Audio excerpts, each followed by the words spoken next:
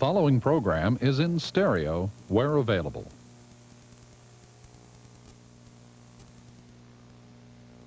Funding for this program was provided by members of Friends of Iowa Public Television. 70,000 individuals and families helping Iowa Public Television inform, enlighten, and enrich your life. Join them.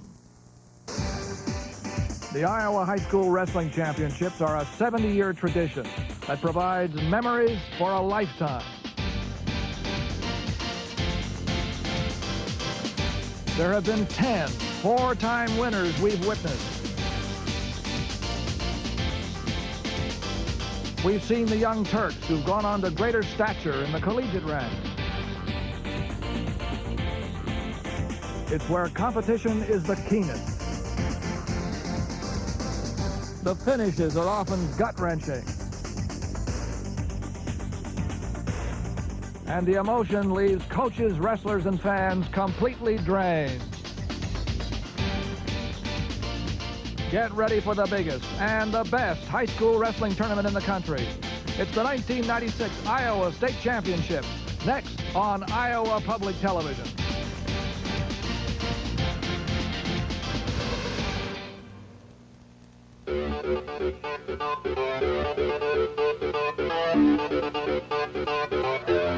From Veterans Auditorium in Des Moines, Iowa, Iowa Public Television Sports presents our 25th anniversary coverage of the High School Wrestling Championships.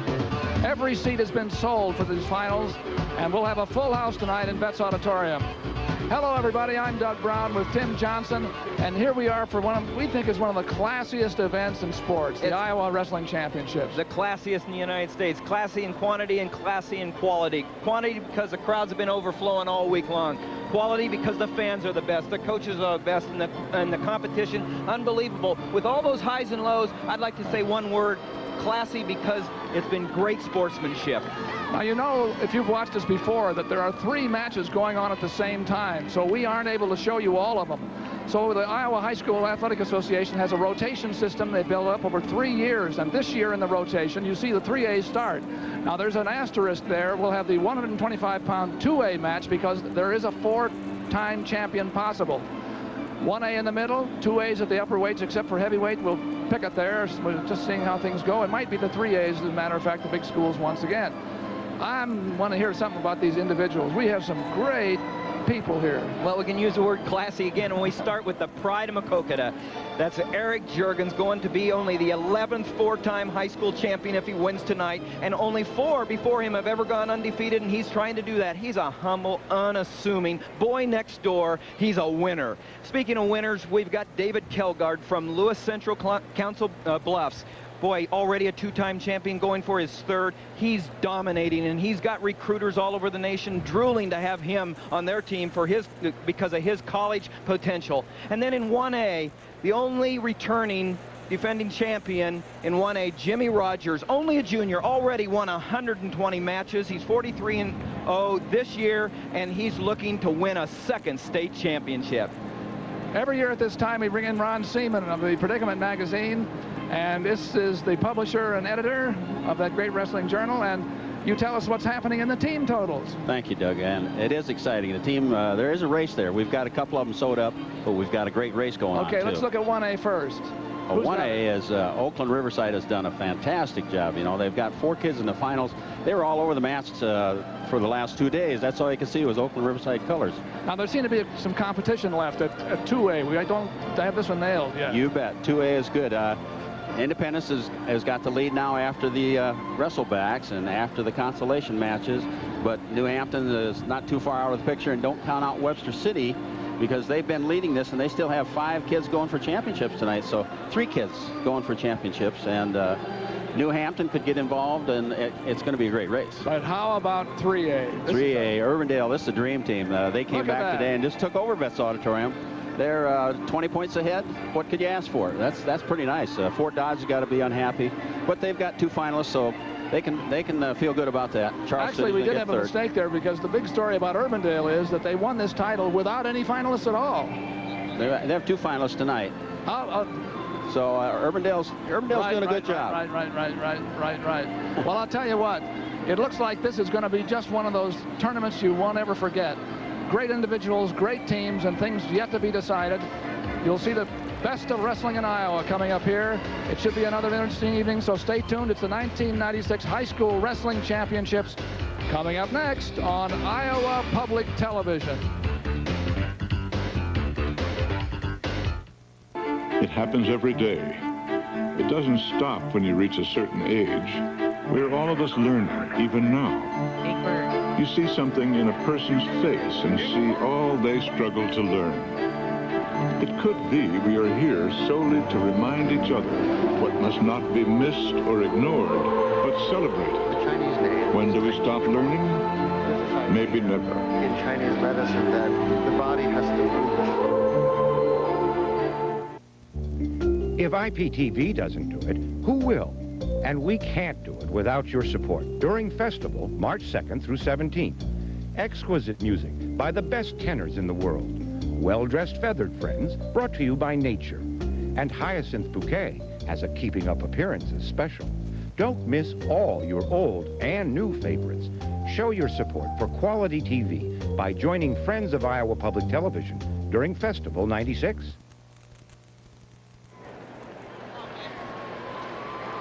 We're back live at the 1996 High School Wrestling Championships. And now let's join PA announcer Mo Kelly of the Iowa High School Athletic Association for tonight's opening ceremonies. Young men in our nation.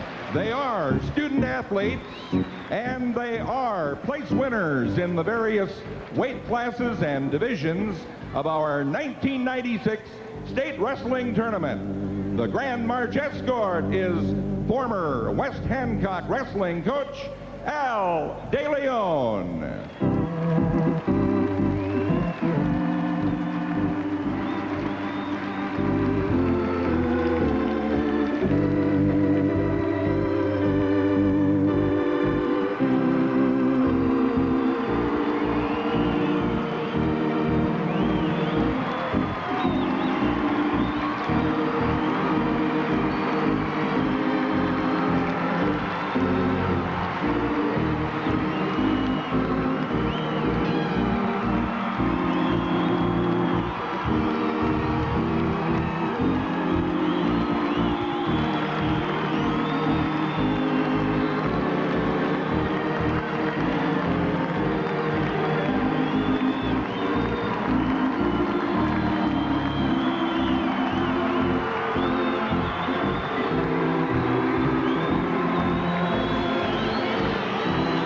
You're seeing is the Grand March led by Al DeLeon. And Tim, this is where the 6 high place winners in every weight and every class proudly march down the arena before the fans. Every elementary and junior high young man that's watching tonight, they say, I'm going to be there someday, and this is the culmination of a dream for all of these wrestlers.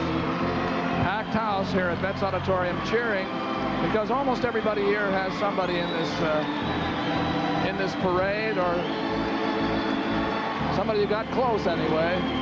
Whether you're grandma, grandpa, whether you're a neighbor, you know, they're watching, they're here, they're viewing us, and it's just probably the greatest spectacle in sports in Iowa. Now, ladies and gentlemen, to salute our nation with the singing of our national anthem, a Marshalltown High School senior, Courtney Fulton, our national anthem.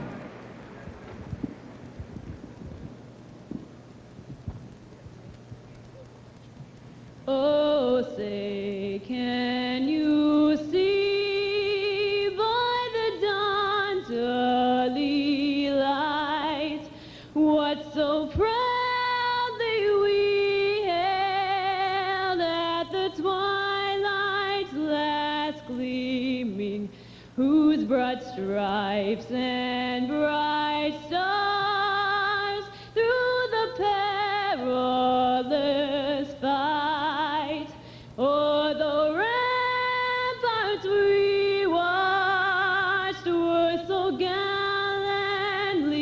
streaming, and the rockets' red glare, the bombs bursting in air, gave proof through the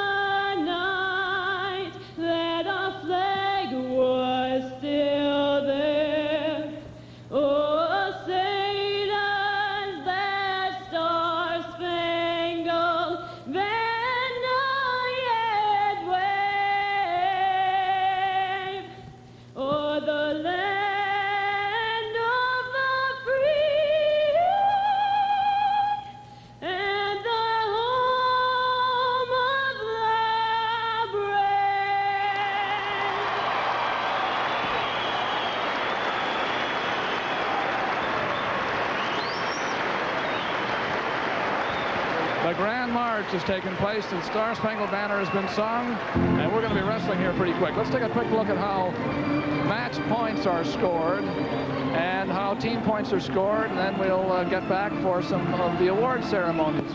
This is the match scoring inside the individual match. A little reminder for you. Perhaps you're watching your grandson wrestle and you've never seen the sport before. And there you are. Here falls 3 points and 2 points, depending on whether they're held for 5 seconds or less. And they all end, of course, with a fall.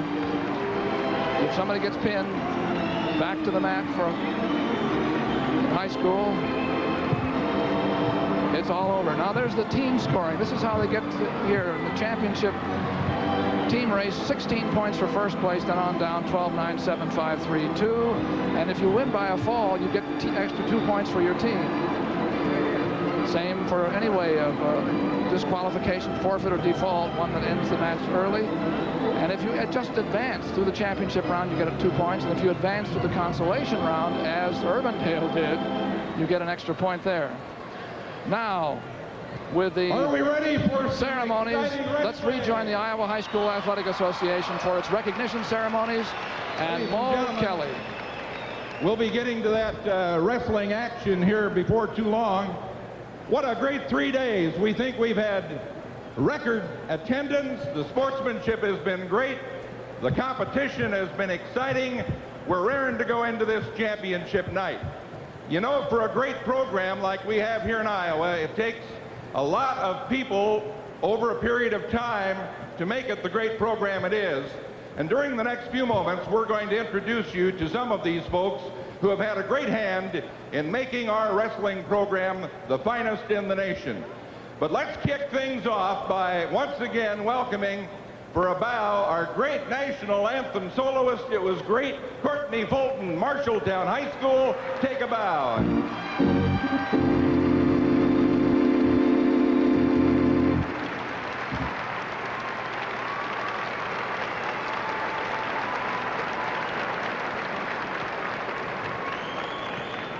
Ladies and gentlemen, our Grand March escort this year has devoted almost his entire life to this sport, and what a great representative he has been of the sport of wrestling. He's been a coach, he's been a wrestler himself, a longtime official, he's written books about the sport, and certainly after 31 years of successful coaching, it's great that we honor him here this evening. By the way, he had 3 state championship teams. He had 7 teams that were state runner-up, and he had something like 60 individuals that finished in the top 3 in state meet competition during his career as longtime coach at West Hancock. A big hand for Grand March escort Al De Leon.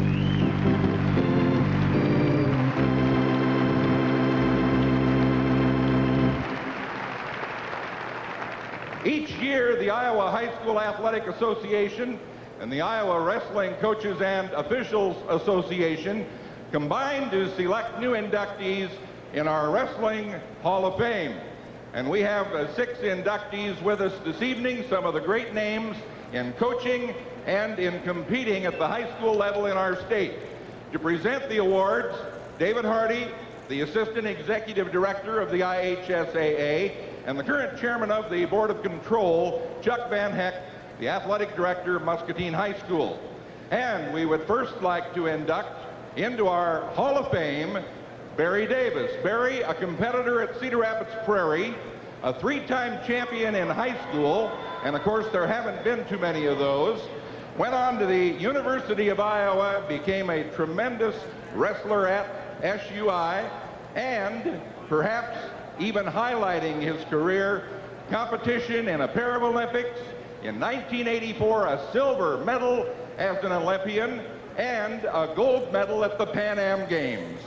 How about a big welcome for Hall of Famer Barry Davis, currently coach at the University of Wisconsin, and his wife, Nan.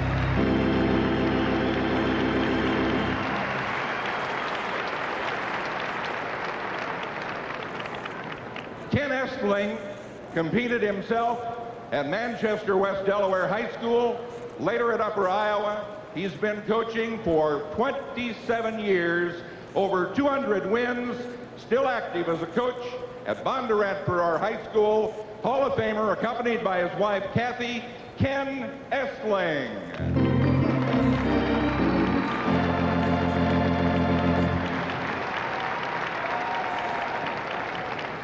Another longtime coach and competitor.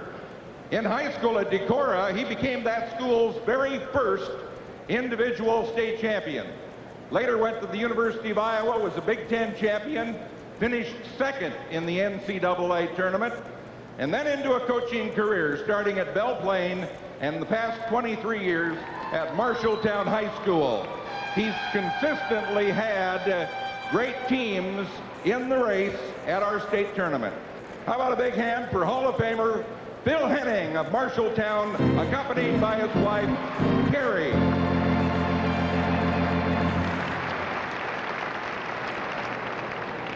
Leroy Capriva from Decorah started out as an assistant for about 8 years. Then he took over the head coaching chores for the next 21 years. Had great success as a high school coach. He's in administration now, but still loves this sport. As you well know, those folks up around that area. Let's meet Hall of Famer Leroy Capriva of Decorah, accompanied by his daughter, Gina.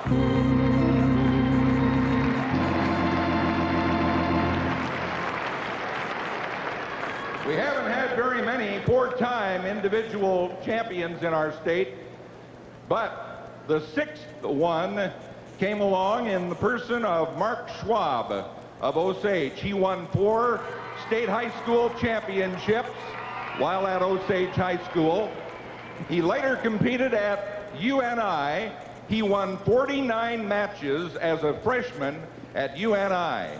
But then the old injury bug hit a bit, and he went on to win All-American honors despite a rather severe knee injury. One of our great high school competitors, meet Hall of Famer Mark Schwab of Osage.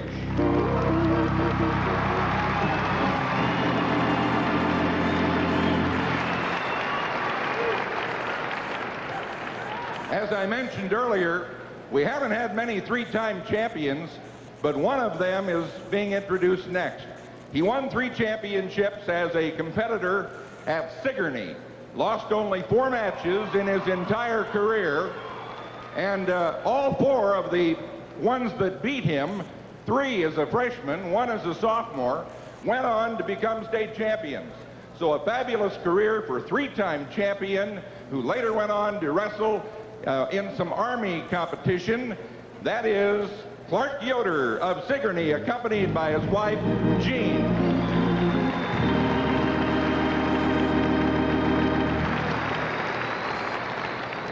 Several years ago, we decided that we needed to start recognizing officials.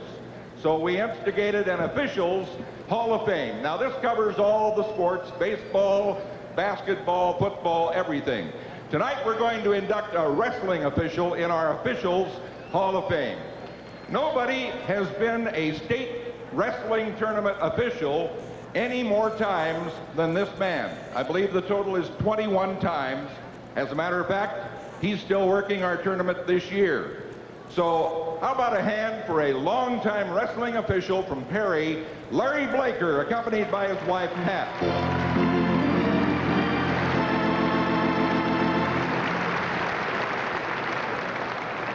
And we certainly cannot forget the news media. What a great job they do of covering our athletes in all sports. And of course, particularly in wrestling in the Waterloo area, everybody knows about the great job the Waterloo Courier has done for years and years of covering our high school wrestling programs. And largely responsible for that is the young man that we're presenting a News Media Award to. Believe it or not, for 31 straight years, he's been sitting up here in the midst of the news media and taking the word back about the great wrestling competition to all those readers of the Waterloo Courier. How about a big hand for News Media Award winner Kevin Evans of the Waterloo Courier.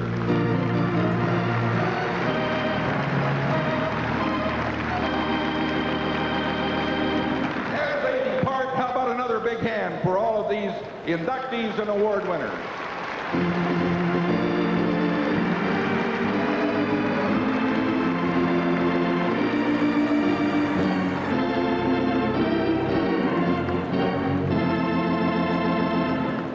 As many of you probably know, this is the 25th year of covering the State High School Wrestling Tournament for Iowa Public Television. And the Iowa Wrestling Coaches and Officials Association decided they wanted to give them a little special recognition this evening.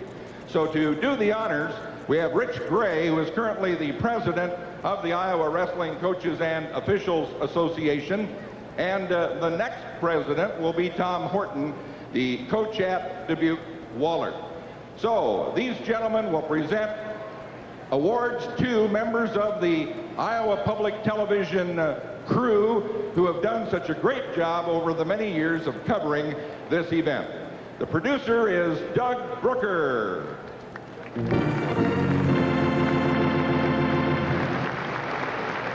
The announcers are Doug Brown, Tim Johnson, Dick Trotter, and Dean Borg.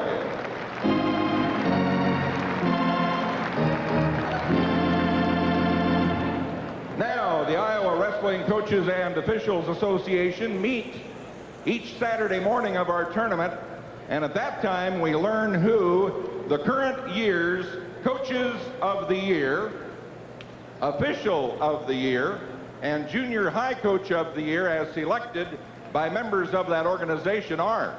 And we're going to introduce you to them at this time. And once again, we have members of the officers of the association to do the honors. Rich Gray, the president. Jim Steyert is the executive secretary of the group. And in the middle is Ty Seaman of Storm Lake, who is the secretary of the Wrestling Coaches and Officials Association. Okay, here we go with the Class 1A Coach of the Year. His assistants are Ryan Danker and Dave Putman. They were 4th last year and are leading the tournament at this time in 1A. Coach Mitch Anderson of Oakland Riverside.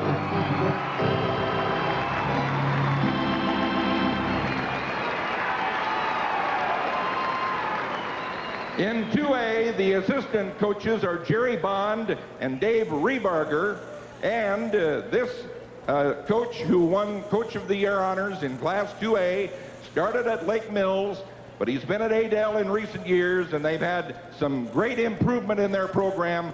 Congratulations, 2A Coach of the Year from Adel ADM, Jack Stanley.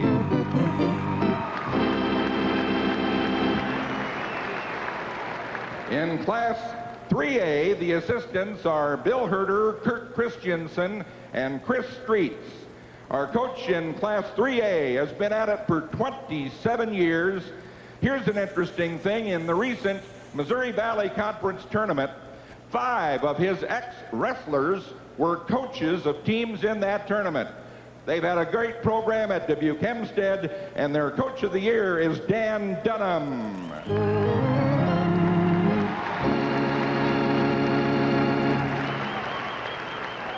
The Official of the Year.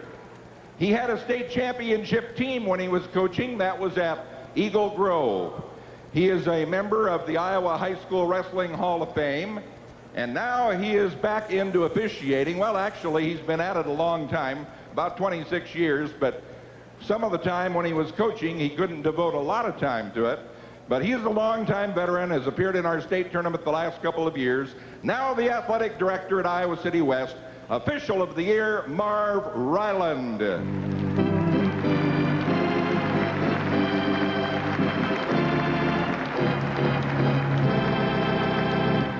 And you know, the stepping stones to a great varsity high school program is what they get at the junior high level.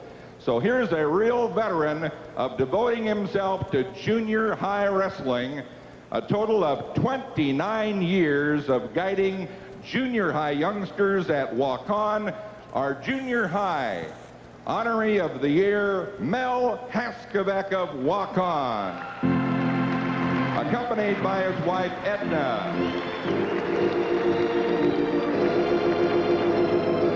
Another outstanding group. How about one more hand for them?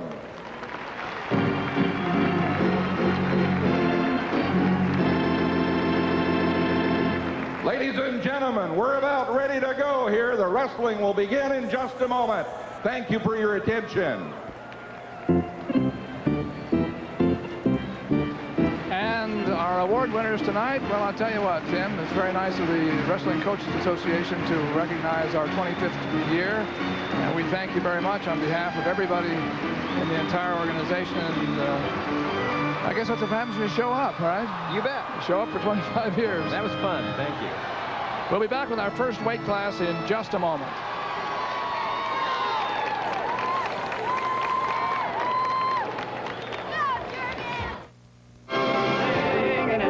Some songs are with us always. Some faces never fade. Some moments last a lifetime. These are the classics, gems from Hollywood's golden age of movie musicals. A pretty girl is like a melody. Hosted by the people who knew them best. I'll tell you, you'll never see the likes of this again. That's entertainment. Saturday, March 2nd, as Festival gets underway.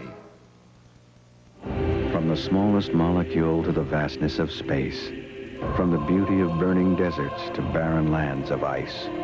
From the edge of exploration to the drama of survival. Everything and every place, on Earth and beyond, is within your reach on public television. Iowa Public Television, a resource for Iowa's future.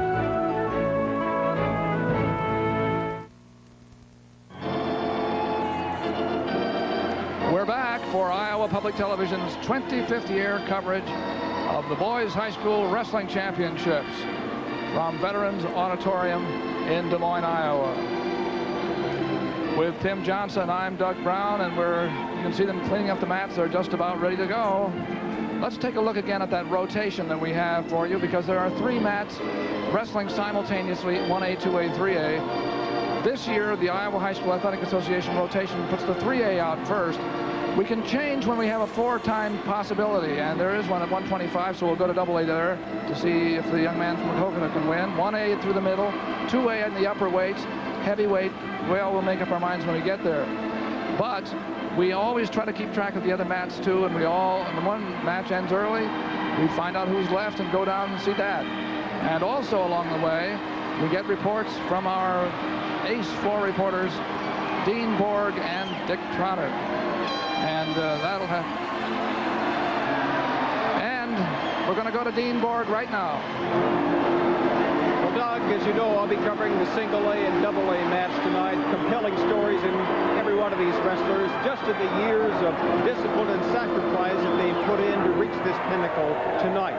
But here are some of the highlights as I see it. At 125 in single A, senior Steve Swope of Oakland Riverside goes against a freshman. Steve is a senior. He goes against freshman Tim Corey of Bondurant Farrar. At 130 pounds single A, Trevor Kruger carries the hopes of his school, George Little Rock, for the school's first championship ever. At 130 in double A, defending champion Ben Scorpel of West Liberty, going against a wrestler who's been here 3 times, has never won a championship. He's been in the finals 3 times. Senior Doug Schwab of Osage will try to do it tonight. And then a family tradition, 145 in double A, Brother Wes and Uncle Stacy of Mad Hand were champions. Matt will try to do it tonight. There's drama in every match. Dick Trotter, how do you see it? I'll tell you, Dean, this is going to be a night to remember. We're on the wave right now, as you can see. Eric Jurgen's story has got to be the big one for 4 consecutive titles, and you couple that with his younger brother, Mark, going for his first title at 119 pounds, as you heard earlier. But then there's a young man by the name of David Kelgard from Lewis Central of Council Bluffs, who's looking for his 3rd consecutive title tonight at 152 pounds. And then we have Mark Ryle of Fort Dodge, Steve Blackford of Des Moines Dowling, and Nick Flock of Charlotte City, all trying for their second consecutive title at 125, 135, and 160 respectively.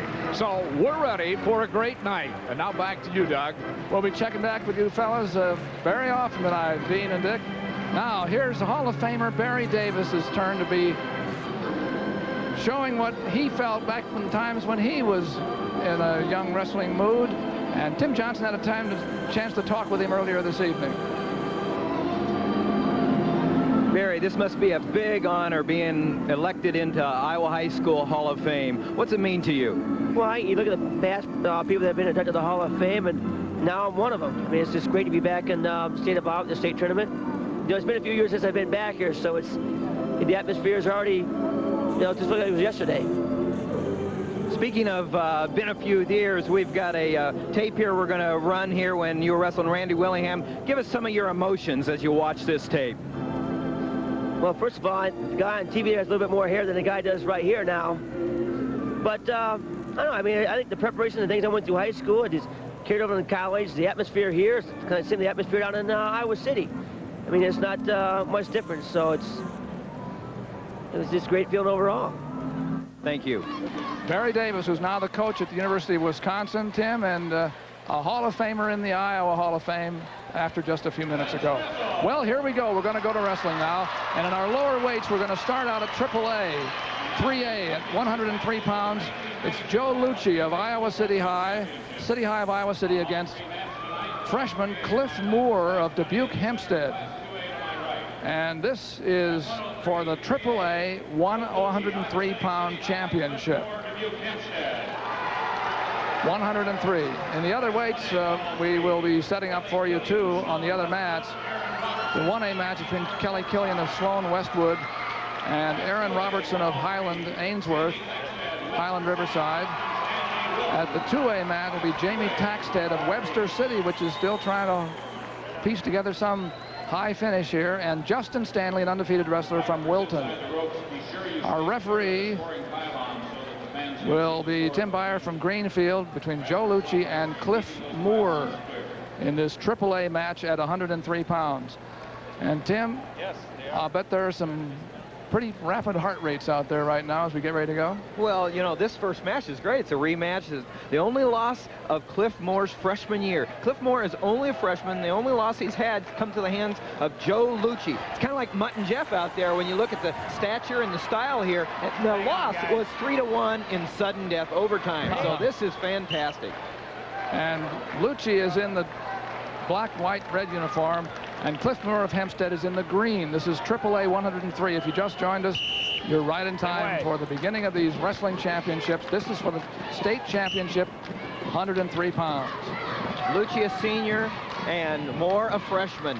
The veteran against the young upstart who doesn't seem feared or afraid at all. No fear in him. Now up in the corner there, you see the 1A match between Kelly Killian and Aaron Robertson, we were telling you about a little bit ago. And at the AAA, at the AA, it's Jamie Taxted of Webster City and Justin Stanley, undefeated wrestler from Wilton. Well, they're feeling each other out right here. And Lucci, he likes to throw. He likes to go upper body. And I would imagine that Cliff Moore will want to shoot low. You know, he'll want to stay low and not get caught in anything upper body. So 103 pounders. Look for some low singles, nothing at the midsection. He'll probably try to drop low and look for Lucci to go to his bread and butter. He likes to throw with that upper body, but he does have a lower single as well. Moore is tying up on the 2-on-1, trying to keep Lucci out of his favorite positions. It's just a little less than a minute to go. Moore's trying to shot on both legs, and neither one of them worked. Now you notice that Lucci, he can use that length probably, especially in a front headlock where he likes the ankle pick, etc. And that's something that Moore, he's had a chance one time. And there's Dan Dunham, Coach of the Year for 3A. He's been at Dubuque Senior. He's a charter member, he says. He's been there since 1969 or so, and that's a long time, well-deserved award by his peers. Coach of the Year, Hempstead. I'm sorry, Dubuque Hempstead. Moore was trying to get it on the leg, and Lucci fought him off with a wicked whizzer there. He had a real strong overhook to keep him out of whatever little move on the leg he wanted to make. We're in the last 20 seconds of the first period here at 103. The state championship on the line between Lucci and Moore. You know, Coach Denham was telling me that he coached Cliff Moore's dad. Oh, whoa, big throw. We were talking about the throw. He got the two. Two takedowns. Moore avoided the back points there by rolling on through. And so there's the 2-point takedown. And lightning struck right at the end of the period. Time has just run out. He had an overhook, a little hip toss action right there, but Moore was able to roll through, and it's just a 2-point takedown. The choice here. We were talking there just a minute ago about Cliff Moore's dad being coached by Coach Dunham, and he said a couple of uncles also wrestled for him. His dad was a state qualifier, and a couple of them have been on the staff. The choice goes to Dubuque Hempstead's Cliff Moore, and he defers, I believe, and Joe Lucci takes down City High. He had that throw for a 2-point takedown at the end of the first period. Now he escapes to go up 3-0. Of course, Joe Lucci, coached by great wrestler, national champion from Iowa, and longtime wrestling coach from Lisbon, and now at City High, where he's already won a state championship in his first year as the coach. Brad Smith, the head coach at City High, Iowa City. Lucci got to this final with 3 decisions. He beat Jay Bowman of Waverly Shell Rock 10-8, then Tony Brown on a squeaker. That was his closest one in the quarterfinals of Sioux City Healing. He beat Luke Richardson of Pleasant Valley 5-0 in the semis.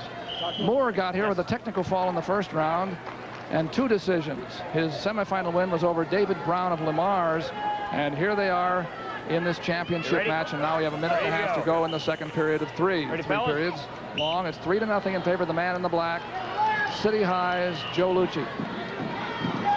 Joe Lucci lives with the coach, Brad Smith. His mom moved to Wyoming last year, and he went with him and placed second in the state, and just decided he in Wyoming, huh? In Wyoming, and he missed this Iowa atmosphere and this Iowa wrestling too much, and he's back in Iowa City. And I mean, why wouldn't you miss this? So when you look at this full house, look at him control that the chin and that really tough front headlock.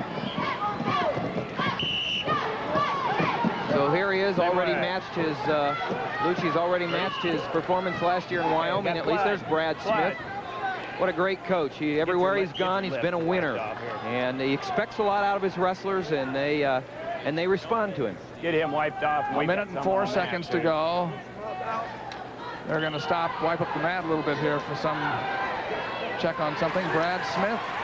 Went to City High. Last stop before that was Lisbon, and boy, those Lisbon teams over the years, they've had great teams. They got some on the mat. Al Baxter started that tradition at Lisbon, and then Brad Smith came in and didn't miss a beat.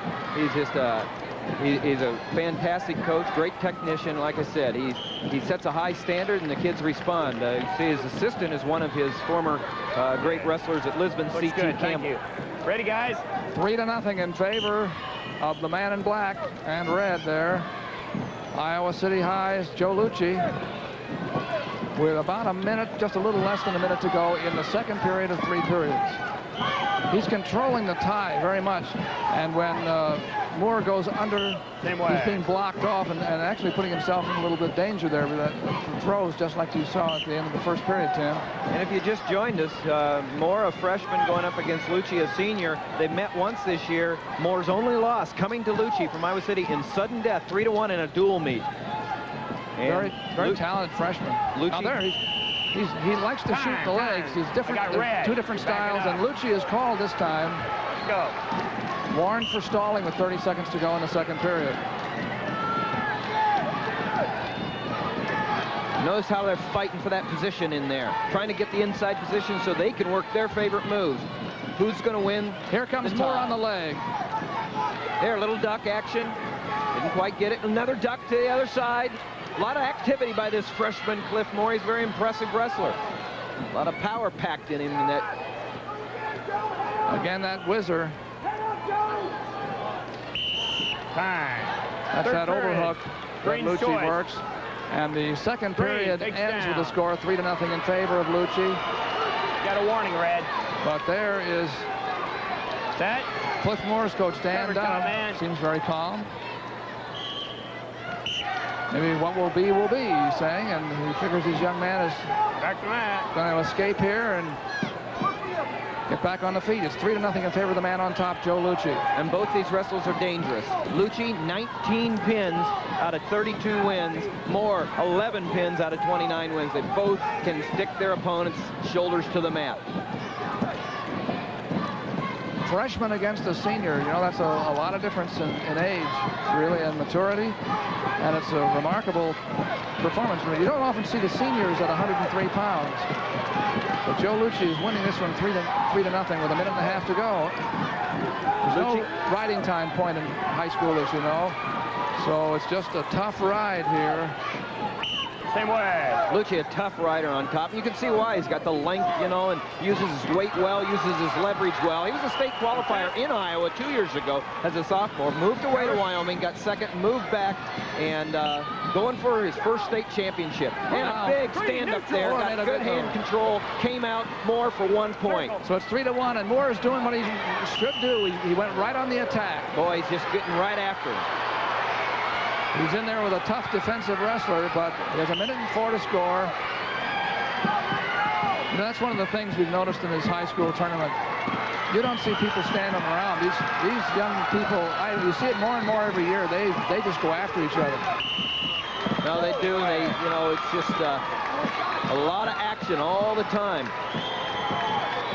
51 seconds to go. The man in black is leading 3-1. There is a takedown difference between them. Again, Moore, the freshman in green from Dubuque Hempstead, trying to work something outside. He went a duck under, but the man was not there when he went behind. So now we're down to 35 seconds. There's another shot. He's putting some pressure. Oh, there is a go behind, but he doesn't have him down yet. He lost him. He did get the takedown. Yeah, I thought he looked like he thought he had the takedown, but he wasn't going to ride him, and he wants to give up the point and take a chance on winning a takedown in the last 15 seconds. He's trying to duck. He's got a plan, but he's running out of time. Got a young man. Oh, nice pick. Oh, yes. Best defense is a good offense, and that's what Lucci says to win a state title. A terrific move by Lucci at the end when things went on the line. I don't think he was given any points at the end, but he didn't need them. 4-3 in favor of the now state champion, Joe Lucci of City High of Iowa City, who just beat Dubuque Hempstead's Cliff Moore. Nice match. 4-3. Cliff Moore will be back. Let's go this way. Yes, he will. Turn around here. There is Joe Lucci. Congratulations to Joe and his coach, Brad Smith. One more state champion for Brad. He's had a bunch. Now we're at 103 pounds, and I believe all the other matches at this weight have... well, we had a couple of winners. Aaron Robertson from Highland Ainsworth Riverside won the championship in 1A, and over... Let's go to Dean Borgen. He'll tell us about it, Tim. Well, in single A, I should say, Aaron Robertson of Highland Rivers, a sophomore, defeated senior Kelly Killian of Sloan Westwood 6-1. It was closer than that score indicates. There was a 3-point near fall just in the final 10 seconds. Dick, what do you have? All right, Dean, at 103 pounds, your champion is Justin Stanley, Jamie Taxstad. And Justin Stanley went off in a match that ended up 1-0 in favor of the Webster City junior, Taxstad over Stanley. It was as tight as it could be with a couple of stalling points, one for each individual. Now let's go back to Doug. How about that? That is a win for Webster City. They had... third place set up coming into that match. They're still in third place, but that improves them. We're going to 112 pounds now. We're still at the AAA mat, and Gabe Capps wrestles Josh Budke. Gabe Capps of Indianola. This is a rematch of the 103-pound state final a year ago, which Josh Budke won. He's undefeated this year from Cedar Falls, 38-0. Josh Budke. Well, he had a big finals last year. The score was tied 2-2 after the first period, and then he scored 12 unanswered points against Capps last year in the second period with a power half and a tilt. But Capps was a freshman, and he's not a freshman anymore, so I don't anticipate that happening. And last night, well, we'll give you that in a minute. There's the 1A match. J.D. Pugh of Columbus Junction against Kyle Canoyer from Riverside, Oakland. And at the AA match, Kevin Bratland of Humboldt wrestles Nick Marin of West Liberty. We'll keep track of those for you as the meet proceeds. 112 pounds. Gabe Capps against Josh Budke. To the press start, guys. As we said, that this is a rematch of the championship match last year at 103 pounds. And Gabe Capps of Indianola there, in the blue, the purple, had a big match last night. He beat undefeated Ryan Davis of Urbandale, who was ranked second. He beat him 5-4 and got into this final round. Capps coached by Wes Creason, and Wes has done a great job at Indianola and has really been one of the top Metro coaches here in the Des Moines area and bringing that program along. And then, of course, Cedar Falls, coached by the longtime coach Gene Doyle in his 22nd year at Cedar Falls. 11 as the assistant to Hall of Famer Keith Young, and 11 now as the head coach of the Cedar Falls team. The AAA mat at 112 pounds. Tonight we'll try to show you, it's our intention to show you the top 6 place winners as they get their awards on the award stands after the matches. So in between rounds of weight classes. So you can look for that, find out where your young man finished today if you know he was in the fight for the top 6. There's Gene Doyle, longtime coach of this Cedar Falls team, and told me the fire's still there and he's going to be around a lot longer. Okay, cover red. That's good. Josh Budke, the fire's been there for him, the man on the bottom, as we start this second period. Both underclassmen, Budke a junior, Capps a sophomore. Both of these young men wrestled for the Iowa national team last year and really love the sport of wrestling, and here they are meeting again in the finals. This is Gabe Capps of Indianola riding on top, puts the leg in now, goes for the arm on the far side, breaks his man down, did it just in a good classic style. And now his job is to try to turn Josh Budke over, which has not been easy for anybody this year. Budke's got really good balance and mat sense. He's there's Wes Creason, coach of the Indianola team, former teammate of mine at Coe College, and all-around good guy. Gee, he looks young. Well, so do you, actually. There's the leg in by Gabe Capps again. He's doing a tough ride there. He's ridden for about 40 seconds. And he's really hasn't. You know, what's happening here is Capps already has to think this is a whole lot better than last year. I mean, this was the period where Budke was scoring 12 unanswered points with tilts. And all right now it's 0-0. Who do you think thinks he's ahead right now? Capps has to feel good. On the back, you're coming around the front. Okay? Gabe Capps is cautioned there for moving too quickly. Caution. By Dennis McGrath, the official. Stay set now. From Clarion. Cover. Dennis McGrath is from Clarion, Iowa. Another great wrestling town, historically. Budke can't just, right there, it could be, he's got the leg. Let's see what happens here. There's about 1 minute and 5 seconds for him to work. This is where that mat sense comes in. How can he feel, you know, his hips? How can he pull Capps underneath him and cover his hips? But Capps really doing a nice job of keeping his hips on top. Yeah, he is. You can see his sense of where he is. He's kept very good balance there. His hips are in good place. One thing about Capps, he's 37-2, but his 2 losses, he's been pinned both times in those losses, so his back has found a way to the mat there, and that can be kind of scary to the coaches. Well, 42 seconds, but that was a successful situation for Capps because he maintained control. There is no score here. We're in the second period, and Capps is doing a great job of riding this undefeated Cedar Falls Josh Budke. Oh, he has a cradle on. Does he have it? Nope. Out of bounds. 28 seconds to go, second period. Already 78-4 in his career as a sophomore.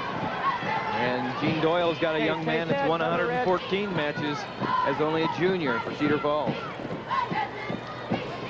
So we'll be seeing them again. On the first move, Capps again manages to make a good first move and stop Budke's attempt to escape. Oh, this is big. I mean, you've got to really take your hat off to this young man, Capps. He has, you know, he says, I'm not a freshman anymore. I can learn from my mistakes. Looks a little high here. 15 seconds to go. Now we're on the 5. No points. He's able to, no points. Able to survive there. The period ends with a score 0-0. Now we're going to the third period. And Gabe Capps is giving Josh Budke a little something to think about here. Because Budke starts on the top, and Capps, see what he does to try to get out. Budke, the champion last year at 103. He was 4th at 103 the year before as a freshman. Now here's a crab ride. You know, it looks like we're looking at mirror images of each other there. The same size. They like to sit back. They like to kind of drape over their opponent, and they're good at it. We have 20 seconds to go in the second period at 1A. And the leader over there is Kyle Canoyer over J.D. Pugh. And at 2A, we're right at the end of the second period at 112. And the leader there is Nick Marin over Kevin Bratland, 13-5. Big move. No, it's 7-1. Nick Marin. Oh, 7-1. 7-1. I'm sorry. And Nick Marin, a champion from 2 years ago, trying to get his second championship there for West Liberty. But here's a big move right here. Now, all of a sudden, Budke is giving Capps something to think about. And what he's thinking about is trying to keep that shoulder up. Well, when he was on top, Capps could ride Budke through the period, but he couldn't turn him over. And Budke has broken this scoreless tie with a near fall. And the referee is watching this to see if Budke can finish it up. And very quickly, it's 1-1. 45 seconds to go. It looks tough now. At 1A, Canoyer and Pugh are tied 1-1 with 1 minute and 40 seconds left. Boy, Budke could just sit here, see? Yes. I mean, that's what you do. You're in the state championship. You've got a man you respect. It's giving you everything you could have. Rode you out for the second period. He's got to just ride and say, I got to be satisfied with this. Settle. Well, at the least he would have a 3-point near fall here, but now he looks like he's settling in again with just a few seconds to go. 10 seconds in the end of this match. Shoulders up. So Capps is staying off his back, but it was a bad, tough third period for him. And Budke of Cedar Falls is the state champion. Don't see many matches like that. No takedowns, no escapes, no reversals. 1 3-point near fall wins the championship. The second one for the junior from Cedar Falls, Josh Budke. We'll be looking for him next year to a chance to win the third championship. We're going to go to 1A now at 112 pounds. Less than a minute left to go in the match here, and it's 1-1 between J.D. Pugh of Columbus Junction in the blue and Kyle Canoyer of Riverside, Oakland. The white, yellow, and blue there. The multicolored uniform. And it is 1-1 here. Brad Canoyer's, or Kyle Canoyer is Brad Canoyer's little brother. Brad, of course, wrestles 118 for the Nebraska Cornhusker. And Kyle's trying to do something his brother never did. That was win a state championship for Riverside High School. Well, his team is already 1-1 because Riverside Oakland has locked it up in 1A. They're way ahead of everybody else. This is the number 1 and 2 ranked two teams right here. Riverside going against Columbus Junction, head-to-head. Columbus Junction in second place in 1A. Canoyer with a strong front headlock. Down to 16 seconds. Can somebody take somebody down here in this time? 1-1.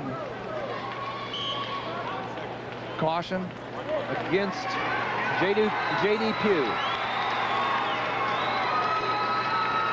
All right. 15 seconds to do it or go to overtime. It was J.D. Pugh who made the move, but Canoyer's now the one with the double underhook. No, opposite. You're right. look right at Columbus Junction's letter on the front and call him Kyle Canoyer. Okay, here we go, Doug.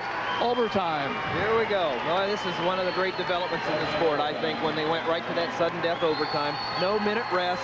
Although if there's an injury, I guess anytime you get a rest, and right there we have some blood. Yeah, we got some blood right there, but we just had a great second championship for Nick Marin from West Liberty. Won 11-3 decision over Kevin Bratland from Humboldt. That's in the 2A class. Here we go. Kyle Canoyer, he beat the #1 ranked man of Riceville, Ryan Friedrich, in the first round here. There's a shot by Canoyer, but held off by J.D. Pugh.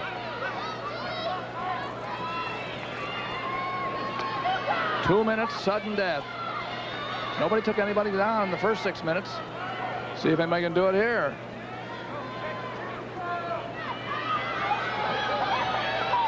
Boy, usually you spend the first minute or so feeling each other out. They've spent 6.5 minutes feeling each other out. There's Canoyer. Yep, nice that was shot, his move. but he couldn't get past the arms. Here he comes again. Out of bounds with 1:19 to go. It's 1A, 112 pounds in the 1996 High School Wrestling Championships from Veterans Auditorium in Des Moines, live on Iowa Public Television. Canoyer's making the shots, but nobody scored. Now there's a warning. I think this is going to be the warning against J.D. Pugh. Whoever gets a takedown here in the next minute will win automatically, and if neither get a takedown, they flip to the side who goes up and down for 30 seconds, and if you're up, you ride, you win. If you're down, you get out, you win. Canoyer missed his shot, and now he's in that nice little front headlock position. Boy, I'll tell you, this is a tough match there. Both of them wrestling tough, countering well. 45 seconds to go. That's J.D. Pugh of Columbus Junction in the blue on the top position. There's the award stand down at the end. We'll waiting on these guys guys shortly. Columbus Junction winner last year in 1A, going against the winner this year, Oakland Riverside. Mitch Anderson, their coach of the year, and last year Columbus Junction, Billy Plain, coach of the year. So, boy, they really block each other off, don't they? These no takedowns. 30 seconds from the end.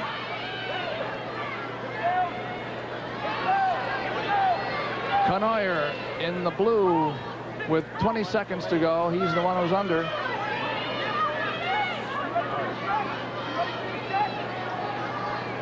Front headlock there. Trying to go around. Oh, here comes Pugh on the edge. No score with 8 seconds to go. Out of bounds, says Larry Blaker of Perry. And it looks like they're going to go through this sudden death period without a score, Tim. Here we go to the second part of this where they flip. And, okay, Columbus Junction's J.D. Pugh says, put me under. I'm going to get out in 30 seconds. There's Bill Plain on the right. John Siegel, his longtime assistant, on the left. And J.D. Pugh goes under. This is simple. Yep. If he gets out, he wins. If he gets out, he wins. If he doesn't get out, Kyle Canoyer wins the championship. You know, almost everybody picks down, but and it seems to me that almost everybody anecdotally that the bottom person wins a lot, but the officials say that statistics are closer to 50-50. Here we go. All right. That was a little bit too quick a move by J.D. Pugh. You could see it. And that is the match because he had been cautioned before. How about that? Wow. What a way to win or lose a title. He did move quickly. You can see that. It was the right call. He had been cautioned before, and he lost his title on that. The winner is Kyle Canoyer of Riverside, Oakland, over J.D. Pugh. And they took a while to call that, but it was a good call. Boy, you know, you hate to have something like that happen, but now let's go down for the awards at the 103-pound level. Presenting the Class 1A 103-pound awards, Coach Jeff Weiland of Highland Ainsworth Riverside. 6th place, Che Ullman, Riceville. 5th place, Gordy Holland, Gilbert. 4th place, Caleb McCarty, Guthrie Center. 3rd place, Tyler Jones, Lisbon. Runner-up, Kelly Killian, Sloan Westwood. And the 1A 103-pound champion from Highland Ainsworth Riverside, Aaron Robertson.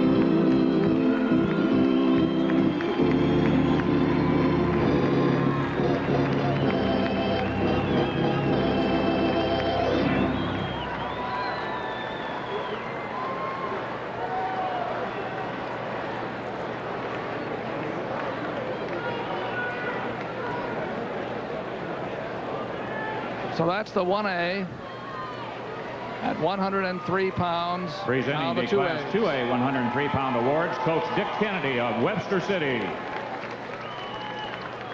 6th place, Mike Zeidelman, Dyersville Beckman. 5th place, Raul Weiser, Perry. 4th place, Joe Glissman, Knoxville. 3rd place, Tony Schuthart, New Hampton. Runner-up, Justin Stanley, Wilton. And the Class 2A 103-pound champion from Webster City, Jamie Taxted. From Webster City, and his coach, the winning wrestler's coach, always is one who makes the award, Jamie Taxted. He won it 1-0. And he beat an undefeated wrestler, Justin Stanley of Wilton, to do it. That's 2A. Let's go to 3A, 103 pounds. The big schools here. Presenting the Class 3A 103-pound awards, Coach Brad Smith of Iowa City City High.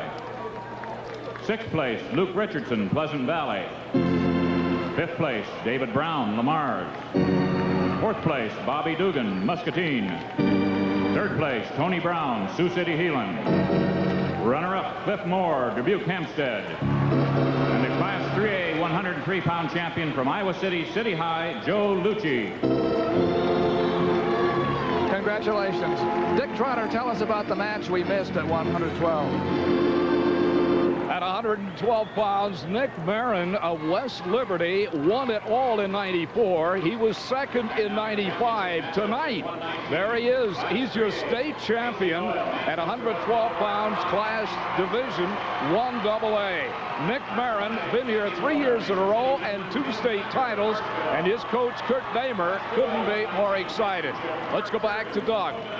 In this rotation system, 119 pounds is still the AAA mat for us, and it's going to be Casey Doyle from Manchester, West Delaware, wrestling Bob Koenig of Spencer. Now, they got to the finals this way. Casey Doyle won a fall in the first round. He beat Tim Ironside of Cedar Rapids Jefferson in the quarterfinals, and then pinned Jim Huang of Urbandale to get to the finals in 1:10. Bob Koenig won 3 decisions and piled up quite a lot of points in all of them to make his way to this championship match. Now, that's Spencer's Bob Koenig, his coach Dave Schaefer, and there comes Casey Doyle from Manchester, West Delaware. These are the AAA schools, the biggest class of schools.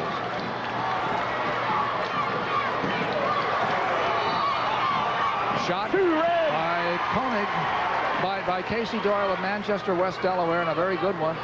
Scores 2, so he's up 2-0. Each period in high school wrestling is 2 minutes long. In the 1A match tonight, too, at 119, Andy Walner of Mason City Newman is wrestling Tim Baker of Clarksville. Tim Baker has placed 3 times at this championships. In the 2A, Mark Juergens of Macokota, that's a familiar name, he's the younger brother of Eric, is wrestling Michael Pentecost of Independence. Independence is in first place in the team. With a Pentecost against Juergens. With a win for Independence, clinched the title. And so this is, every match for Independence is a big one. But right here, we've got Casey Doyle. He took him down and rode him for a while, and then gives up a escape to Bob Koenig from Spencer to make the score 2-1. 2-1 in favor of the man in black. Here he comes again. That's the shot he made the last time. A single leg to his opponent's right. Likes to work there to the single leg there. He's a really technically sound young man. As a matter of fact, neither one of these men looked uncomfortable in that position. Tell me got blood on you. Just get wiped off. Sometimes. Are you bleeding? Come here. somebody. They say there's some blood right there. Here, bud. I don't Casey know what it is. Doyle, Where? I was talking to his coach, what a fine young I don't man. know who's bleeding. This guy's got blood. Nobody knows where it is, but they're going to look. He's bleeding underneath the chin. We got blood on this young man John right here. Monroe of That's fine. Indianola is the Yeah, we official. got him under the arm. Go ahead and take him over there. That's fine. Throughout the tournament. You take him over there. Sure, that's fine. It's his blood time. Go ahead and take him over Doyle, the corner as if you I was want saying, to. he's got a 3.9 grade point average, and he was just named a week or so ago as Youth of the Year in Manchester. And so is the kind of young man you like representing our state in the state final. And he's ahead 2-1 here as they go back to work with about 25 seconds left to go in the first period here. The championship match at 119. Here comes Doyle on that leg again. He's in now. He's just trying to finish up, but nice job by Koenig coming around. All he has to do is cover the leg here and get off. Here, Doyle did a nice job of catching the leg. Koenig kept it, and it looks like he's going to be all right because the period's just about to end. No! 2-1 in favor Let's get your chin. of Let's get that chin Koenig, fixed up again. of Casey Doyle. You go and get the blood wiped off you, son. Again, blood seems to be Koenig's. So that's Dave Schaefer, the coach from Spencer, working with Koenig. He's pretty excited. They set a school record with 7 state qualifiers this season, and their 5 place winners is also a record. So he's done a nice job, and Bob Koenig is star. Bob placed 5th last season at 103 as a freshman. So only a sophomore this year, 28-3 and in the finals. Casey Doyle, the opponent from Manchester, West Delaware. He's coached by Jeff Voss. Jeff Voss is a longtime assistant to Scott Litter before Scott got the head job at Cedar Rapids Prairie. Jeff left to be his own man at Monticello for a year, but when the job opened up at West Delaware, he came home, he says, to a community that's just been outstanding in support. They're back to work now with the second period about to begin. Okay, son. Koenig takes down in the second period, gets up right away, but didn't really have the hands, and so he's not out yet. Here he comes around. Red right here. Red. And he's going to try to set, and Doyle's going to try to reset, and he does, and he comes back around, and he's able to clear the arms and right done by Casey Doyle, so he stays on top. Now he plates Koenig down. Doyle, a familiar name out of Manchester. Mike Doyle, his cousin, wrestled for Wartburg College. Come up top, man. Let's go. Casey Doyle going for a championship against Bob Koenig of Spencer. Managing to ride him cowboy here. He looks like he's about to lose him, and he keeps him. Now Koenig comes up this time with a little bit better hand control. And he's able to get out, and he's out. Now it's 2-2. 2-2 here in the second period with a little less than a minute to go. Doyle in the black, Manchester, West Delaware, has the only takedown. Open up, guys. Let's go. Manchester has had a good year in sports. They started out slow in wrestling because they only had 1 returning starter coming back because of football playoffs, but the young team has put together their best matches now at the end of the year. Oh, here's a big takedown. Big Kelly to the back. Move by Koenig, his biggest move. No points. Go back once. No back points. No back points, but he did get 2 for the takedown. 4-2. Might say out of the blue there, that one came. That's Koenig's best move by far, and it turned this match around. 4-2 with 10 seconds to go in the second period. It's working, man. Let's go. Get out and work it. Let's go, top man.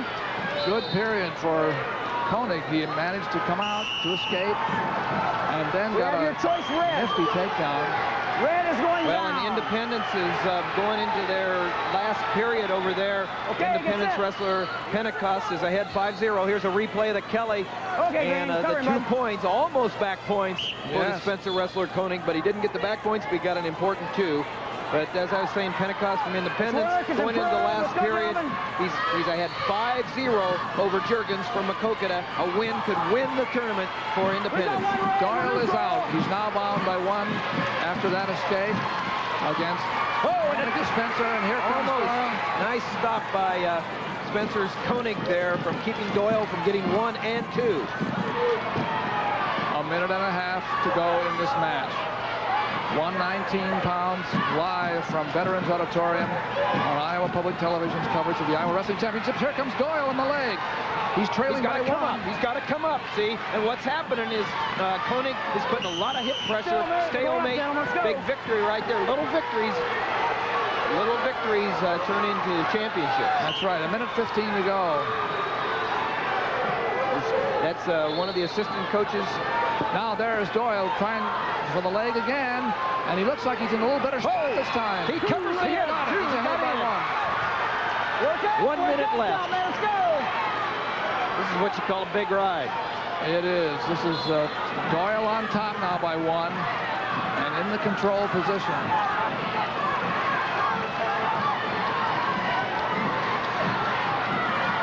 The bottom man needs an escape.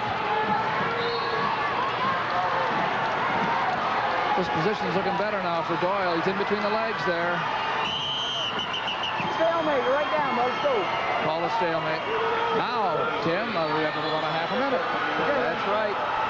And there's Dave Schaefer from Spencer. Half a minute left. It was essential that Doyle stopped Koenig's move off the whistle if he hoped to ride him out. He's got to keep driving. He's got to keep driving. Yes, and he got the trap, and that made the difference, didn't it? Jeff Boss, the coach, would be happy if he knew, but I'm sure he doesn't, that his old alma mater, Clarksville, has won a championship with Tim Baker from Clarksville winning in 1A. Jeff Boss, a graduate of Clarksville. It's working! 10 seconds to go.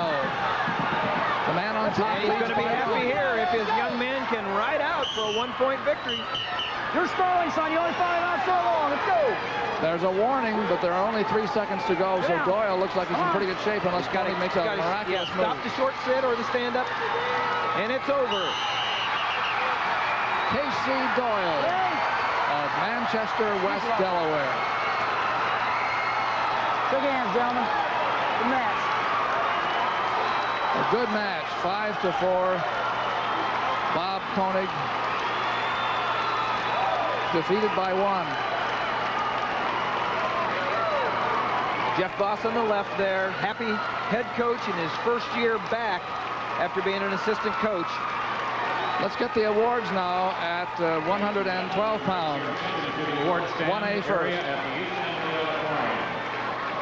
Presenting the Class 1A 112-pound awards, Coach Mitch Anderson of Oakland Riverside. 6th place, Ryan Friedrich, Riceville. 5th place, Brad Scholes, Underwood. 4th place, Josh Cooley, Mobile, Woodbury Central. 3rd place, Tony Sweeting, Highland, Ainsworth, Riverside. Runner-up, J.D. Pugh, Columbus Junction. And the Class 1A 112-pound champion from Oakland Riverside, Kyle Canoyer. Attaboy, Kyle. That's something his brother Brad never managed to do. Right. As you said, Kyle's a state champion. Those are the 1A top 6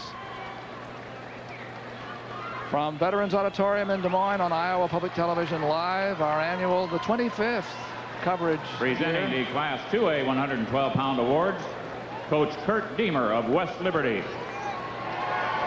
6th place, Mike Blanchard, Aurelia, Alta Aurelia. 5th place, Matt Passvogel, Wilton.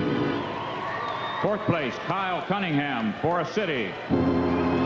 3rd place, Zach Weiglin, New Hampton. Runner-up, Kevin Bratlin, Humboldt. And the Class 2A 112-pound champion from West Liberty, Nick Marin. Nick has been a very, very fine high school wrestler. He's glad to be back on top. I suppose being on top one year and then not being on there the next has to hurt. And he says, boy, this feels a lot better than last year. That's at 112 in 2A. And here come the bigger schools, the top 6 in 3A.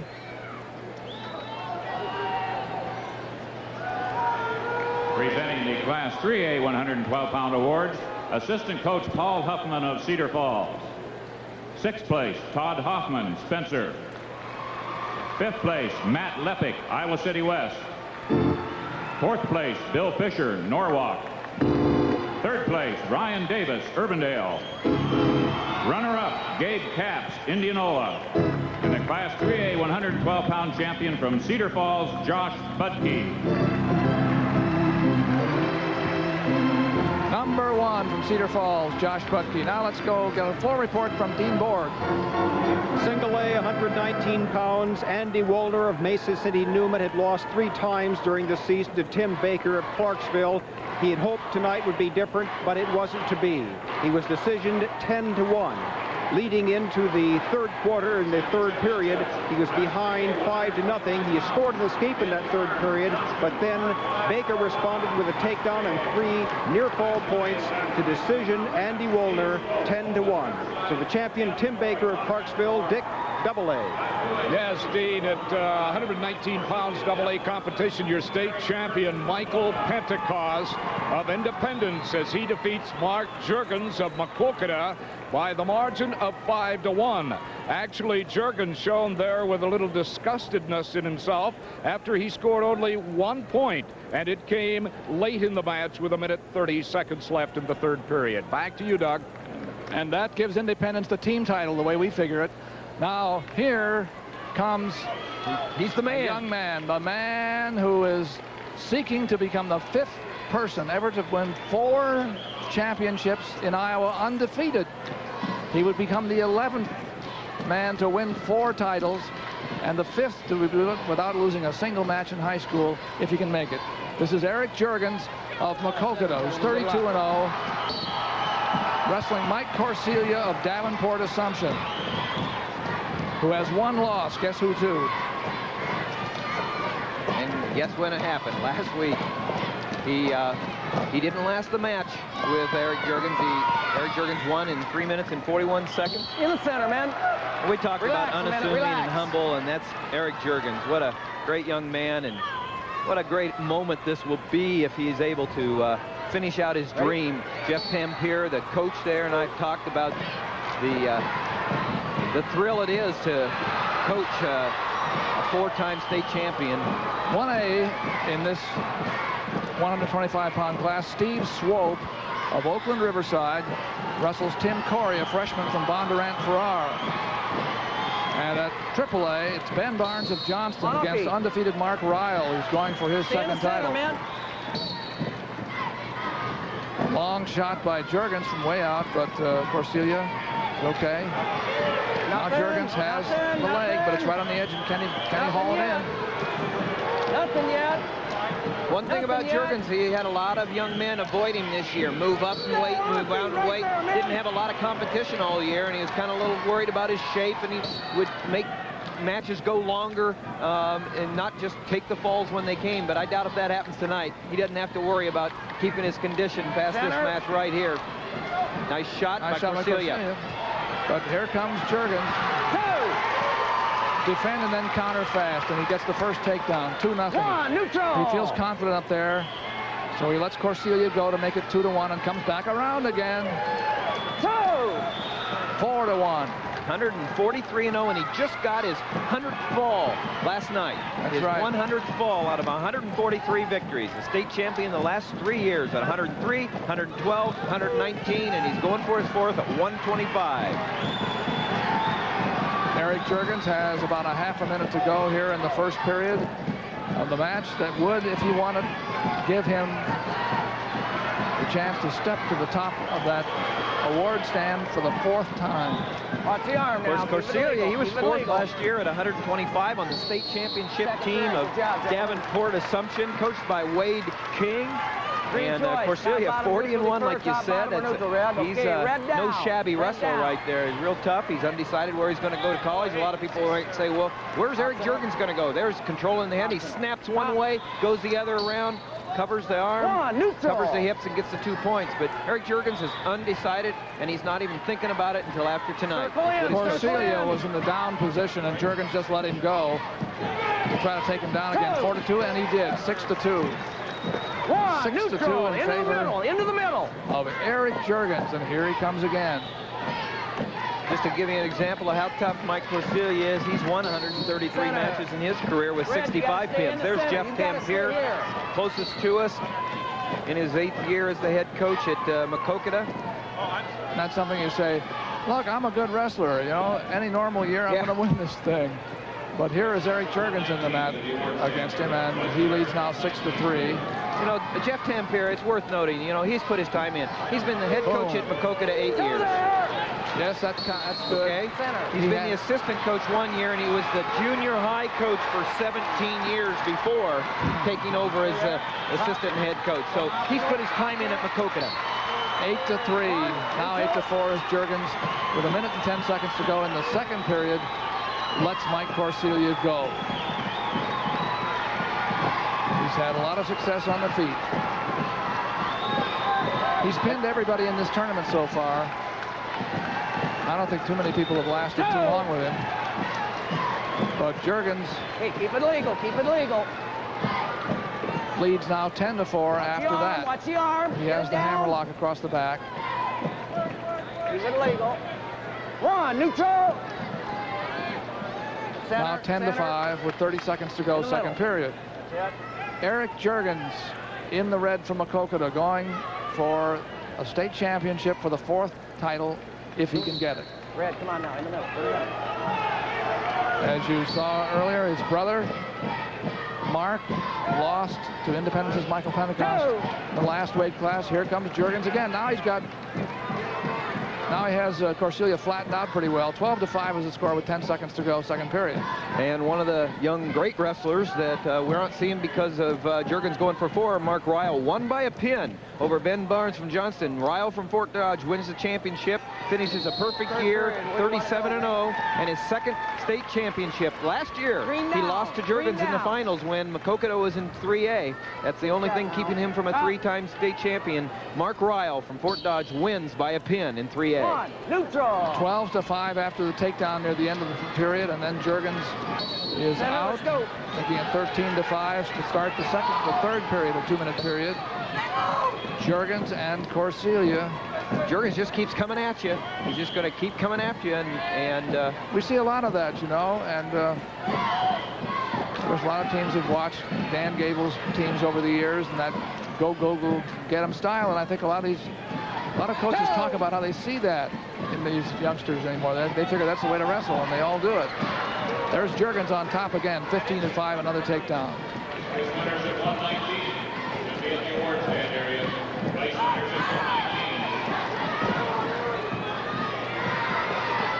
Juergens would like to turn his man over, hasn't been able to do it. Half Nelson.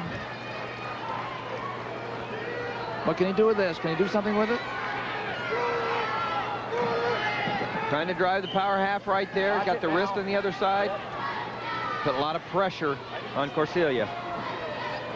Corsilia is strong. Some youngsters might turn over on that, but not Corsilia, who hasn't lost to anybody but Juergens this year. Well, Juergens, like I said, he's the pride of Maquoketa. His mom and dad, Jim and Deborah, a very supportive family, and he had a brother in the finals. It's a family affair, and now he came back. It was a nice, there nice we go. move. And to finish it out, he's got an older sister that's a Mat 8 at Northern Iowa. 15-5. Good job, man. That's considered potentially dangerous, and so referee Mark Bean of Iowa City calls him off. 22 seconds to go, 15-5. The lead for Eric Juergens. That much to go for a 4th championship. 1, neutral. Center. 15-6. Here comes Juergens again on the leg. Gonna finish her out. 17-6. Did it in style, didn't he, Doug? Yes, he did. What a great thing, and you're going to see the crowd respond to it. There it is. The crowd in the Veterans Auditorium on its feet to welcome the newest 4-time champion. His name is Eric Juergens. The humble champion. Right over here, Eric. Come on, bud. There you go.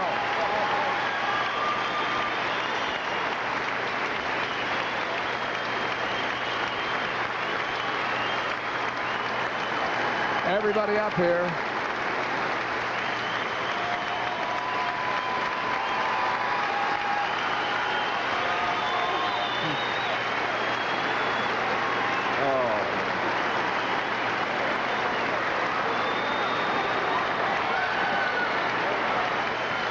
Big moment. Well, you know, Tim, you were saying earlier, can't imagine somebody going through 4 years of Iowa high school wrestling and not losing a match. But it's been done now 5 times. Eric Juergens. Well, 1A is still going at this weight, 125 pounds. We have Steve Swope of Oakland Riverside wrestling Tim Corey, a freshman from Bondurant Farrar. And we have about a minute and a half to go here. The score is 10-7 in favor of Swope of Oakland Riverside, which has wrapped up the team title. Oakland Riverside having a big year. What a way to end it. Tim Corey, only one of 2 freshmen in the finals. We saw Cliff Moore earlier. Now Tim Corey, Bondurant Farrar. Coach Kenny Eastling, who went into the Hall of Fame tonight as a coach. That is Tim Corey riding on top now. He's down by 3 points. He has to make up 3 here with a minute and 10 to go. He wants to turn Swope over. Have to get him down the mat first, like that. Well, you see who's sitting in the corner with Coach Eastling from Bondurant Farrar. He's just a young man named Bill Nelson. Oh, yes. Assistant coach this year at Bondurant Farrar, moved to Ankeny a little while ago, and what a great name in the sport of wrestling, and given his expertise to the Bondurant Farrar program. 44 seconds to go. The man on top needs 3 points somewhere. And he wants to do it, I think, by riding. He feels he can turn his... there's an injury. Tim Corey went down hard on his head. So we have an injury timeout here for him. Steve Swope, I should say. Steve Swope of Oakland Riverside. And Tim Corey still trails by 3. There's the back of the great Bill Nelson. We got quite an and the great back of Bill Nelson. Whatever you want to, one way or the other. A man that never had his back turned to the mat very much, but Northern Iowa State Teachers College champion and Hall of Famer. There he is, great name in the sport, and given back to the sport that he's been involved in so much. Let's go to Dick Trotter for a report. All right, Doug, with me now is a little bit of history, a lot of history. He's one of only 11 others to win 4 consecutive titles. Young man by the name of Eric Juergens of Maquoketa. Eric, what was your plan for this year? Just to go out, wrestle my hardest, you know, train real hard, and go out and have fun and hopefully win on top of that. I think that's what you said last year, and you said it in the paper, and that worked out tonight. Yeah, it did work out good. And tonight, when you went out there in your match with Mike Wasilia, what was going through your mind as you took to the court? I just watched my brother lose, and he's worked so hard this year, and it was really frustrating to watch him lose. I mean, he had a lot of heart, and he worked hard. It didn't pan out for him, but I'm just glad I could go out and win for him, you know. Well, I'm sure you've been a great inspiration to him and a great inspiration to young wrestlers across the state of Iowa, Eric. A tremendous show.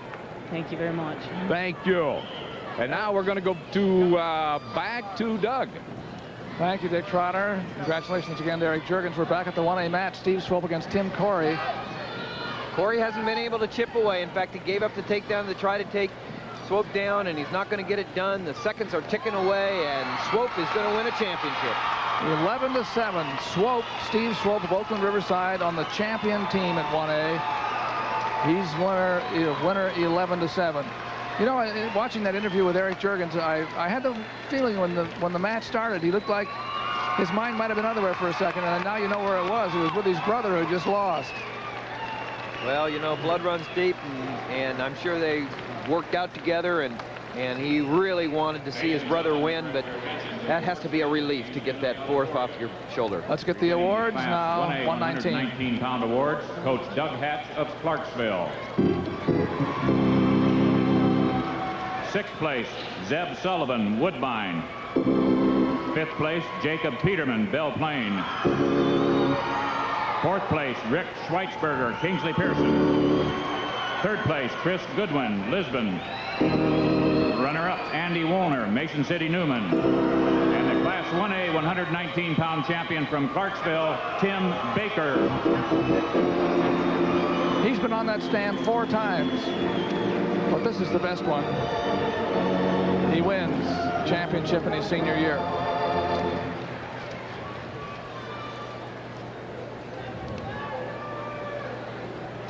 The 2A class now, the awards at 119 pounds. 2A 119-pound awards, Coach Brett Adams of Independence. Sixth place, Wes Hilsheim, Marion. Fifth place, Steve Landgrebe, Ellyville, Plattsburgh. Fourth place, Jesse Zobek, Cresco, Crestwood. Third place, Ryan Cunningham, Forest City. Runner-up, Mark Juergens, Maquoketa. And the Class 2A 119-pound champion from Independence, Michael Pentecost. Congratulations, Michael. And his victory was a big one, too, because it iced the team title for Independence. And when you can do that for your team, it just makes it that much more rewarding. 119-pound awards. Here come the 3As. 3A 119-pound awards, assistant coach Chris Lenz of Manchester, West Delaware. Sixth place, Adam Eichhorn, Cedar Falls. Fifth place, Jim Wang, Urbandale. Fourth place, Steve Rodriguez, Johnston. Third place, Luke Moffett, Esterville, Lincoln Central. Runner-up, Bob Koenig, Spencer. And the Class 3A 119-pound champion from Manchester, West Delaware, Casey Doyle. State champion at 119. You ought to smile there, Casey. Let's go to Dick Trotter for a floor report. All right, at 125 pounds in Division 3A, Mark Ryle of Fort Dodge has been here 3 times trying for that title. He won it in '94. He was second in '95, and tonight you see the fall in 3 minutes and 40 seconds of the match. Mark Ryle, your state champion from Fort Dodge at 125 pounds as he pins Ben Barnes of Johnson. Now back to you, Doug. Thank you, Dick. Well, actually, if, mathematically, Independence does not have it quite iced, but it would take about 3 pins. About 3 pins from Webster City. From Webster City to do it. Now we're going to go up to 130 pounds. And our match here in the rotation system that we follow from the Iowa High School Athletic Association is between undefeated Travis Morrow of Lake City and Trevor Kruger of George Little Rock. Now, Morrow is undefeated. His coach, Joe Studding, has seen him go out 34 times this year and come back happy every time. And Trevor Kruger is 30-2.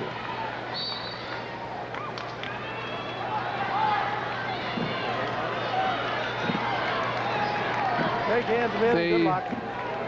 Wrestler from Lake City, Southern Cal, is Travis Morrow, and he is in the black uniform, and Trevor Kruger is in the maroon.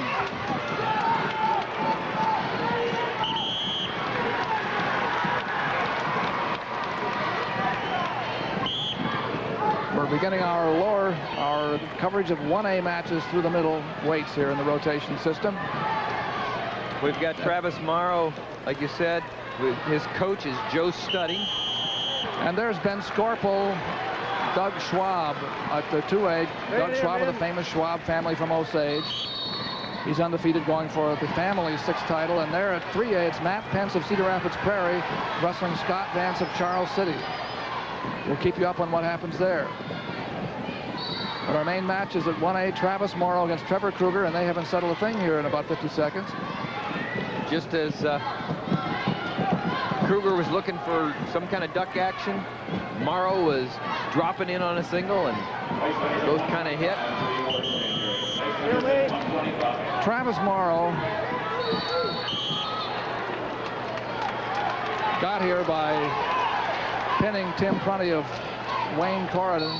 Chris Helling was his victim in a technical fall in the next match, and then he beat Nate Trees of Green last night 7-5 in the semis.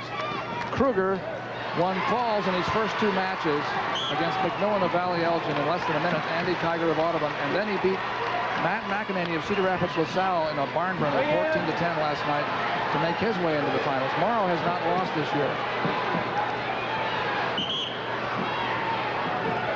Morrow was 3rd last year here at the tournament. 2-time state qualifier. You notice you can't be pick them apart by who's the Mustangs, because they're both Mustangs. They both had Mustangs across the front. Southern Cal of Lake City and George Little Rock. Combination names, you know, of adding all the wonderful little town names in Iowa, and then the names that the schools are given by the people in the towns. We've come up with some remarkable names. There's Brad Piper, the coach of Trevor Kruger from George Little Rock. Hey, that's Trevor Kruger. He got 2. He's the Piper underdog. pretty happy there with a takedown inside 10 seconds left in the match. Well, that's the way to do it. Now we go to the second period, 2-0. And that was unanswered. Kruger took undefeated Travis Morrow down. That's still for me now. Morrow a little frustrated with himself. He comes on top now. And Kruger on the bottom. Kruger fighting for hand control, got up, but Morrow immediately dropped down and brought him back to the mat again. 2-0 in favor of the man in the bottom position.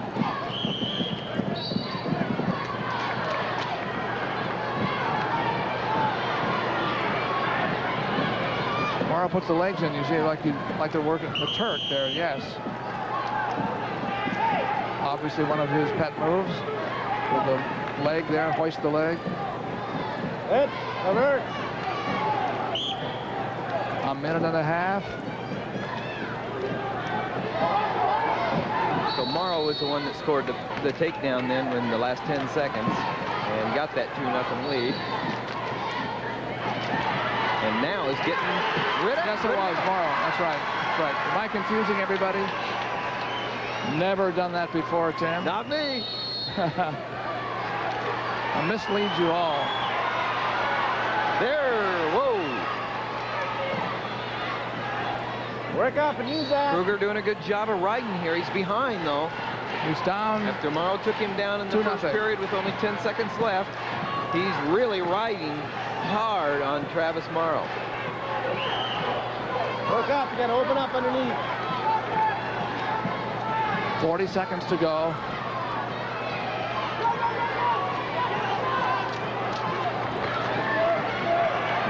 He's trying to drive. He's got it going tight. Kruger now has the half Nelson. If he could get the shoulder. Yeah, he slipped through. Good job by Morrow to slip that. Boy, Morrow dodged a bullet.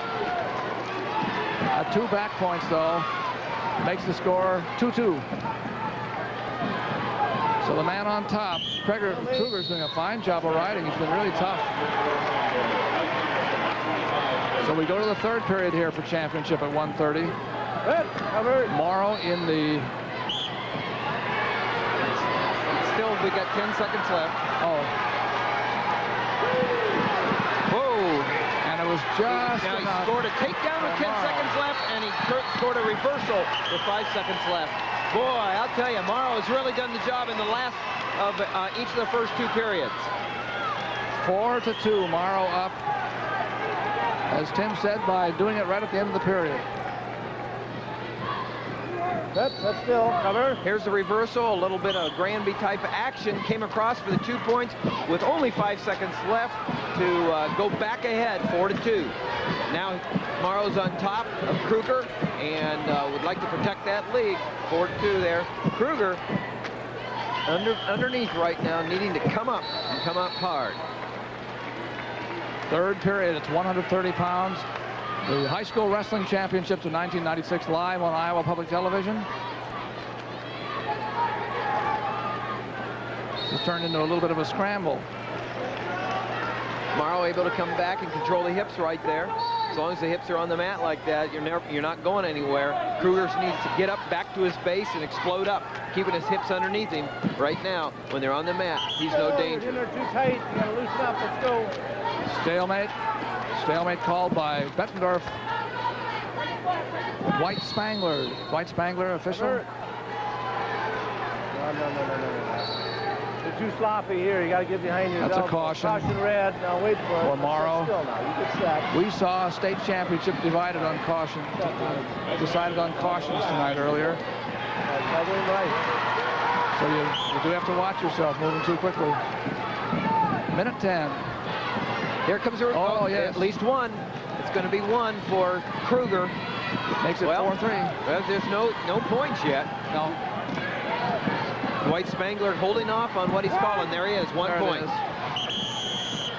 Talk about shape. Kruger's got shape. He won with 30 seconds left with a takedown last night. We get into these finals. Here he comes. What's happening over in the other in 2A? Doug Schwab with only 20-some seconds left as I had 13-3, trying to win the 6th Schwab Family State Championship from Osage. 4 from Mark, who went in the Hall of Fame tonight, and 1 for Mike Schwab. What a night for the Schwab family. We have 38 seconds, 37-36. Stalemate again. 4-3 in favor of the man in the maroon uniform, Travis Morrow of Lake City, Southern Cal. Kruger really coming after him, but Morrow was able to drop down onto the leg. Now they break it. 25. And he's running out of time. He's got to do something. Kruger's got to not be allowed. Oh, there he comes around, but nice again. Morrow drops down the leg. That length helps him. Oh, this is an interesting position with only 10 seconds to go. No points yet. Trying to get up. A throw tried, but it was not possible. And that's going to wrap it up for Travis Morrow. Travis Morrow wins it and finishes undefeated, 35-0, and wins the state championship. So it's 6-3. He got the last takedown there. Travis Morrow defeats Trevor Kruger, who was a tough opponent. 130-pound 1A match. Good match. Very good match. We've got a good match in 3A as well. I got to show you both ways, partner. That's between Matt Pence of Cedar Rapids Prairie and Scott Vance and it's all tied of Charles City. All tied up 7-7 with only 33 seconds left. 33 seconds, and there's something. And so there we got a little injury timeout. How about those hot pink leg braces there? That's Matt Pence, Cedar Rapids Prairie. Scott Litterer, the coach there, looking on in his first year at Cedar Rapids Prairie after winning state championship at Manchester, West Delaware, Manchester. Matt Pence is a senior. He's 22-1. Scott Vance is 16-1 from Charles City, coached by David Williams. David Williams, a former placer for Charles City, back home now as the head coach. Kind of interesting. Last year as an assistant coach at Fort Madison, he coached against Scott Vance in the finals and won with Nick Flock. Now he's coaching for Vance, Charles City. And here they go, 30 seconds left. Doug Schwab won his championship, by the way, by beat Ben Scorpool. We'll have more about that a little bit later. Score is 7-7 between these two. Now Pence has the, let's just separate them by the pink since they're wearing the both black. Pence has the little duck under action in on the leg and coming around here. That's Pence trying to get his two. No. Here comes Vance. What a scramble. No. And it was the end of the period. End of the match. Here we go into the sudden death. Boom. Arlo Flagey. It happened too late. The first person to score wins in this 2-minute period. Arlo Flagey sends them back out again. And here we go. Sudden death. Whoever gets the first point wins.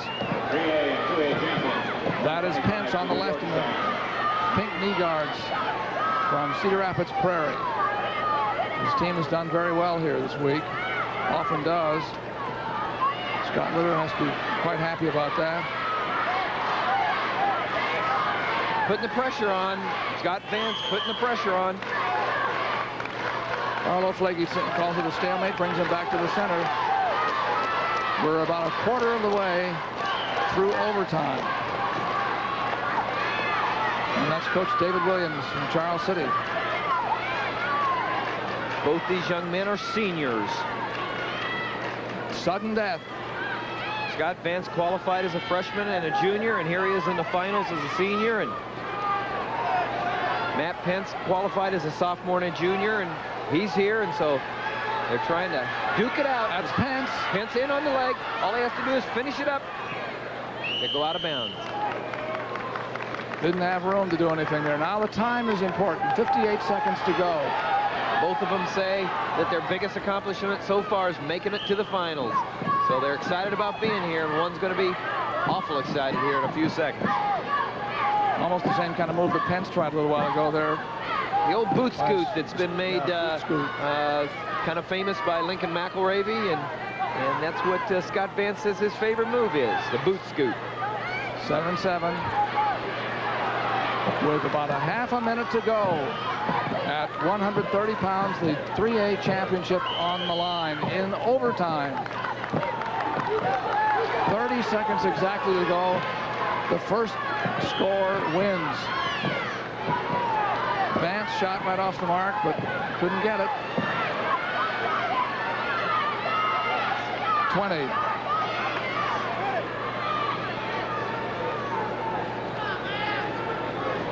Oh, heel pick.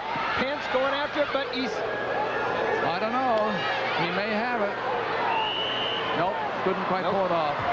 He wasn't able to get both legs there, Doug. He wasn't able to get control. Scott Vance did a nice job of scooting off and keeping his other leg away from Pence. 6 seconds to go, or we're going to go to that coin toss. And anything can happen. And we know that. That pony ride. Sometimes you don't even get to the ride, as we saw with JD2. Now the Charles City people are applauding because Scott Vance got his choice, and he's going to take down. If he's out before the 30 seconds are up, he wins. If Matt Pence rides him out, he wins. So here we go again. We have to wait for the clock to be set up for 20 seconds. They're letting it run down a second at a time to get down to 30 seconds, rather. There we go. On the whistle. It's as simple as if he gets out, oh, he better watch locked hands. He's got the legs in. That's big at this. If he gets caught in here, you don't have enough time to get out. Great position for Pence from Prairie. 10 seconds. Uh-oh. Here comes. Oh, he's sitting good.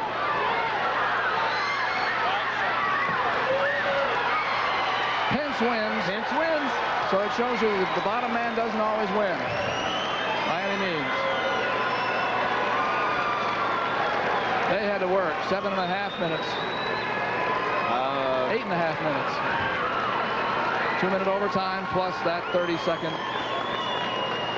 overtime. The winner is Matt Pence at 130 pounds from Cedar Rapids Prairie. State championship. Coach Scott Letter. He has to field him. Yeah.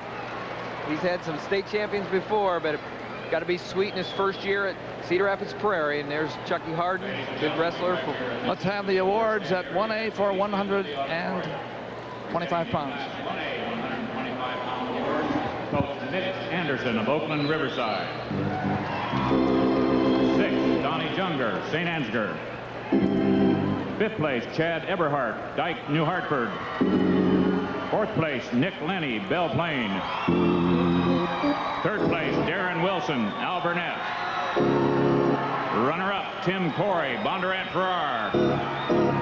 And the 1A 125-pound champion from Oakland Riverside, Steve Swope.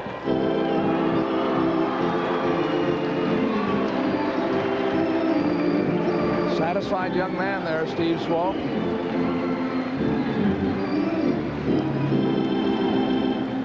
He beat Tim Corey of Bondurant Farrar. Oakland Riverside's Steve Swope. He's very happy, too, because his team has done so well here, winning the 1A title. Presenting the Class 2A 125-pound awards, Coach Jeff Tampier of Maquoketa. 6th place, Andrew Thompson, Clear Lake. 5th place, Matt Anderson, Shenandoah Farragut.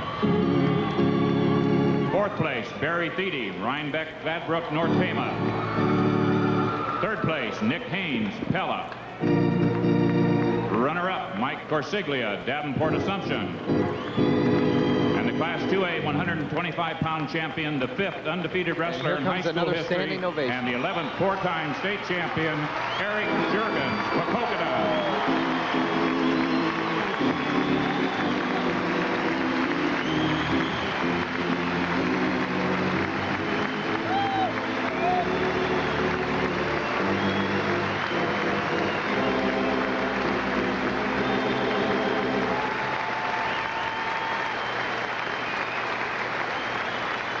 There's the big win right there, and he says, wow, a big sigh of relief. Pretty soon you're going to see his fist clench. Yeah, right there. Look at those muscles tighten. He did it. Can you imagine that, going through a high school career undefeated in Iowa wrestling? Here's Coach Ed Birnbaum of Fort Dodge. Sixth place, Chris Nelson, Spencer. Fifth place, John Walker, Sioux City East. Fourth place, Johnny Anderson, Oskaloosa. Third place, Wade Peterson, Urbandale. Second place, Ben Barnes, Johnston. And the 3A 125-pound champion from Fort Dodge, Mark Ryle. Congratulations to Mark Ryle. He's a two-time champion. He had a year in between, but doesn't matter. Get back up there and come back. Well, his year in between, let's go to Dean Borg. Jurgens. Here's Dean Borg. Call it Cinderella, call it persistence, or whatever you want to, but at 130 pounds in AA, Doug Schwab, who'd been 3 times in the championship ring here, had never won a state championship. He did tonight. Doug Schwab of Osage takes home the championship, decisioning defending champion at 125 pounds, Ben Scorpel. Scorpel scored only 3 escapes. Schwab controlled the match entirely with 4 takedowns, a reversal, 2 near fall points. He wore a face of confidence all the way through it, and it just looked like he was going to win all the way, and he controlled that match. He was determined. 13-3 the decision, the champion, Doug Schwab. Doug? Thank you, Dick. Iowa Public Television's coverage of the 1996 state championships. I'm Doug Brown with Tim Johnson and floor reporters Dick Trotter and Dean Borg. We're at the 1A section of our rotation system here at 135 pounds. In the opening, Tim, you told us a little bit about Jimmy Rogers, who's an undefeated wrestler here from Oakland Riverside, who's in this match against Matt Sterling of Clarksville. Well, Sterling is a familiar name. He had 2 brothers, Dave and Steve, win state championships at Clarksville at this same weight, 135. So he's going to try to do what the family is used to doing when they get in the finals at this weight class. But Jimmy Rogers, 43-0, is a formidable opponent. There he is in the multicolored blue, white, and yellow. Jimmy Rogers, 120 wins in his career in a state championship and only a junior. Sterling in the maroon. We'll come back to the middle again. Now in our other matches, too, we have a AA match going between Dave Mara of LaPorte Union High of LaPorte City, and Matt Gogol of Anamosa. And at the 3A, boy, look what's going on here at 3A. And that's Nick Flock. That's Flock putting it to Troy Thompson from Des Moines, Lincoln. Flock undefeated, defending state champion. Right in here, man. Trying to get it done here. Well, we might just kind of stay on that as long as it's up. Yeah, he got away. That was a big start. Big start for Nick. And that's what Jimmy Rogers is looking for right here. But there comes Clarksville Sterling in on a shot that doesn't get past the arms of Jimmy Rogers. Only defending champion in the 1A field, Doug. Isn't that amazing? Yeah. Only one came back. We're getting used to this uniform though with Riverside High School. Hey, Oakland. Here comes Sterling again. Whoa! And he showed a lot of strength that time. Yes, he did. Jimmy Rogers is undefeated, but he just got taken down here at the beginning. With 40 seconds to go in the first period.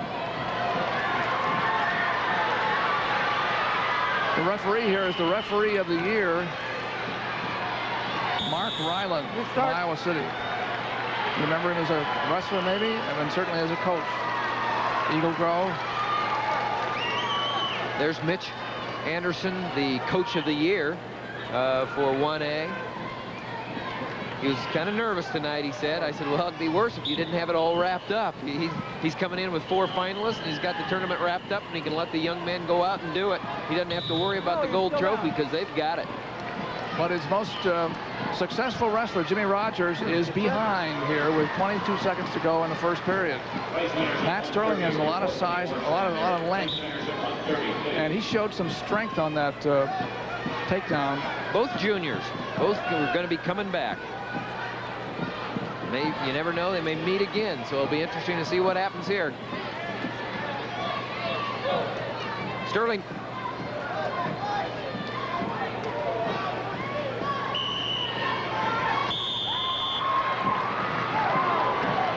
Earlier tonight, Tim had a chance to talk to Mitch Anderson, Jimmy Rogers' coach, and the coach of this champion team, Oakland Riverside.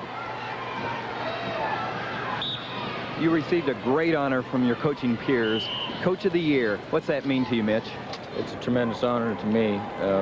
The word peers sounds real good because these are guys that I've looked up to for many, many years, and I consider it a great honor to be amongst those guys with 20 years experience and 200 wins under their belt. This is only my second year, and it's just an outstanding feeling. Couple that with a state championship. Boy, that must be a great thrill for you, the team, and the community. Absolutely, it certainly is, and I was told that this is our first state championship of any kind at Oakland, or our community, so it's outstanding. Feels great. Congratulations to Mitch Anderson. His wrestler, Jimmy Rogers, just got his first takedown here with it's a minute and 10 seconds to go in the second period. But when Sterling of Clarksville escaped, he went ahead 3-2. Actually, we were saying Sterling dodged something there. He almost went on his back in that last takedown, and here comes Rogers again. Nothing yet.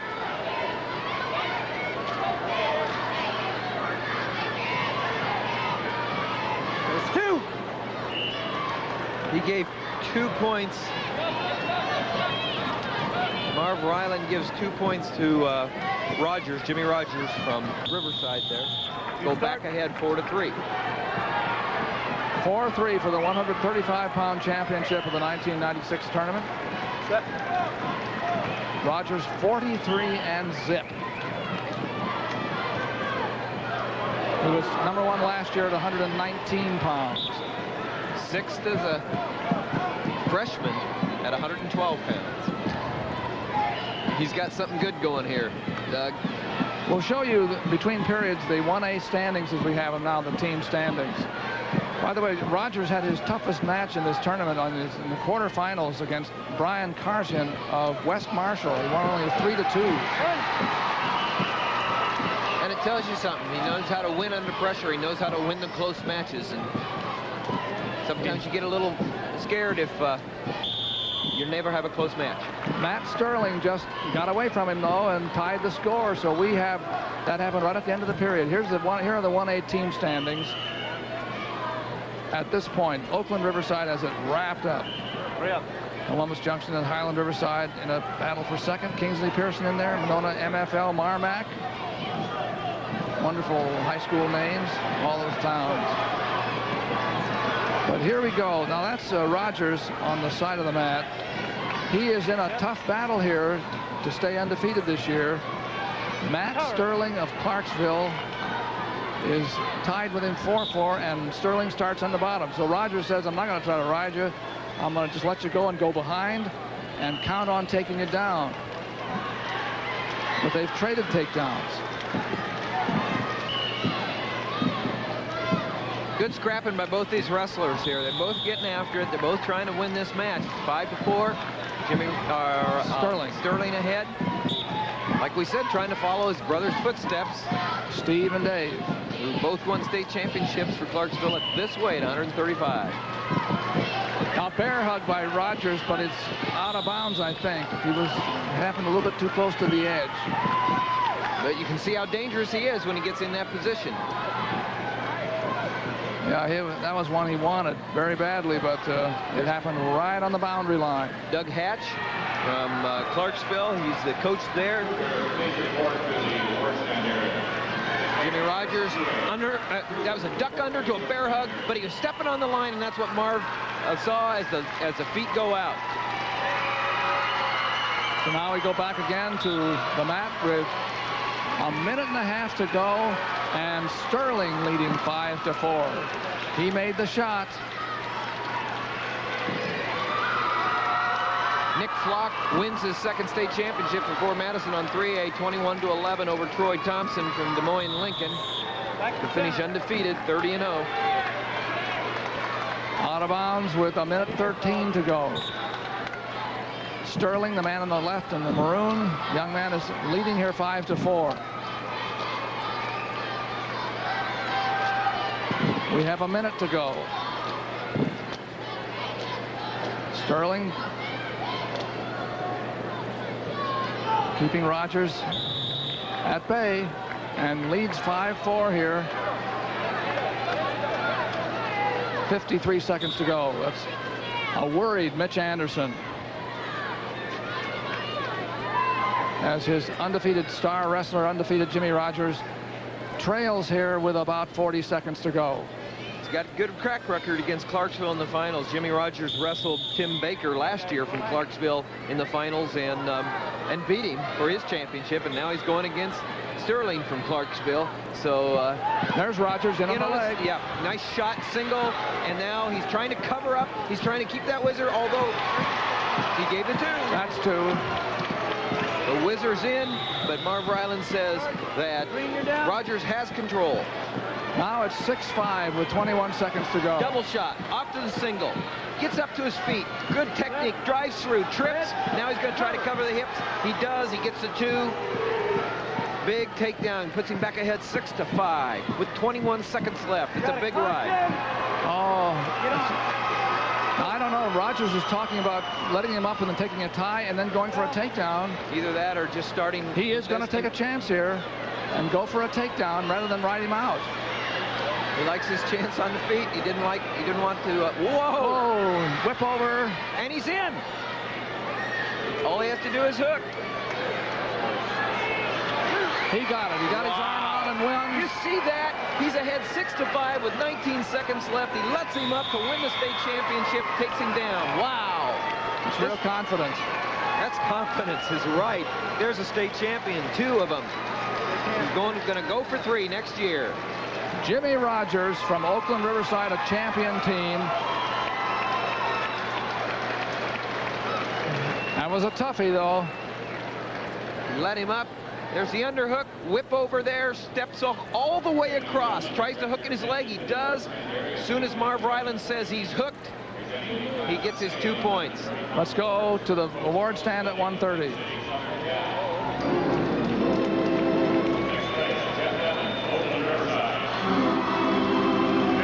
Brian Ewing, Moravia.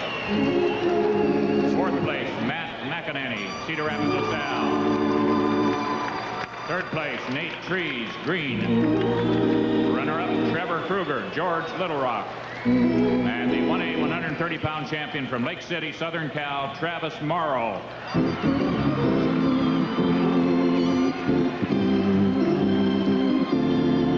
Travis Morrow. Happy young man. Now we have the 2A top 6 at 130 pounds. Presenting the Class 2A 130-pound awards, Coach Bruce Gast of Osage. 6th place, Corey Beckman, New Hampton. 5th place, Corey Stanley, Wilton. 4th place, Frank Marchant, Humboldt. 3rd place, Ben Thompson, Shenandoah, Farragut. Runner-up, Ben Scorpel, West Liberty. And the 2A 130-pound champion from Osage, Doug Schwab. He's a happy young man, black eye and all, because he just won the 6th title in the Schwab family of Osage. Next, AAA. at 130 pounds. These are the top 6. Presenting the Class 3A 130-pound awards, Coach Scott Litterer of Cedar Rapids Prairie. 6th place, Lannis Jordan, Waterloo East. 5th place, Rick Healy, Dubuque Senior. 4th place, Josh Dorothy, Mount Pleasant. 3rd place, Nick Mitchell, Johnston. Runner-up, Scott Vance, Charles City. And the 3A 130-pound champion from Cedar Rapids Prairie, Matt Pence. Matt Pence won in overtime. Dean Borg, tell us about one we missed. 135 pounds, double A. Dave Mara of Union Community in LaPorte City brings the state championship home to that school. He scored a takedown and 3 near-fall points and intimidated completely Matt Gogol of Anamosa with that. He added a reversal and escape and a takedown later in the match. Decisioned Gogol 10-0. Dick, tell us about AAA. All right, Dean, in AAA, we had Nick Flock of Fort Madison who made it look easy early on as he had a total of count of 7 takedowns in the first 2 periods, leading 15-4. When it was over, it was 21-11. Nick Flock of Fort Madison, your state champion, over Troy Thompson of Des Moines Lincoln. Back to you, Doug. Thank you, Dick and Dean. On our rotation system, we're still with the small schools and the middleweights here, 140 pounds. 1A, Joe Even of Wapsie Valley of Fairbank wrestles Troy Pasenka of Gilbertville Don Bosco. Keith Pullman of Charles City will be the referee. You've seen him, well, you saw him last weekend refereeing Iowa State and Iowa, so he's been around a good deal. Joe Even, Wapsie Valley Fairbank, and he is in the black. Whoa! They almost went out in the crowd. And the familiar GB of Don Bosco, Gilbertville, coached by Dan Mashik. What a successful school of wrestling that's been. Chris Davis, his own success, 24 years as the head coach at Wapsie Valley Fairbanks.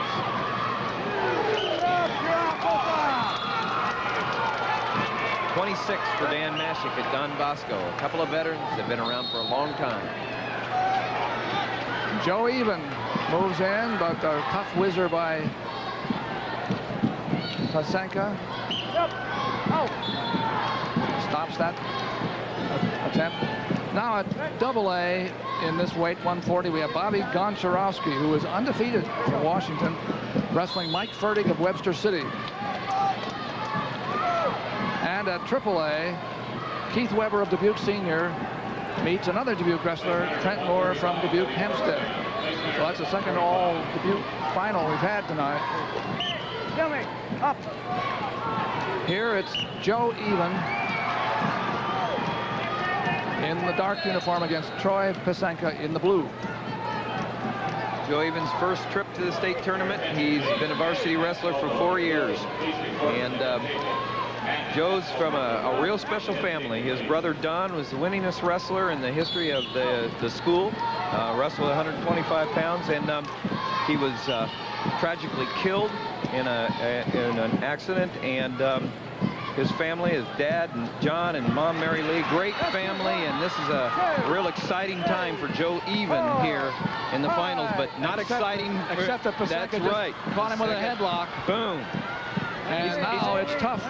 Joe Even has to stay on his back here. Hey, this is where I'd want to be if I was Pasenka. I'd be settling in here, putting the crank on, seeing if I can get it done in the first period.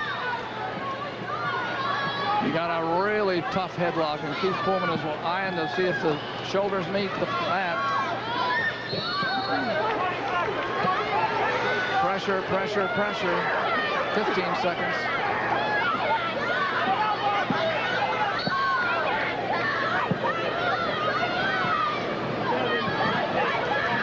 Still not there. 2 seconds, 1 second.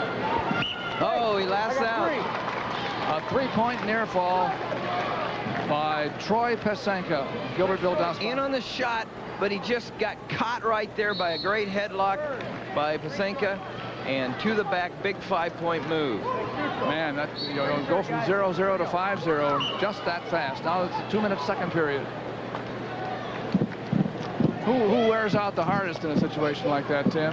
Well, I'll tell you. Oh, here comes Even. This is what he wanted to do the first time.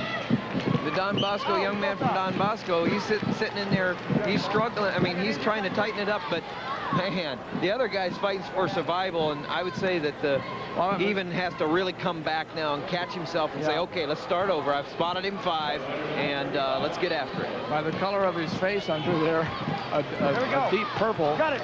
you know he's working pretty hard. Here we go. Here we go with 1:47 to go in the second period.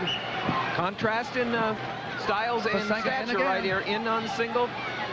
And he just got nothing yet. There's almost, but Even doing a good job. Oh, Even strong. He's strong. He's really he's a milking kid. He's got good grip, and he's really I mean, you know, their family's a milking family, and you can you get strong that way. You mean you just don't go over and turn on the machine? That's right. No, you get out there. Oh, here comes Pasenka, though. Even's whizzer is holding it off. Oh, still up, Mike. Still up, guys. We have now 1 minute and 10 seconds to go in the second period. Don Bosco's Troy Pasenka is up by 5. A big 5-point headlock move. Almost pinned Even in the first period. Hasn't slowed Even down. Even very aggressive. He'll shoot at you. He keeps coming at you. Accent. Out. Center, guys. But 5 points to make up here. 49 seconds to go, second period. There's Dan Mashik right there. He's happy with how things are going so far in this one. 2 different physical types, too. Pasenka more rangy. Joe Even, as you said, very chunky, strong, very powerful. Yep, you're out of bounds, right there. Both out. Even when he gets the underhook and he tries to jack it up there's Chris Davis, 24 years, and the glass is right there, 24 years. He came to Wapsie Valley as the head coach and never left. 20 seconds to go in the second period, and still a 5-point lead on a 5-point headlock. Wait, center, guys. Takedown and near fall by Pasenka. 15 seconds.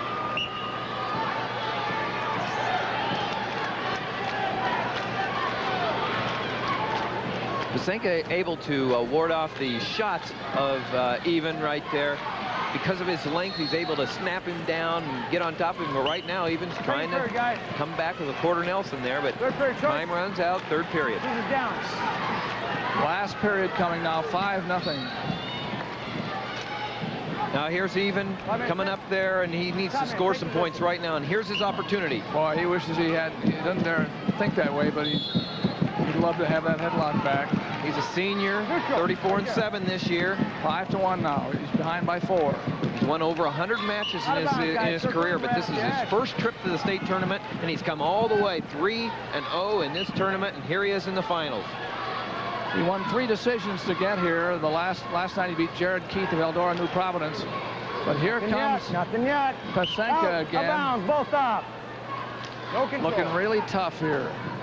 Pasenka being patient here, because you can see Even what he wants is that double leg, get into that bear hug position. He wants to use his strength. He's trying to get double leg, but he's not clearing the arms. Got to create that opening before he can shoot it. Yeah, Evans is coming straight in, and here, nice little kind of a duck under attempt. Well, right, he pumped the head there, dropped to the side, and came around, used his length, and got the 2. No, didn't get the 2 points, but that was a good move. 5-1 in favor of the man in blue. Pasenka, Troy Pasenka of Gilbertville, Don Bosco. Brooklyn red. Brooklyn dead. Out of bounds. Restart. Start again in the center. Clock ticking away, but moving down toward 1 minute left in the match. And I'll tell you, Even's not going to give up on that shot, is he? He's going to keep coming. That's right. Double. He's in now. Now this time he's up to the bear hug. But a wicked whizzer. Let's see where this one goes. Whoa! He's able to just basically bowl his way through that takedown. For Joe Even makes it 5-3. He's going to let him go. He lets Pasenka go, makes it 6-3. We have how much time? 45 seconds. I don't know whether he's let him go yet. He's going to. But here he comes down, and right here, see, he's cranking right there. He cranks on the arm. He was, and Pasenka was not able to give it up. Now it's it's 6-3, and here we go.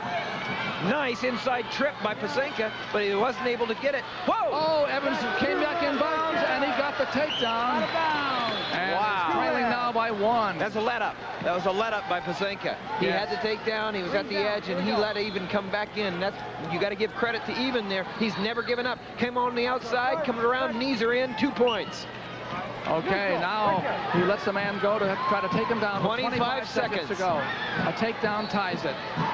If Pasenka can hold off Even or take him down, he wins. Here comes... Whoa! And the Wizards saved Pasenka with 5 seconds to go. 5 seconds. Overhook. Boy, he got in there. It looked like for a second he was going to make the job, but that's a warning. Back up, guys. Right here. I suspect that Pasenka can afford that with 3 seconds to go. Break it, guys. Have another point. Oh, they got him. There's 1, but it's going to be too little, too late. That penalty point for fleeing the mat goes against Pasenka. That's it, guys. Right here. And it's a 7-6 win for Troy Pasenka. I'll tell you, he came back from 5-0. You're right, Doug. Wow. What a comeback. Great championship, great move by the Don Bosco to win the championship, but Even great fight. Gilbertville, Don Bosco.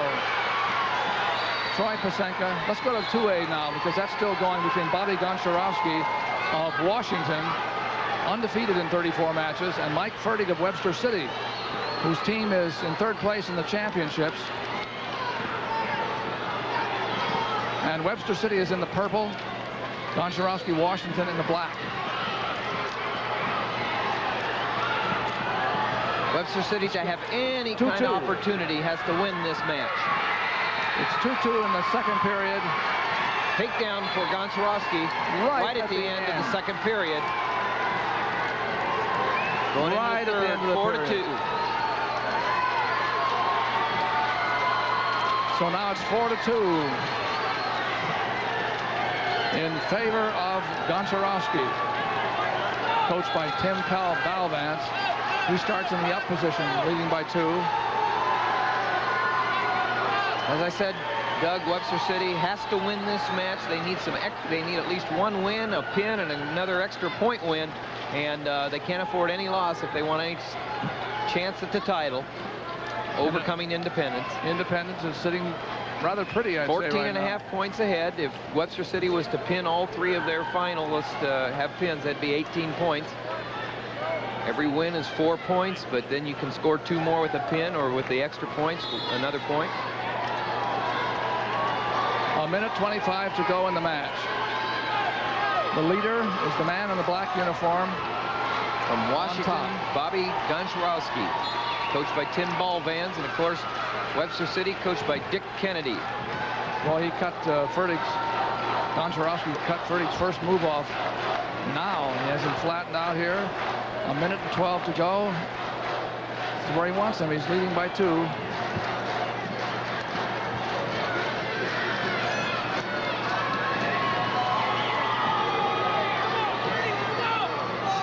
Fertig underneath, needs to get out. He has 2 points to make up here, and we're in the last minute now. Goncharowski's just got his legs in, but I'll tell you what, Fertig needs to have a fresh start, and he can't afford to let the legs in again because he obviously can't get out of them.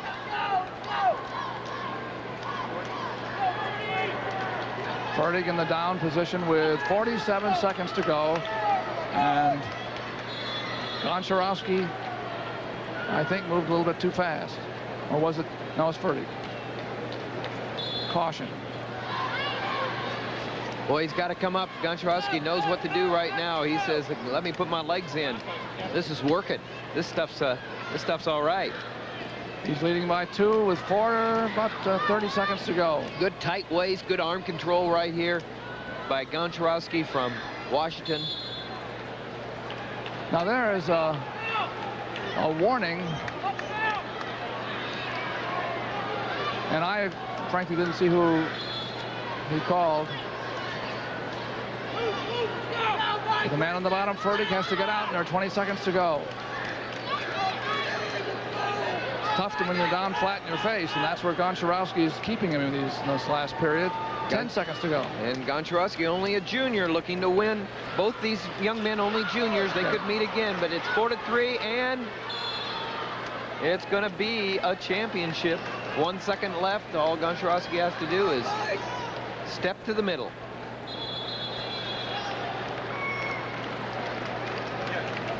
Yes. That didn't count. Somebody jumped too soon. And there it is. Nope. No, still.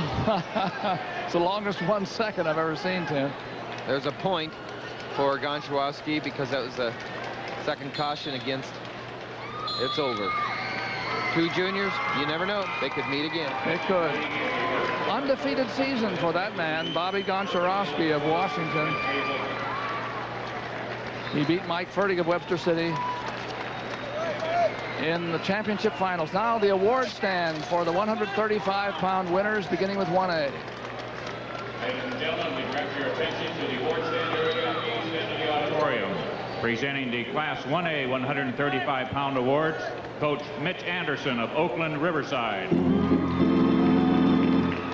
6th place, Drew Achenbach, North English, English Valleys. 5th place, Kevin Knutson, Lake Mills. 4th place, Jake Munger, Maynard West Central. 3rd place, Mark Van Beek, Rock Valley. Runner-up, Matt Sterling, Clarksville. And the Class 1A 135-pound champion from Oakland Riverside, Jimmy Rogers. Not an easy victory tonight for Jimmy Rogers, but an impressive one. Boy, he did it the hard way. A 1A champion from a championship team. The awards in the Iowa High School Wrestling Championships of 1996 in Veterans Auditorium. Class 2A 135-pound awards, assistant coach Kent King of LaPorte City Union. 6th place, Ryan Pavlovek, Kalmar, South Winneshiek, Turkey Valley. 5th place, Jeremy Mills, Lorenz Northwest. 4th place, Jason Weber, Independence. 3rd place, Ben Shirk, Wilton. Runner-up, Matt Gogol, Anamosa. And the Class 2A 135-pound champion from LaPorte City Union, David Mara. Attaboy, David. State champion, 1996. Well, that isn't all that high a stand, but I'll bet it feels like the top of Everest up there. You know, you took a lot of work to get there. Those last couple of steps are just the easiest thing about it. 135-pound awards, Coach Mike Riley of Fort Madison. 6th place, Josh Grandstaff, Mason City. 5th place, Ben Hitchcock, Marshalltown. 4th place, Willie Kreil, Oskaloosa. 3rd place, Mike Steele, Urbandale. Runner-up, Troy Thompson, Des Moines, Lincoln. And the Class 3A 135-pound champion from Fort Madison, Nick Flock. That's a good weight class, 3A. Well, Dick Trotter, why don't you fill us in on what we missed at that last weight class? Right, Doug, is 140 pounds, and it was an all-Dubuque shootout between Keith Weber of Senior and Trent Moore of Dubuque Hempstead. Weber had beaten Moore 3 consecutive times this year, but not tonight. And there you see a young man, Trent Moore, who wins 6-4, and an excited 3A Coach of the Year, Dan Dunham, with that big victory for Weber the first time this year, or make that Moore over Keith Weber. And now let's go to Dean with a guest. You bet. And here you see Wes Boehm of Urbandale, who's the coach of the champion 3A team. And Wes, some people might say, how do you win a championship and you didn't even have anybody wrestling tonight? We don't have the big studs like a Cryle or a Kilgard or any of those guys. We have a solid team of individuals that'll give you 100% every time they step out on the mat. And with the team unity and everything we have, them just sticking together, pulled it off. So you piled up points by winning the second, third, fifth, sixth, points like that. Yeah, we walked out of here last night real disappointed. Kids were very down, and then we walked in. We sat down and figured up the points at home. We went back home to our wrestling room and set up there, figured up the points. We need to get back to the wrestling. They're on the mat, so let's go back to our anchors. Congratulations there to Urbandale. That just goes to show you, you got to come back in consolation and you can still win. Well, you don't give up when you lose. And in our opening, you pointed out that they didn't have any finalists, and you don't find that very often, Doug, that no finalists in a state championship team. We knew that we could name some teams that had won without a champion, but we didn't know about without a finalist, and we're still trying to look that up. Here we go at 1A between Jeremy Newhouse of Monona MFL, Daniel Clint of Oakland Riverside. A good start, an interesting start here with that Oakland Riverside familiar uniform out there again. Daniel Clint 35-0, undefeated.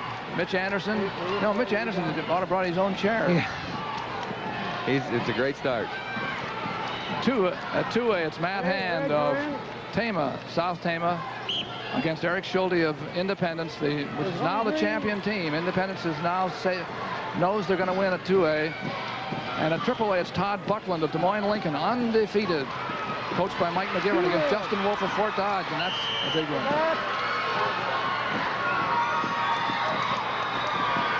That's a big takedown by Newhouse, and in on a single leg, cuts off to the double, trips him over, gets him before they go out of bounds. 2 points for Newhouse. Boy, he came to wrestle tonight. He's probably the underdog because Clint's undefeated. But Newhouse is up 4-2 now. Clint's won 107 matches in his career, and he set the school record this year for pins when he won his 100th match this year. He beat some good people.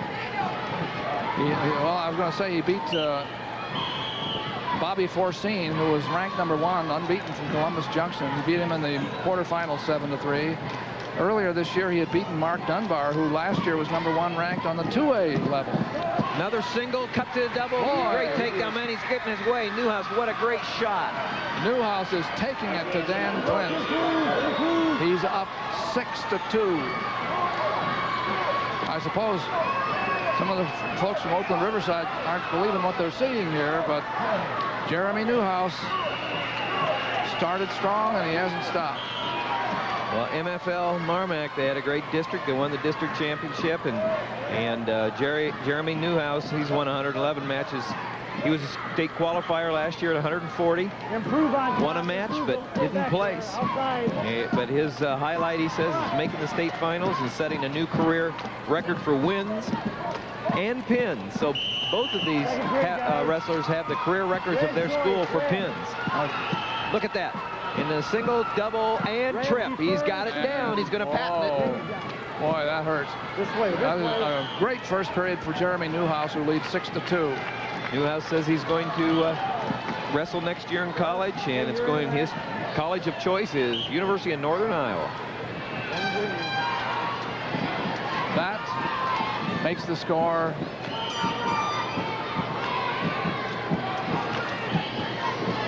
well, it's 6-2 here in the second period.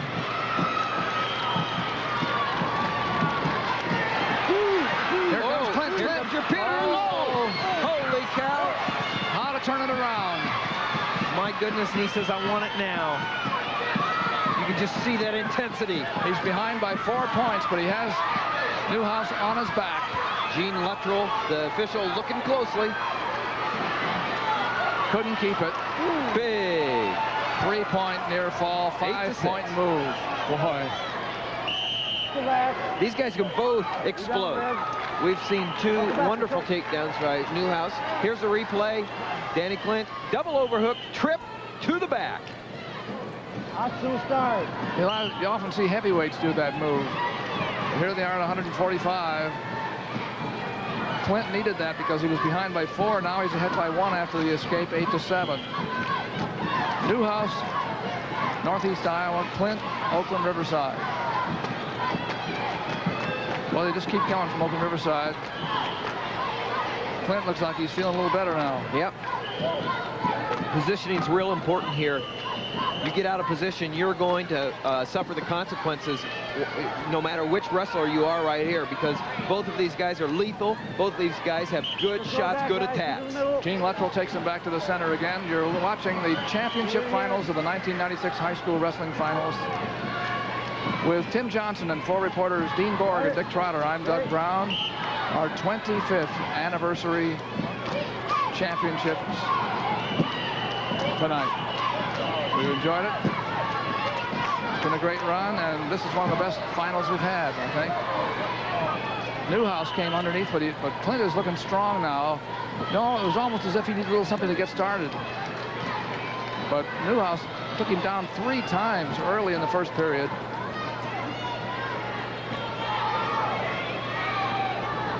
Between periods, we're going to show you the 2A team standings. First period, guys. In case you just tuned in and haven't heard how the teams are doing. Independence has now won it. Webster City doesn't have enough left. And 3A. Well, Urbandale. We didn't even see an Urbandale wrestler tonight, except in the Grand March. They did it all in the consolations after losing a lot of matches yesterday. But they had enough people, enough balance, enough depth, and enough heart to come back and win going away. 8-8 now after the escape for Jeremy Newhouse. So we're even up here with about a minute and a half left in the match.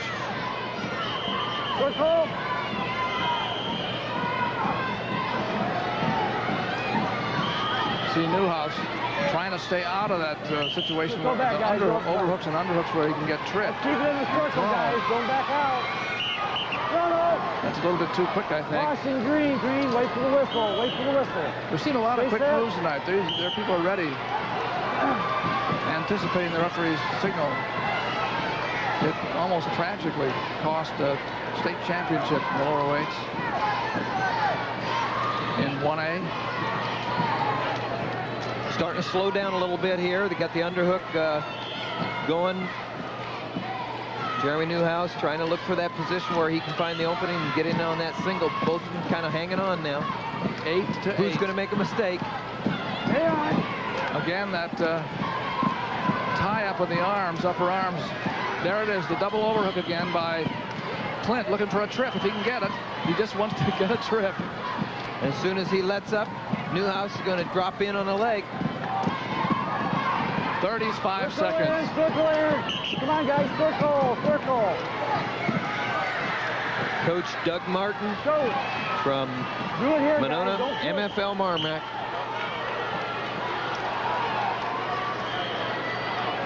How are they going to settle this? Less than 30 seconds to go. It's 8-8. Each man has had a run. Newhouse started it. 3 quick takedowns.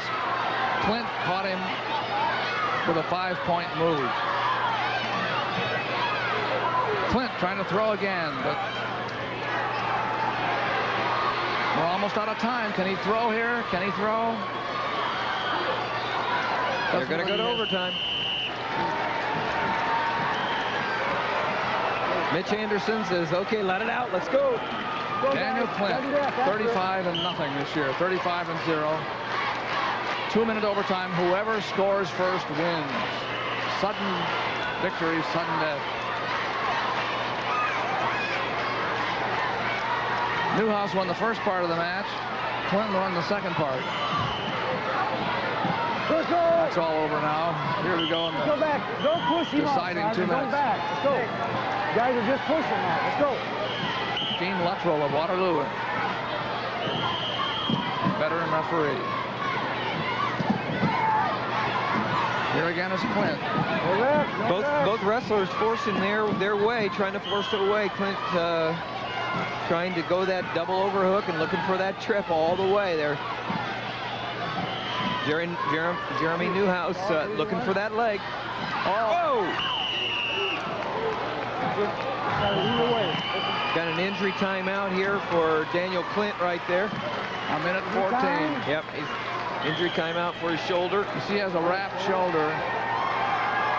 Here's a little look at the last bit here. Going for the leg there is but that's what Newhouse. And then as Newhouse throws Clint over right here, he's jammed up his shoulder a little bit. And Clint says he's ready to go again. And then it turned into a Newhouse throw. That was just almost like a double throw in that situation. No scores. 8-8 now with a minute 10 to go in the overtime. In the final at 3A, it was 17-8. Todd Buckland from Des Moines Lincoln winning over Justin Wolf from Fort Dodge. Undefeated season for Buckland of Des Moines Lincoln. Big state championship for Coach Mike McGivern from Lincoln. Great job he's doing there. Again, Newhouse went under for the leg, like a high crotch move. And Clint cut him off with the underhook. And now, a throw by... No, they're out of bounds. No points. Whoa. What an action. Then we'll get a chance to look at that one again. But that was deadly for both of them. 40 seconds to go in the overtime.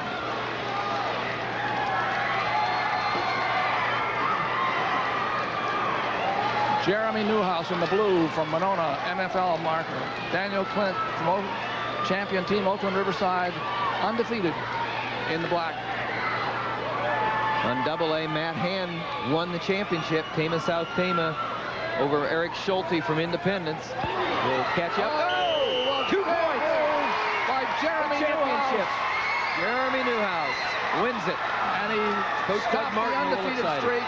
Woo! There's Doug Martin. He's excited. Terrific job, movie. guys. Both of you. Great job. Great job. What a great match between those two. Hey, they want some pictures. How about that? Jeremy I Newhouse. think they want a picture here to give me. Little duck under, comes behind, has control. The referee sees it all the way. It's in. 2. Wow. That's the way he started the match. Great match between Newhouse and Clint. Ladies and gentlemen, we direct our attention for the awards stand at the East End. At 145. Well, let's go down to the awards for 140. Awards, Coach Dan Meshik and Gilbert Beldon Bosco. 6th place, Chris Smith, Monona, MFL Marmac. 5th place, Jared Keith, Eldora, New Providence. 4th place, Matt McBride, Rockford Senior. 3rd place, Brent Sweeting, Highland Ainsworth Riverside. Runner-up, Joe Eben, Wapsie Valley Fairbanks. And the Class 1A 140-pound champion from Gilbert Beldon Bosco, Troy Pasenka.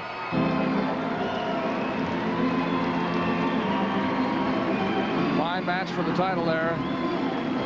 Won by Pasenka with Joe Eben.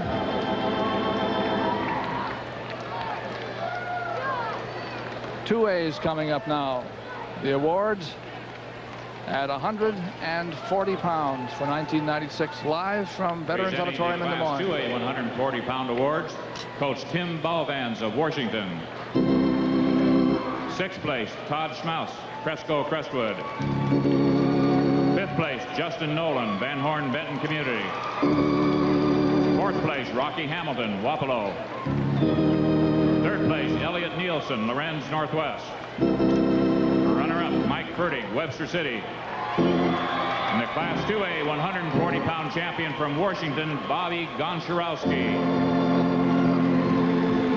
Bobby Goncharowski. Undefeated year.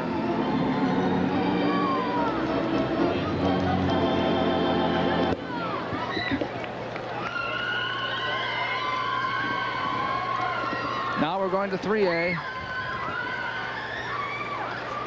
Presenting the Class 3A 140-pound awards, Coach Dan Dunham of Dubuque Hempstead. 6th place, Cree Pottorf, Iowa City West. 5th place, Aaron Bosmek, Cedar Rapids Prairie. 4th place, Cliff Thompson, Urbandale. Third place, Matt Madison, Johnston. Runner-up, Keith Weber, Dubuque Senior. And the Class 3A 140-pound champion from Dubuque Hempstead, Trent Moore. Hey, that's the second good shiner we've seen up on the top there. Trent Moore is very happy to take it home with him because he has a big medal to go with it. Let's go to Dean Borg. 5 pounds, double A. Matt Hand's brother Wes and his uncle Stacy had each placed third as juniors. The 2 other family members were not to be champions. Could Matt Hand of South Tama do it tonight? Yes. At 140 into the first overtime, he scored the takedown over Eric Schulte of Independence, and he won that championship 1-0 in that overtime. Dick, AAA. All right, Dean, in AAA, Todd Backlund, that's Buckland of Des Moines Lincoln, made it look easy tonight by defeating Justin Wolf up Fort Dodge by the margin of 17-8. I asked Coach Mike McGivern the last time Lincoln had won a state title. There you see Mike and Todd, and he said, I don't know, and I've been here 11 years, so it's got to be a while. Let's go back to you, Doug. Thank you, gentlemen. We're going to go to 152 pounds now, and we're going to shift classes. We're going up to 152 in the rotation system that is on a 3-year arrangement from the Iowa High School Athletic Association, so we can be fair about it over the years. Sometimes you see your greats, sometimes you don't. And we're at 2A now for between Steve Scheckinger of Harlan Community and Jeff Friedhoff of New Hampton. Now, I'm hearing the name pronounced Friedhoff, even though it's spelled in the old German way, E-I, so if I'm wrong, we doing the best we can get. Jeff Friedhoff of New Hampton, 34-1. Take it back up. Steve Scheckinger of Harlan Community. Arnold Flegge is the official. Take him on. That's Red's one. 2-1 after the takedown by Scheckinger and Jeff Friedhoff's escape. In the 1A class, we have Tim Kelly of New London wrestling Kyle Sargason of Kingsley Pearson of Alliston Bristow. Kingsley Pearson has never won a title. Still looking for one. And up at the heavy in the AAA division, of course, this is one of the outstanding wrestlers in the country.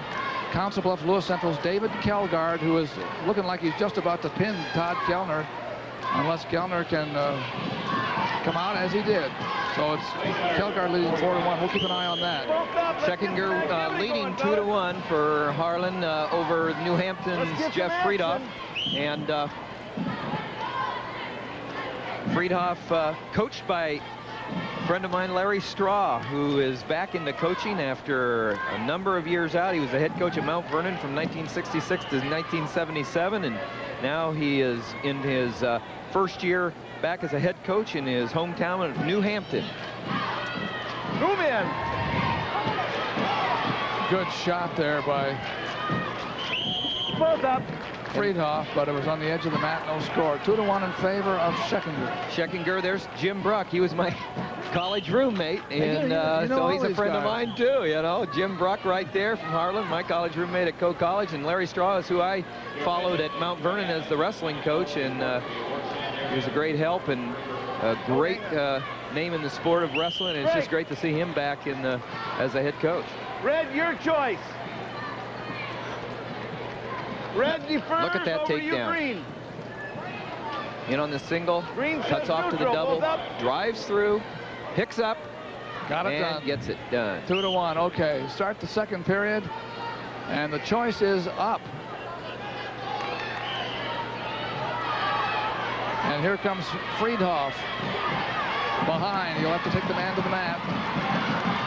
No takedown.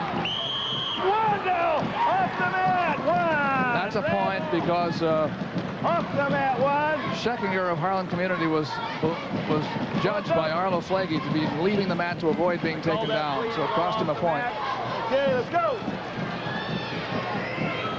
Sounded like a good idea to me. 2-2. Friedhoff of New Hampton in the red.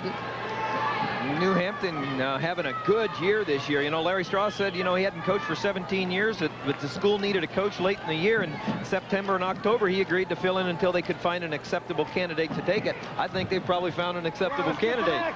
And he looks like he's having fun. New Hampton.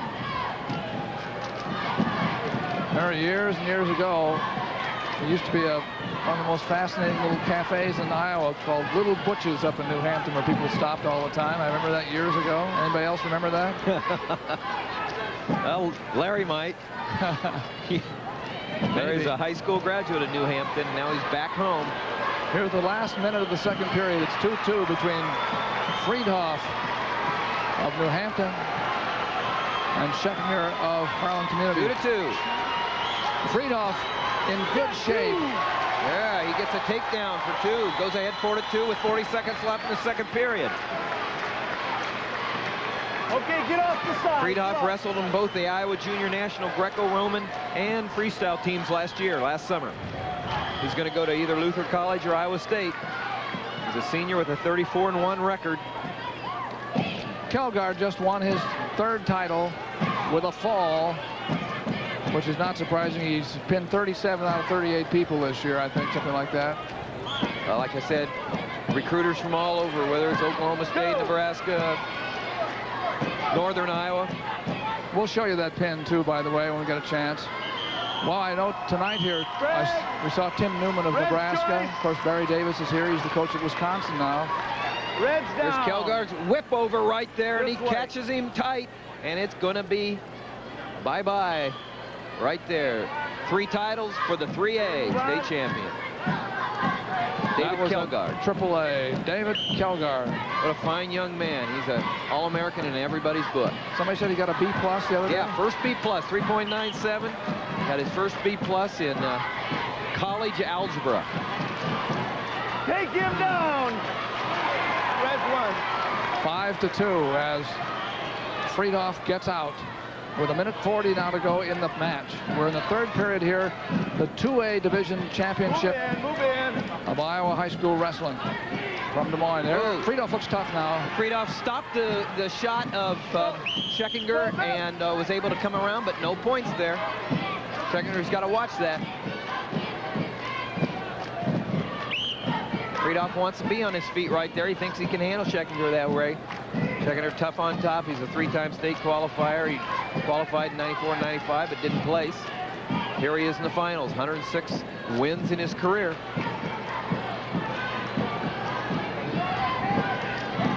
Friedhoff in the red. He's up by 3. A minute to go. Speaking of grade point averages, Scheckingers is 3.93. He's going to go to college and study medicine. First team All-State linebacker as well, and he was an academic All-State football player. He's got a lot going for him. Yeah. Both up. 49 seconds to go. Right now, he needs 3 points, though, to catch Jeff Friedhoff. Jim Bruck has been a head coach 18 years since he graduated from Co. He's been 9 years at his home school. He's back home where he graduated from high school at Harlan. He was a state. Oh, a nice drive in there by Friedhoff. He went all the way in and then couldn't quite keep it.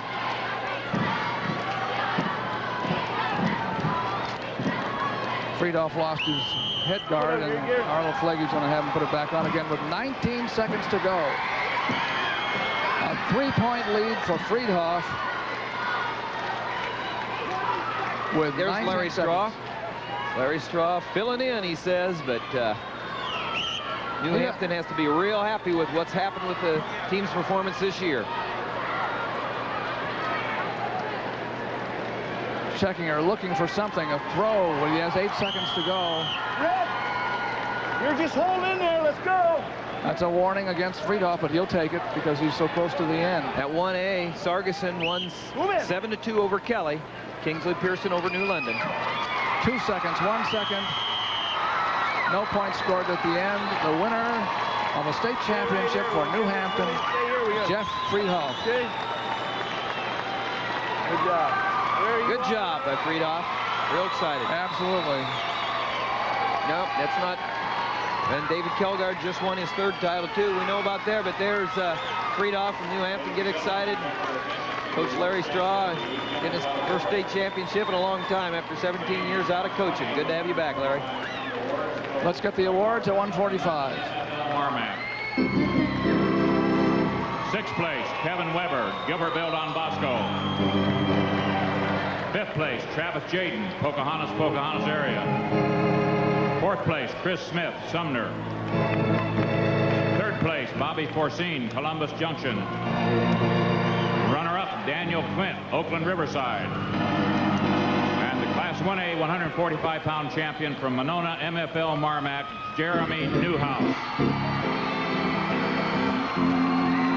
That was a big win in a terrific match. Great match. Well, I mean, you know, that's what you just a state championship match, won in overtime, and take down on the edge of the mat.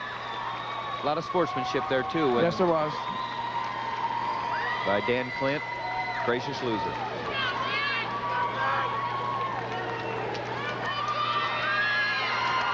And he hasn't had much practice at losing, actually. Presenting the Class 2A 145-pound awards, Coach Jay Hosky of Tama, South Tama County. 6th place, Tim Voss, Monroe, PCM. 5th place, Chris Connor, Jefferson Scranton. 4th place, Che Wood, Sheraton. 3rd place, Mark Dunbar, Osceola Clark. Runner-up, Eric Schulte, Independence. And the Class 2A 145-pound champion from Tama, South Tama County, Matt Hand. Matt Hand. Good family of wrestlers. Wes Hand, his brother, is at Iowa. Grooming him for a heavyweight role over there. Let's go to the 3As now.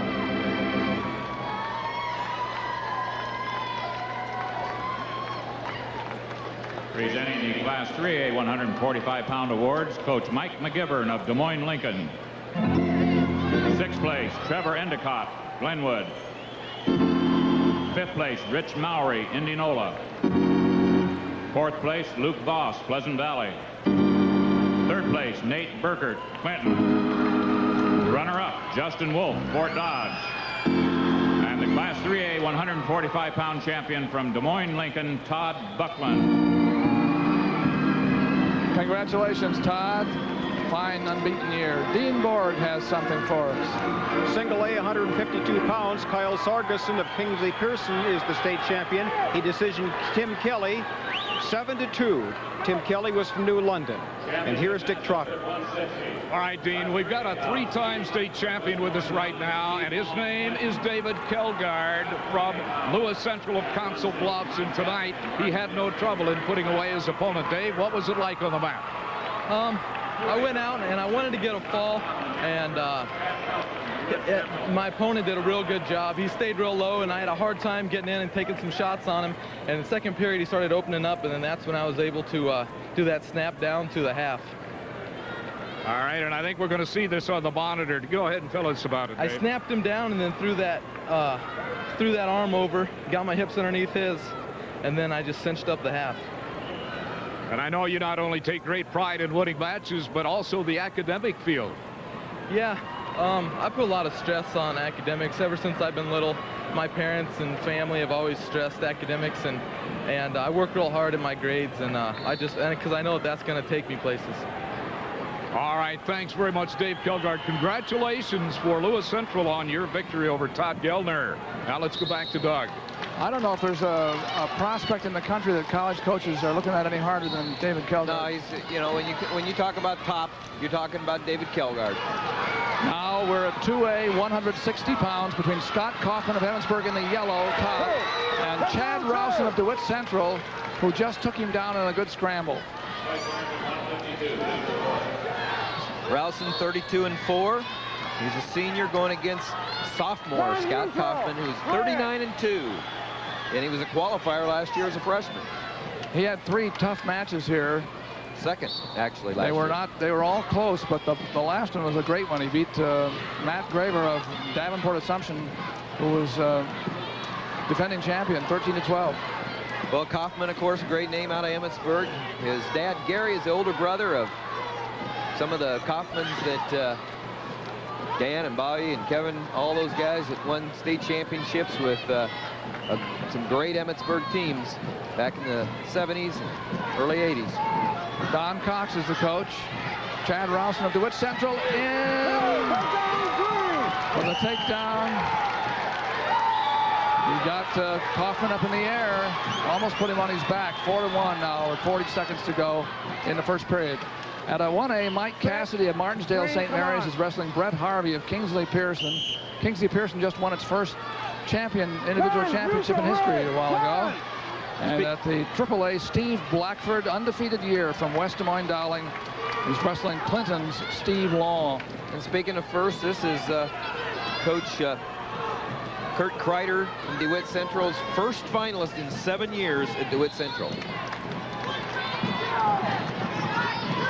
And he's leading 4-2. He's the one with the purple and the sabers on the back. Kurt Kreider's really turned that program at DeWitt Central around. His first 3 years, he was 4-42 in duels. Now since then, he's won 37 and lost only 29 in the last 4 years. And so he's really turned that around. And Chad Rowson being the first finalist in those 7 years, it's got to be a lot of pride. The official here is Mike Allen. He's well known in collegiate ranks and high school ranks as an official who does not like to see you stand around.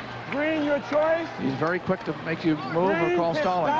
And as we've said before, he's consistent. Yes, he is. Chad Rowson won the toss, and the DeWitt Central wrestler takes the bottom position to start the second period. And he's ahead 4-2. Red, come on.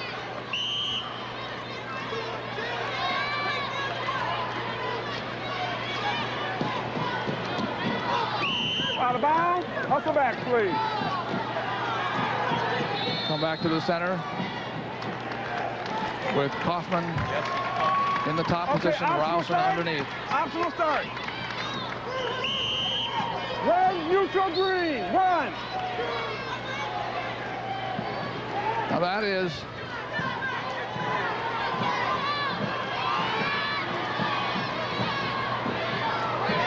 one to make it 5-2. Out of bounds. That happened out of bounds, so nobody could score with it. Neutral. They're in a neutral position.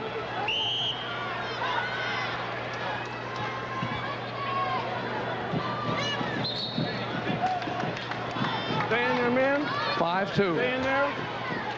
160 pounds, the 2A division. Work out of it. No, out of bounds again. Rowson is putting the pressure.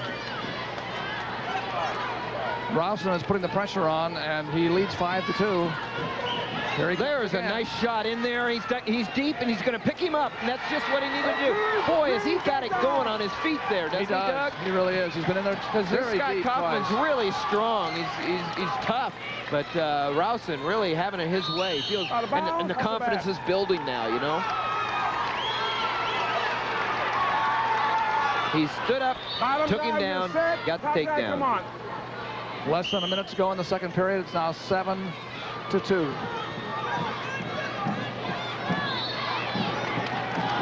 Kaufman trying to come around here. Stuff in the head. He wants to stuff the head and get around. He does. He got the reversal. 7-4. Still a match. 35 seconds to go, second period. 3-point lead for the man in purple. Rowson. We're going to warn red. The fouls are backing up. Emmetsburg. Wrestlers Hoffman back out of there. You can't just keep backing off, and that's a good call. And here's a nice shot by Kaufman. See? A fireman's carry, more or less. Sometimes that gets you fired up. But you called it, Doug, when you said that Mike Allen's going to make him wrestle, and he's making him wrestle. Just the way it should be. Oh, in on it. Oh, he's been so deep. Good. Oh, good whizzer last time. Yeah, good hips and whizzer. Hip lock. Used to call that, I used to hear it called a hip lock in Oklahoma. Whizzer up here, that arm over, and the pressure against the hip. 5 seconds to go in the second period.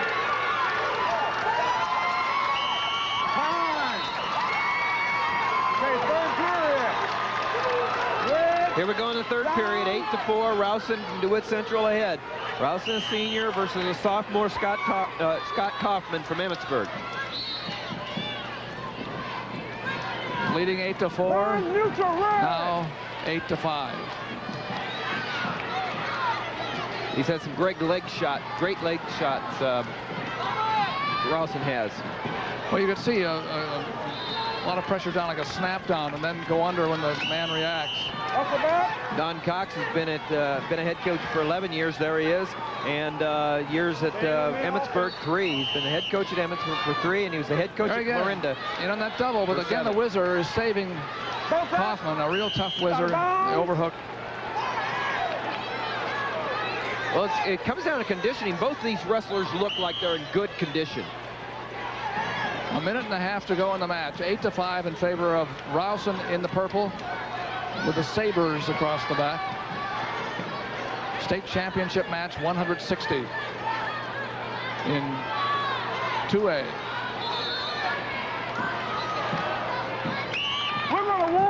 Whoa, there we go. You can't do it. What's good for the goose, good for the gander. Even up. One warning, next time somebody displeases Mike Allen, it's going to give up a point. 8-5 with a minute to go.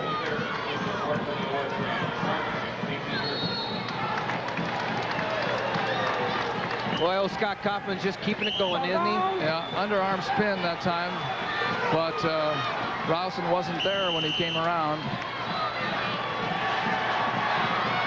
Oh, now you're in a position. Whoa, man, I'll tell you, there's some action going on here. Well, I'll tell you, Kaufman is not standing around. Nope, he's not giving up at all. But he has only 30 seconds to get 3 points. Blackford of West Des Moines Dowling won at the AAA level 7-5 to finish an undefeated year as a state champion. 17-5, 17-5. Mike Allen says that Rowson's backing up. Now it's 8-6. It's a 6. A takedown would tie it by the man with the yellow top, Emmitsburg. Here he comes. 10 seconds.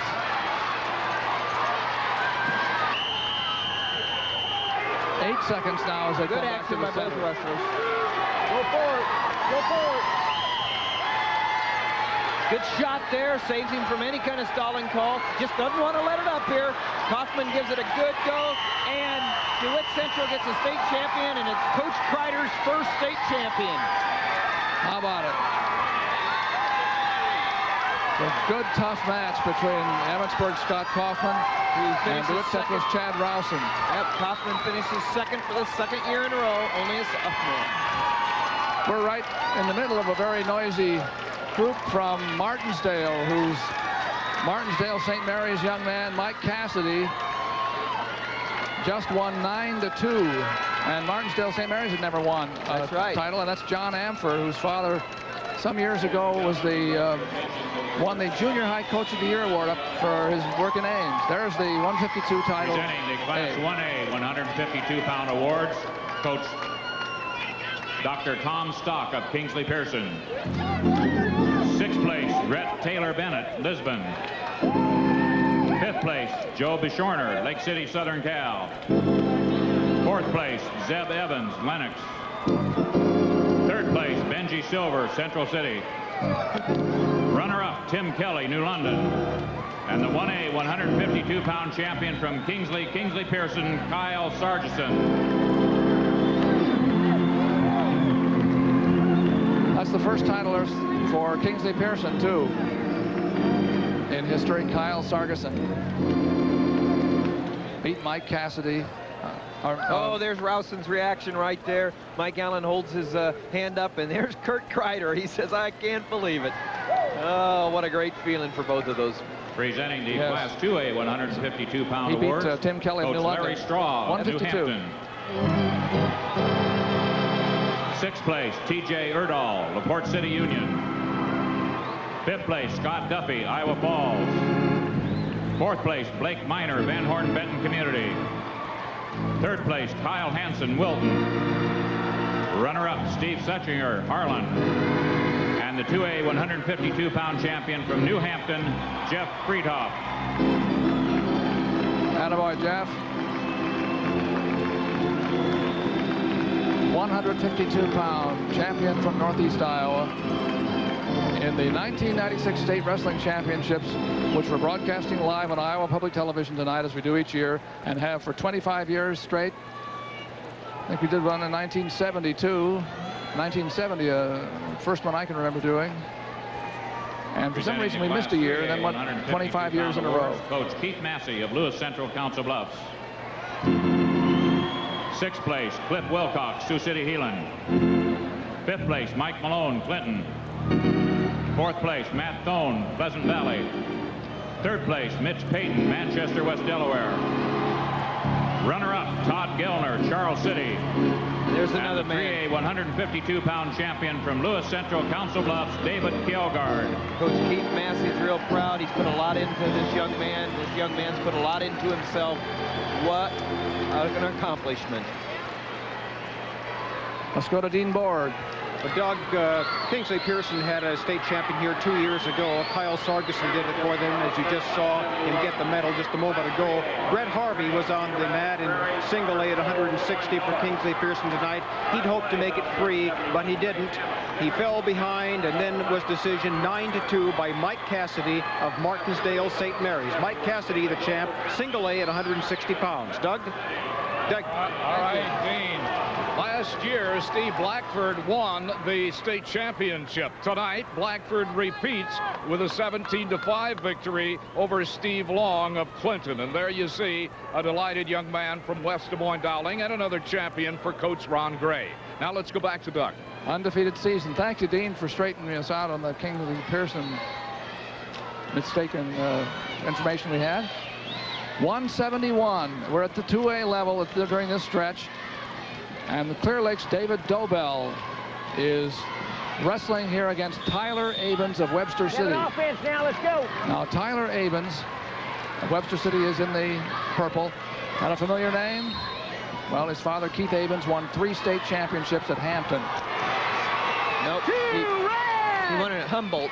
Or Humboldt, I'm sorry. Did I say Hampton? From 67 to 69, Keith Abens was a 3-time state champion. He was also finished second in the NCAAs. Iowa State. Iowa State. He was the head coach at Webster City for 4 years. Now he's a very successful realtor and proud dad. 171 pounds in the 1A battle. It's Greg Hammes of Sigourney against undefeated Matt Buskell of Dyke, New Hartford. They only have 1 loss between them. At AAA, it's Ryan LaGrange of Cedar Rapids Prairie doing battle with Robert Cole of Des Moines North,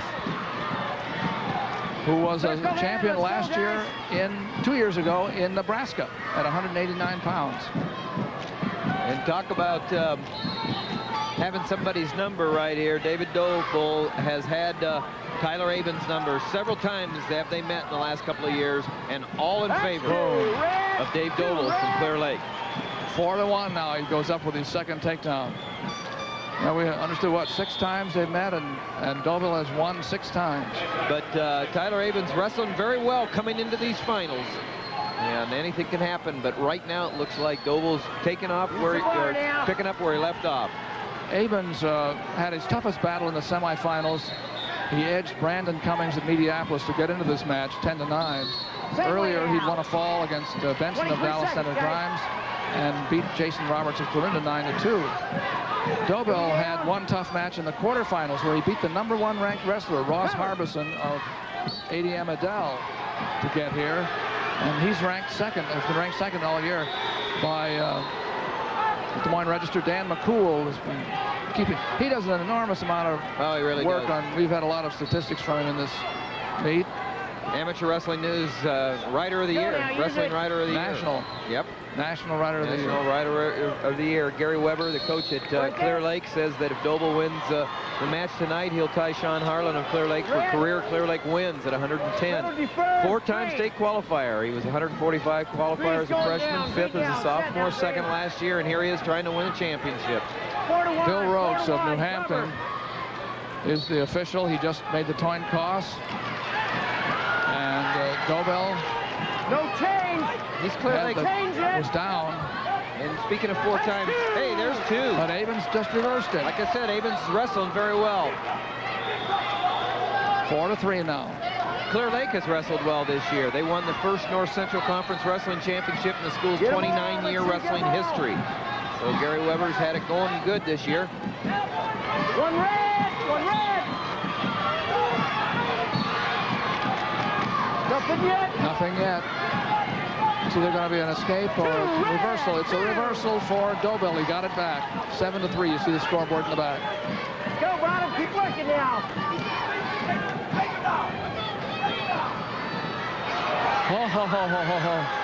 That was a strange move. Neutral. But it was neutral. We're through the middle, guys. There's the Des Moines Register staff. That's Dave Stockdale on the left. No. Dan McCool on the right. We're neutral. He came up and did a nice story with me the other day, and I appreciated that. And he's done so much statistics work. There's Avens in on the leg again. If he could just finish it, which he does. He's got the 2. He's saying 7's my lucky number. Watch that elbow now. 7-6. 34-3 this year. Senior. Down. Qualifier last year. There's Dick Kennedy right there in the foreground.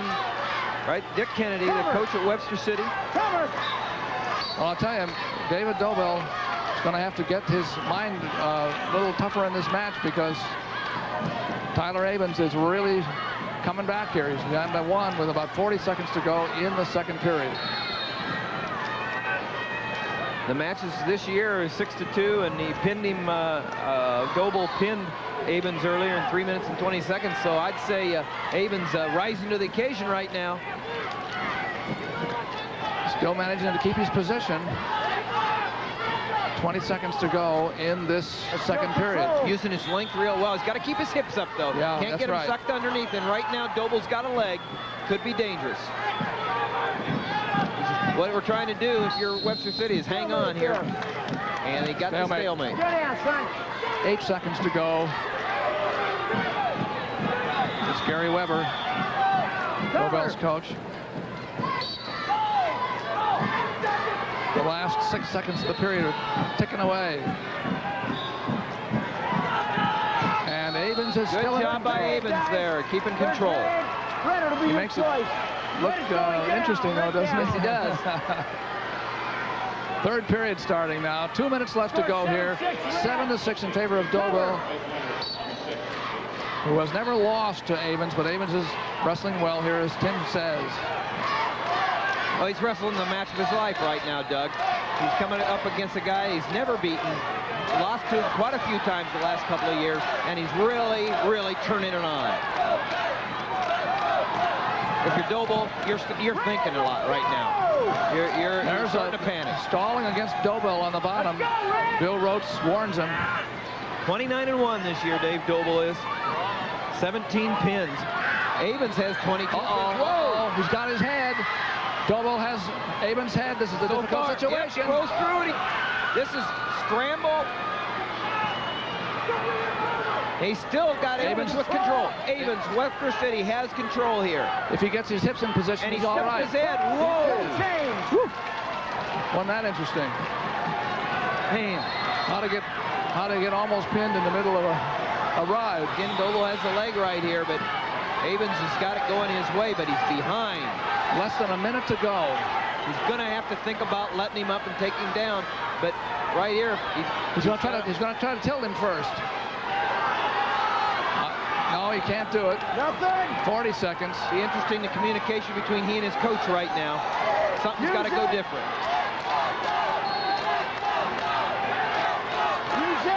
30 seconds. He's going to have to make up his mind. Well, and right now, he may be in trouble, Dobell underneath, of getting called for stalling. Use it.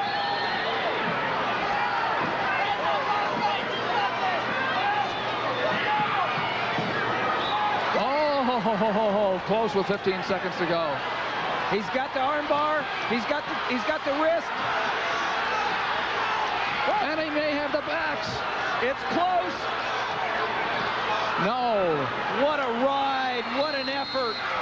But it was not quite enough. Boy, I'll tell you.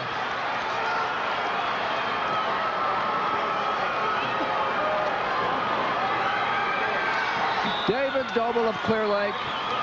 Boy, he had to hold on after going ahead 6-2 of Tyler Avens.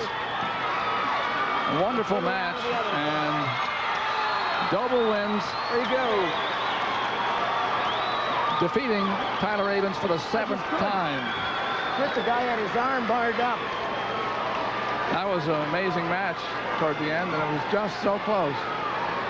We still have a match going at 3A now, at the 3A level, between Ryan LaGrange of Cedar Rapids Prairie and Robert Cole of Des Moines North. And Cole leads 3-2. As I said, he was in Nebraska 2 years ago. He won the big school 189-pound championship in Nebraska. He's at 171 here for Des Moines North against LaGrange of Prairie. Cut down early in the year from 189. Whoa! Still has a whizzer in. Oh, it's over. And I believe that's going to be it. That's it. Too little, too late. So Robert Cole wins it. He's one of those fortunate young men, good wrestlers who have won titles in more than one state. Cole beat LaGrange of Cedar Rapids Prairie 3-2. Ladies and gentlemen, we direct your attention to the awards area at the east end of the... And now we're going to go down to the award stand, to the awards at 160. Pound awards, Coach John Amfar of Martinsdale St. Mary's. 6th place, Tim Helgeson, Lake Mills. 5th place, Blair Thomason, Eagle Grove. 4th place, Chris Rathbone, Wapsie Valley Fairbank. 3rd place, Clay Koenig, Postville. Runner-up, Brett Harvey, Kingsley Pearson. And the 1A 160-pound champion from Martinsdale St. Mary's, Mike Cassidy. Mike Cassidy, 1A champion, 160 pounds. Hard to say his coach, John Amfer's father, won the award as the junior high coach of the year some years ago. Sent a lot of people through the AIM system. And John now has I believe that's his first state champion. It is his first state champion at Martinsdale St. Mary's. Now 2A 160.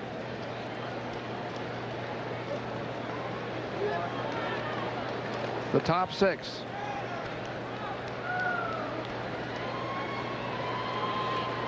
Presenting the Class 2A 160-pound awards, Coach Kurt Kreider of DeWitt Central. 6th place, Matt Egger, Webster City. 5th place, Jeremy Rummel, Starmont and Arlington. 4th place, Matt Gravert, Davenport Assumption. 3rd place, Carson Andorf, Independence. Runner-up, Scott Kaufman, Emmitsburg. And the Class 2A 160-pound champion from DeWitt Central, Chad Rousen. Nice going, Chad. Folks back in DeWitt, I know, are proud of you. And if you're watching in DeWitt, he's going to come home #1. That's at the 2A level. Now we're going to go to 3. These are the larger schools. 3A at 160 pounds, 1996 Iowa Wrestling Championships. Live from Vets. Presenting the Class 3A 160-pound awards, Coach Ron Gray of West Des Moines Dowling.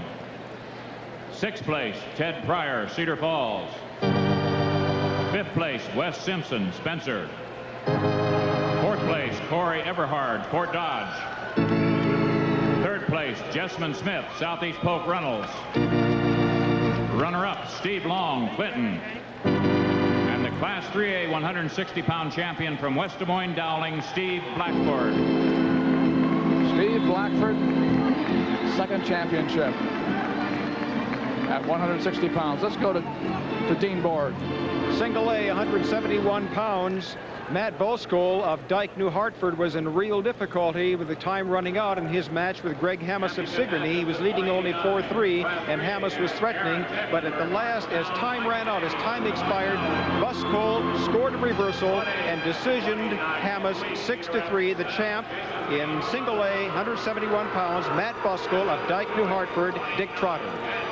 right, Dean, we have a champion in 171 pounds in Robert Cole of Des Moines North, as he defeated Ryan LaGrange in one of the tightest matches we've seen tonight by the margin of 3-2. Right now, we have the coach of Independence. His name is Brett Adams, and he led Independence to a championship tonight. Congratulations, Coach. Was it what you looked for all season? That's what we were looking for. We were going for #1, and we got it. And what were the places you were telling me? We got 1 first, 1 second, 1 third, 1 fourth, 1 fifth. Kind of a nice, even spread amount. It doesn't make any difference how you do it as long as you get it done. We had enough points to win. Congratulations, Brett Adams, the coach of the Independence champions in Class 2A. Now back to you, Doug. Thank you, Dick Trotter. Let's go to the 189-pound class now. Matt Mann of Missouri Valley and Chad Morrison of West Liberty are about to go at it on the 2A mat for the title. They have 2 losses this year between them. What the records these young men have when they come into the title round. Boy, I'll tell you, 39-1 for Matt Mann, 36-1 for Chad Morrison. These are some of the, this is the second biggest weight. Oh, nice takedown. Whoa, almost not quite. Takedown, not quite yet. Chad Morrison was almost around, and Matt Mann now in on the single, trying to turn it into a takedown himself. Pretty good scramble here at 189 Nothing between yet, fellas, nothing. Mann and Morrison. The referee is Rich Gray of St. Charles. The president of the Iowa Wrestling Coaches. Here we go.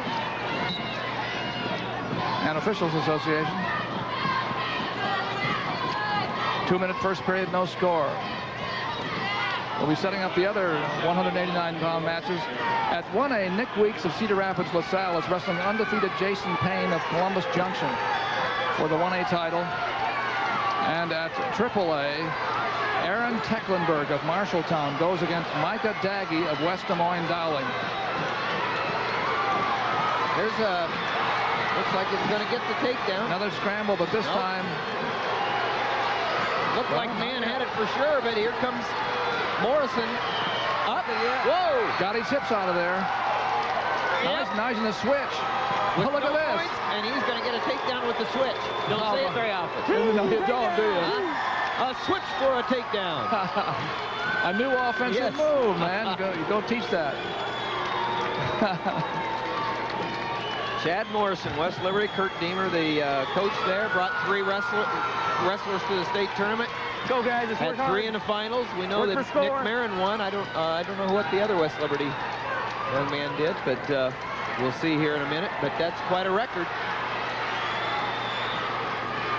Gotta use it, Top. We just had a pin at the 1A mat.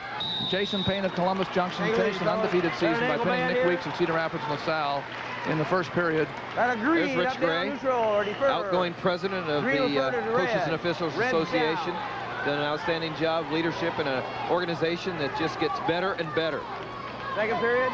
Missouri Valley's Matt Mann takes the down position, Start. Optional. trailing by 2 here. Good cut. At 189 pounds, 2A final. Mann likes to be on his feet, so he gave a point up to go for the takedown. Feels it was better up here, even at the cost of a point. The other West Liberty wrestler was the one that Doug Schwab beat for the championship, Ben Scorpel. That whizzer position, you know. Oh, there's 2 for Chad Morrison. Chad Morrison coming from a year of adversity since the last state tournament where he qualified last year. He's lost both his parents, and it's just been a great comeback story for this young man, and he's ahead 4-1 now. Gotta work for score here. Taking Matt Mann of Missouri Valley, coached by Chuck Earlywine. These are the 189-pounders we have. The heavyweights yet to come, 275. Now Mann has the leg and was about to come around, but Mann was stopped. Morrison flattened him out again. Took away his position, took away his hip position, now goes back into the ride with 40 seconds to go. 4-1 lead for Morrison in the blue. He's not afraid to go out front. But 90 on the back, 90 down on the back. He's got some power, Morrison does. Boom. Potentially dangerous. Keep it on the back. Potentially dangerous, same way. Pretty hard to get very far with that bar arm anymore. 29 left. We were laughing earlier tonight about the general thought about that when we had Myron Roderick on during the national duels this year, and Myron says, well, when it starts to hurt, you just have to turn over in your back. He said, when it hurts, you just turn over. Green, we're going to call you stalling. Get off that hip. Stalling, Green. Same way, just right in that hip. The man on top was warned, Chad Morrison, for cover. Just hanging on, according to in the opinion of Rich Gray. Even 90. Oh, there he goes. Got the underhook. 90.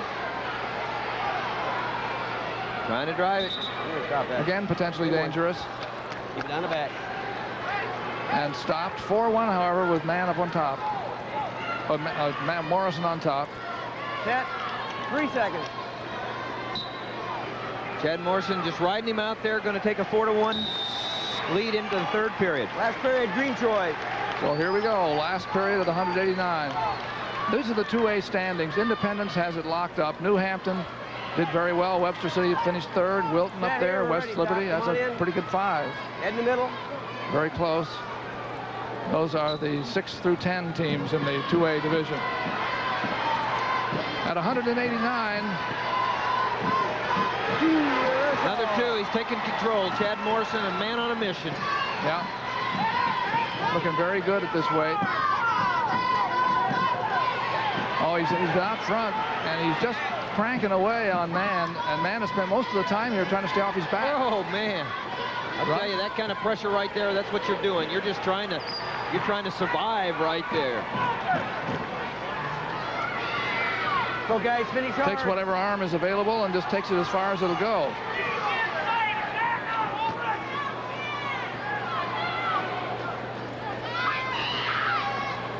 Power half now. Bottom, stalling at the bottom, red. There's a warning against Matt Mann of Missouri Valley. Underneath, trailing 6-1, but called for stalling. A minute to go. Morrison is willing to give up a little bit here. He's just wrestling very confidently on top. Well, Matt Mann, this is his first year of qualifying, and now he holds the season record for wins for Missouri Valley, and he's tied the career wins. Probably going to stay there tied right there, but he's also set the single season pin record. 6-2. Here it comes. So he's had a great career. Morrison out front again. Even though Man has the leg. Nothing yet, fellas, nothing. Look at that quarter Nelson right there, putting the pressure on. 2 takedown, Green. Well, I'll tell you what. There he is. Interesting. We just lost both our television monitors. We have 2 here, and they disappeared. Only 10 seconds away from a championship for Chad Morris. And he spent most of the match right here. Cranking away at Matt Mann's arms. Do it on the back. A dominating win, 8-2, by Chad Morrison of West Liberty. More points for the West Liberty team. Nice job, fellas. Happy year for Kurt Deemer, a very good coach.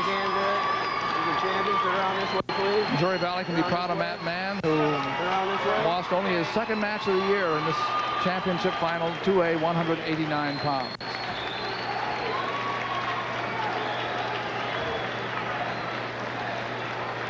Seconds. 189. In the 3A match, we have 10 seconds left to go here. We'll just watch the clock tick away. We can get there. Aaron Tecklenburg of Marshalltown is losing to Micah Daggy of West Des Moines Dowling. Daggy. Second win for Dowling, second champion. Yeah. Good news for Ron Gray. Micah Daggy just beat Aaron Tecklenburg, coached by new Hall of Famer Phil Henning. Daggy wins. There's some other Daggy names in wrestling too, one at Iowa State. Let's go to the awards at 171 pounds. First we'll go 1A.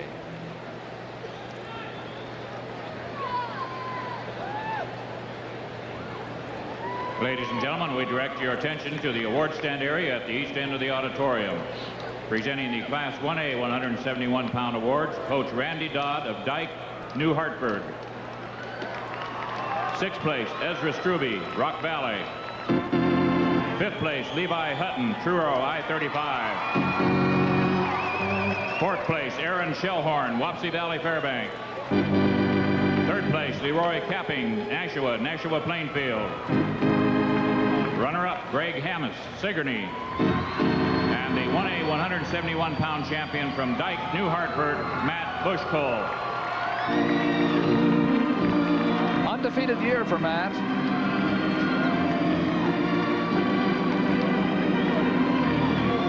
Pleasant-looking young man, realize how tough he's been on the wrestling mat.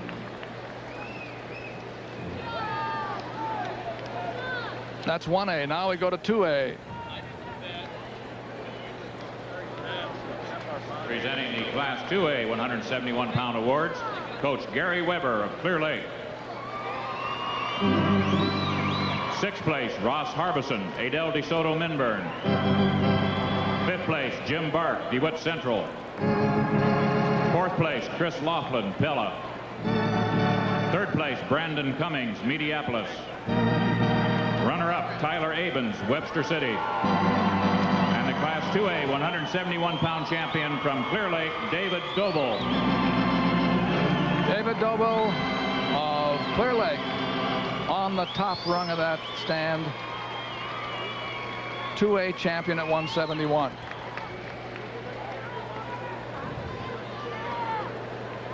Here come the 3As. We have one round to wrestle, the heavyweights 275 class. Presenting the Class 3A 171-pound awards, Coach Gregory Holland of Des Moines North. 6th place, Jesse Rands, Manchester, West Delaware. 5th place, Carlos Honore, Iowa City West. 4th place, Creighton Duncan, Pleasant Valley. 3rd place, Steve Niles, Charles City. 2nd place, Ryan LaGrange, Cedar Rapids Prairie. And the Class 3A 171-pound champion from Des Moines North, Robert Cole. Good job, my man. Robert Cole, the winner at 171. Let's go to Dean Borg. Single A, 189 pounds. Doug Jason Payne of Columbus Junction moved fast. 2 successive takedowns, letting his man up each time. The 3rd time the takedown, he had scored a fall over Nick Weeks of Cedar Rapids LaSalle at 104 in the first period. So Jason Payne, Columbus Junction, the champion, single A at 189 pounds. Here's Dick Trotter. All right, Dean, in 3A competition, Micah Dagey, the state champion from West Des Moines Dowling, as he handled Aaron Tecklenburg of Marshalltown handily 7-2. Incidentally, Micah's brother, Mick Dagey, was a champion just a year ago in '95 for Coach Ron Gray of Dowling. Back to you, Doug. Mick is the one who's now wrestling at Iowa State. Now we're going to the big guys. This is 275-pound limit.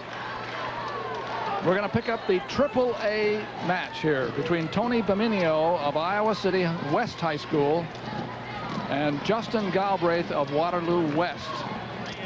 And they've met before. They've met 3 times. Galbraith winning once and Baminio winning twice.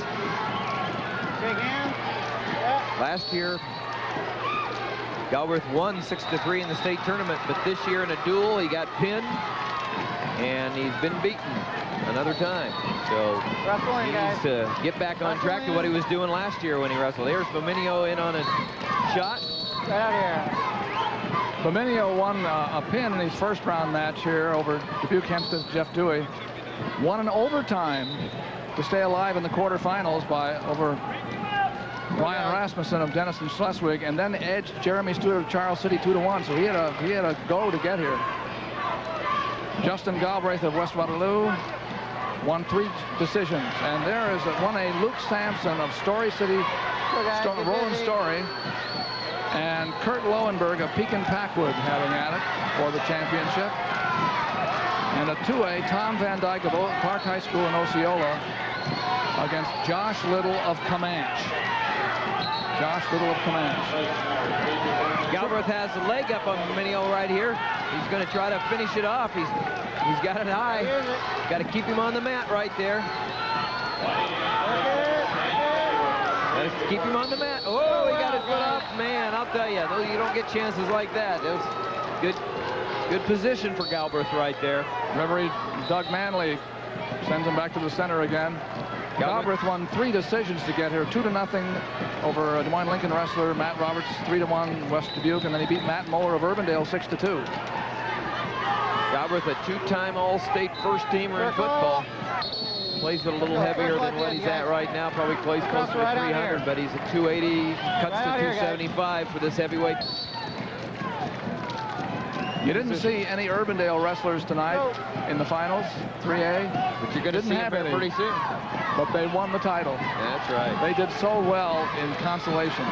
Circle. A lot of third places. You see Galbraith really working for that inside control. He likes to work from the underhook.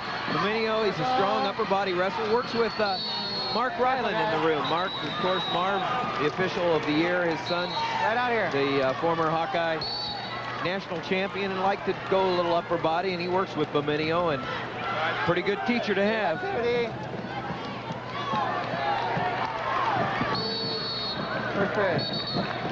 Well, actually, this is 3A. Tony Dominio, Justin Galbraith. Red the first choice. Green up, down, or neutral. Down. Green. Iowa Public Television, by the way, will be presenting a special musical salute to our 25 years of high school wrestling coverage at the end of tonight's tournament. Hope you'll stay tuned to see that. 25 Good years. hand control. Whoa, almost out. Uses his weight there.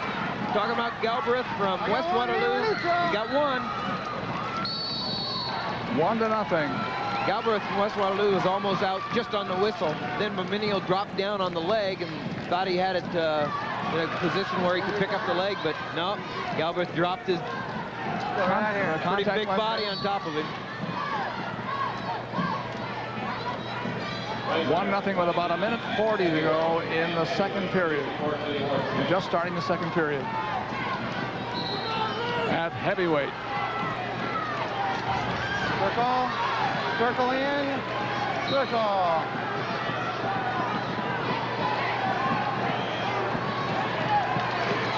Go, guys. Both fighting for position right there. And Galbraith has kind of showed that he wants to take it back to the time. He's trying to remember how he beat Dominio last year, 6-3. There's Don Huff, longtime coach from West Waterloo. He didn't have a great year this year, brought a couple of kids down to the state tournament, and here he has a wrestler in the finals, and would like to win it all. Dominio is called for backing away, so he's warned for stalling.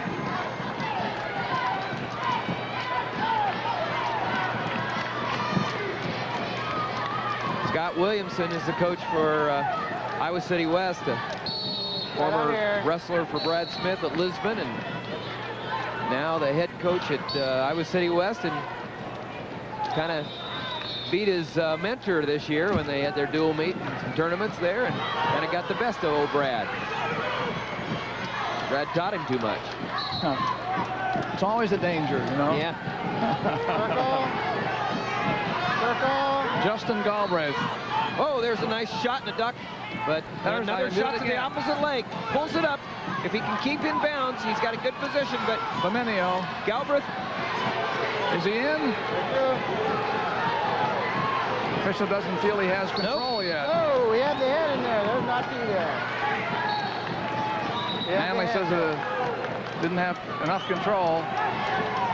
So Galbraith's doing a good job right now, using his weight, staying in pretty good position right there. He dodged the bullet. Just a few seconds to go in the second period. 1-0 in favor of the man with his back to you. Inside position, double underhook, staying in good position. He just can't make any mistakes. That's the whole thing right here. Whoa. Right there, guys. Red, up, down, or neutral. Little horsing position there at the end of that period. Now we go 2 minutes to go. Go. And Dominio starts on the bottom. His turn to get out if he can to make it 1-1. He's down 1-0. Stay set. Galbraith to Waterloo in the ride position.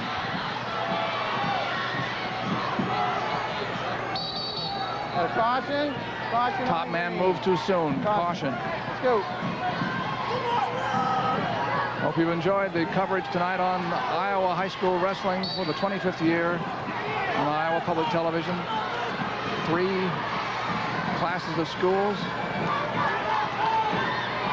Galbraith doesn't want Berminio to get up. Berminio's had some good success at freestyle and summer right here, and he gets up and he's looking for something to open up here. Got a warning right here. Let's get in here and that's all. Warning. Let's go. You both been warned. Let's go. And that was a warning against. I must have been. Berminio must have been warned the first time. That was Galbraith who was warned this time. So then now they're even up. There's Scott Williamson hiding behind his assistant right there, but he gets pretty animated. Let him in. Both of you. Let's circle. Now Berminio is. There's Scott Williamson. Yeah, right. Berminio is pushing the issue here. Yeah, he's putting on the heat right now, Doug.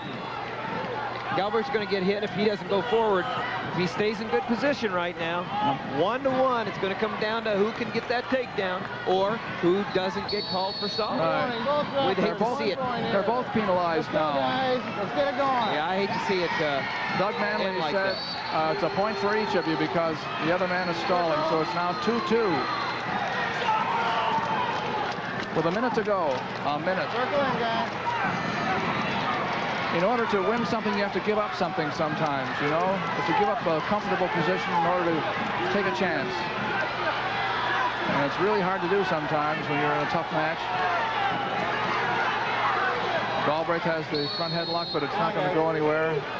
Can't make any use of it. 40 seconds to go.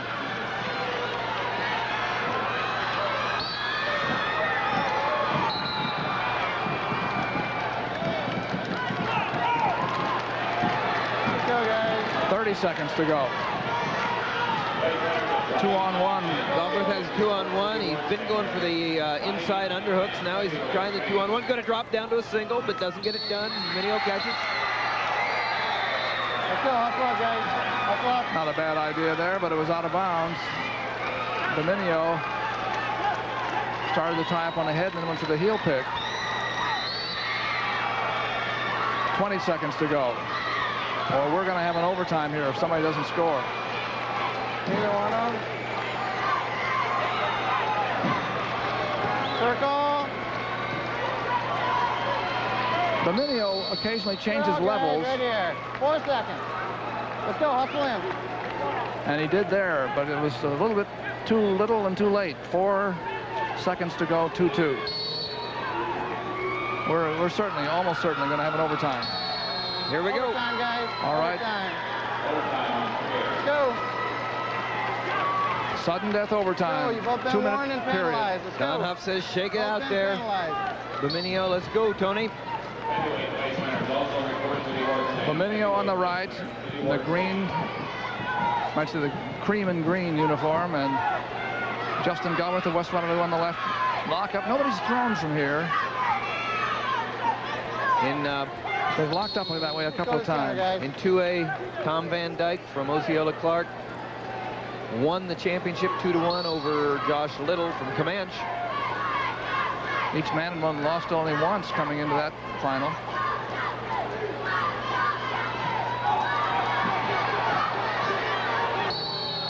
No way to go. Only one way to go. Let's go, guys. Right out here. All right, now we have in the 2 minutes period, 1:29 to go, a minute and a half in the overtime, sudden death overtime. In 1A, Luke Sampson from Story City, Roland, won over Kurt Lowenberg from Pekin Packwood. 7-3 for the championship. Let's go, guys. Back to the center again with 1 minute and 12 seconds to go on a tie score. Circle. Circle.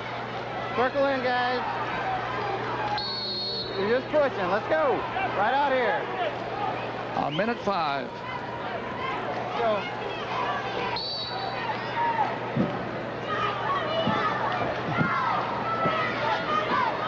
Circle. Somebody want to throw from here? Yep. Yeah, the first time. wants to. We should have gone the other way. That's desert out there. All eyes are on him. It's all over, but these two young men, they've met 3 times before, and their longest match is right here for the state finals. Overtime. 50 seconds. To the center.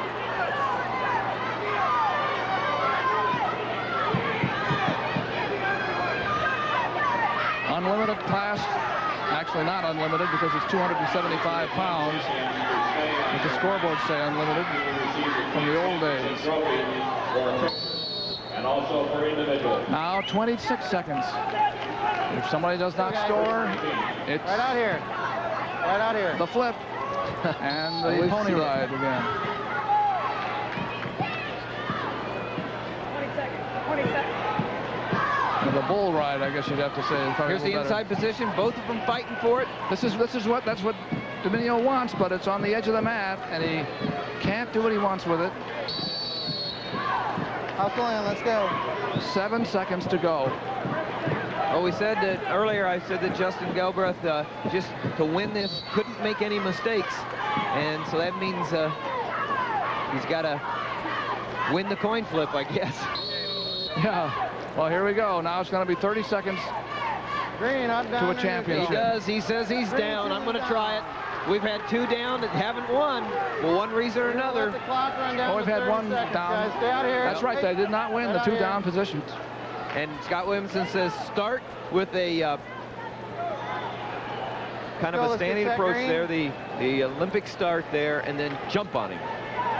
Don't get down on your knees and get rolled. Now, people are wondering, why is he going to do that? Yeah, because it's a lot safer than he doesn't want to get caught underneath him. Stay set. That's a caution. Now he goes after him. Caution, ho. Rick, I got a caution on green. Caution on green. Well, we've seen this come to haunt people. Uh-oh. He better just Stay set. get set here and come up on a tripod. There we go. Here we go. That was close. There's the tripod. He says he's just got to come up with hand control. He's got to come up to the tripod again. He's got to keep coming up. He's got to keep coming up. He's got to get hands. We're down to 15 seconds. We're halfway there. Got a stalemate. Let's go. Stalemate. 13 seconds to go in this second double overtime. Start. Come down easy. Now again, Benigno was very close to a caution that last time, but there he handled that one well. Here comes Galbraith. Here it comes up. Got to get the hands. 5 seconds. And Benigno is going to win this. 3 times tonight. We saw the top man win Top 3 man times. won all 3 times, various ways. How about it? Tony Benigno, state champion from Iowa City West, in the second overtime. Justin Galbraith of Waterloo West finishes second. Your leg bands? Well, that's the wrestling. We're going to have the awards now for 2 weight classes, and then we'll see the team champions crowned here in the 1996 state championship on Iowa Public Television. 189-pound awards, Coach Bill Plain of Columbus Junction, Columbus. 6th place, Wade Bucknell, Postville. 5th place, Travis Egley, Truro, I-35. 4th place, Brandon Blanchard, Dyke, New Hartford. 3rd place, Johnny Johnson, Logan Magnolia. Runner-up, Nick Weeks, Cedar Rapids, LaSalle. And the Class 1A 189-pound award champion from Columbus Junction, Jason Payne. Congratulations, Jason. Undefeated year. Let's hear from Dean Borg. Single A Unlimited, Luke Sampson dominated Kirk Lowenberg, and Luke Sampson is the champion, decisioning 7-3. Sampson from Story City, Roland. Dick? Well, in the big guys, at 275 pounds in 2A, Tom Van Dyke of Osceola Clark defeated Josh Lytle of Comanche. The margin of just 2-1, and 2 of those points came on stalling. They each got 1. The only difference, Tom Van Dyke was the winner, 2-1. Now back to 6th the place, award Brad stand. Hinton, Iowa Falls. 5th place, Ryan Campney, Emmitsburg. 4th place, Corey Mandernack, Cascade, Western Dubuque. 3rd place, Chris Haugen, Pleasantville, Melcher, Dallas. Runner-up, Matt Mann, Missouri Valley. And the 2A 189-pound champion from West Liberty, Chad Morrison. I have a feeling that's his brother. It's not Kurt Deemer. It's what a year, what a great champion, Chad Morrison. He looked really good at that 189 tonight. Here come the 3A 189ers up. The top 6. They started with 16 in the championship round, and 3A 189-pound awards. 6. Coach Ron Gray and West Des Moines Dowling. 6th place, Josh Sestak, Fort Dodge. 5th place, Scott Bender, Oskaloosa. 4th place, Luke Ganson, Dubuque Hempstead. 3rd place, Satori Snow, Cedar Rapids Prairie. Runner-up, Aaron Tecklenburg, Marshalltown. And the Class 3A 189-pound champion from West Des Moines Dowling, Micah Daggy. Ron Gray's loving it. 2 state champions. He got 2 state champions in the upper weights. Micah Daggy, 3A champion at 189. Well, we have still to crown the heavyweights, the 275ers. These are the way the 1A teams finished up. Oakland Riverside ran away with it. They had people up and down the line, tough all the way. Pretty well bunched after that. Columbus Junction, Highland Riverside, Kingsley Pearson. There's the second 5 in the first 10. Lisbon 9th. They used to be up at the top a lot. 39 points this time. That's the 1A. Let's go to the heavyweights now. 1A. Of Roland Story. 6th place, Nathan Mart, Terrell Lakeland. 5th place, Travis Henning, Monona, MFL Marmac. 4th place, Derek Miller, Sigourney. 3rd place, Adam Buckland, Colfax Mingo. Runner-up, Kurt Lowenberg, Pekin Packwood. And the Class 1A heavyweight champion from Story City, Roland Story, Luke Sampson.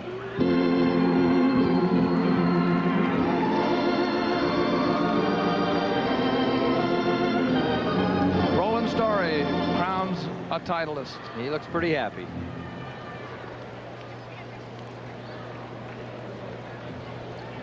Now we're going to look at the 2A standings. This is the way they finished tonight. Actually, that was pretty close, but Independence was ahead most of the way and held everybody else off. 86 points. Webster City, Wilton, West Liberty. That's the first 5. Gall of Osceola. In all those years, Larry Straw never 6th finished place, higher Ryan than 3rd Hancock, at Mount Pleasantville, Vernon, and there he is Dallas. 2nd for New Hampton. 5th place, Scott Eddy, Independence. 4th place, Andy Kelly, Knoxville.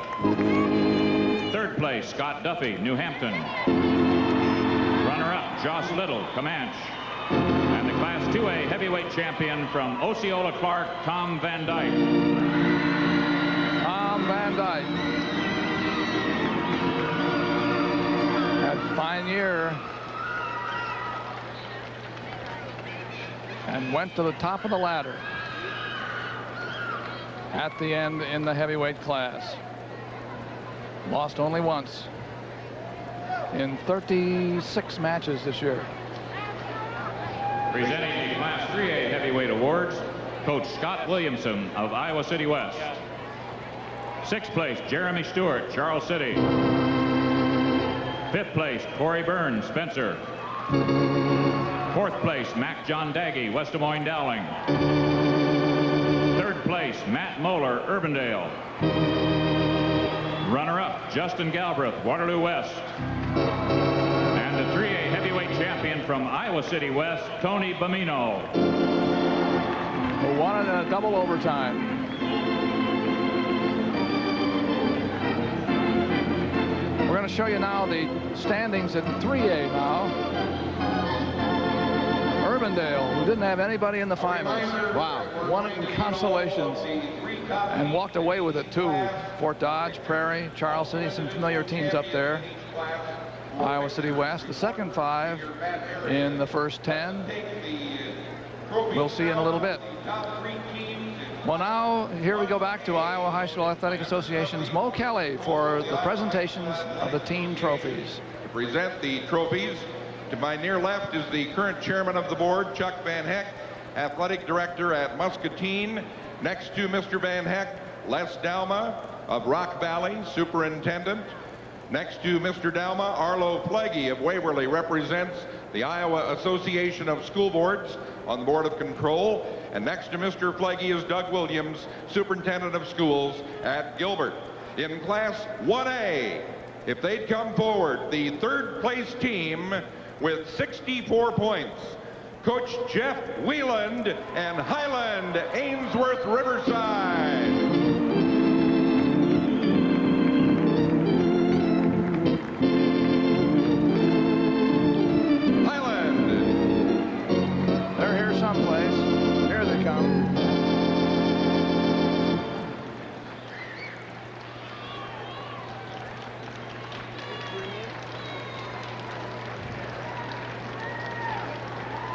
We saw Aaron Robertson win a title in the very first.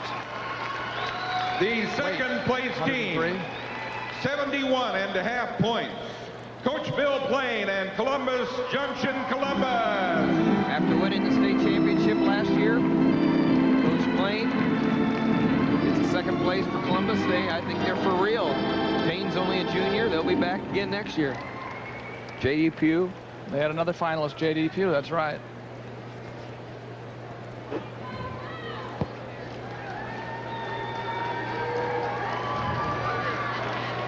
Columbus Junction. And the Class 1A champions, 99 points, Coach Mitch Anderson and Oakland Riverside.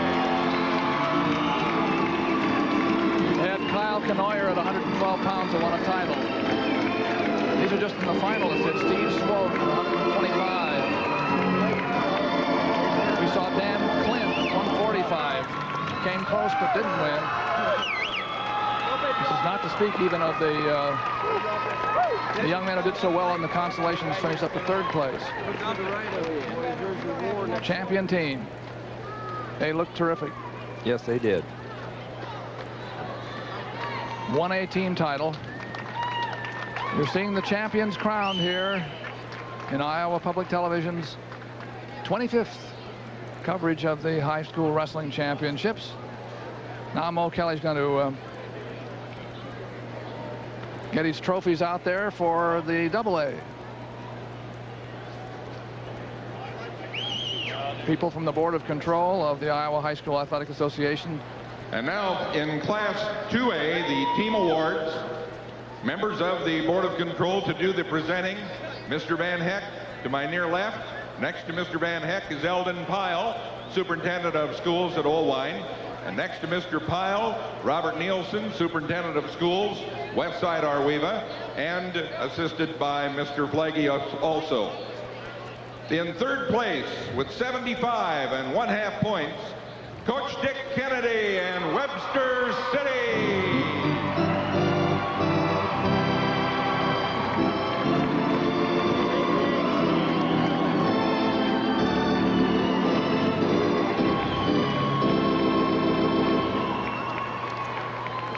Webster City had Jamie Taxted in there at 103 pounds. In the finals tonight, you saw Ben Scorpio. He lost to Doug Schwab. Class 2A, 81 points. Coach Larry Straw, New Hampton.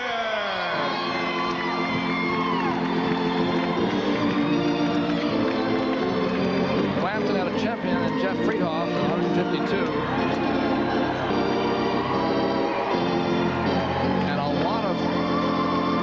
Consolation success. Came back for thirds and fourths and that sort of thing. And the Class 2A champion, 86 points, Coach Brett Adams and Independence.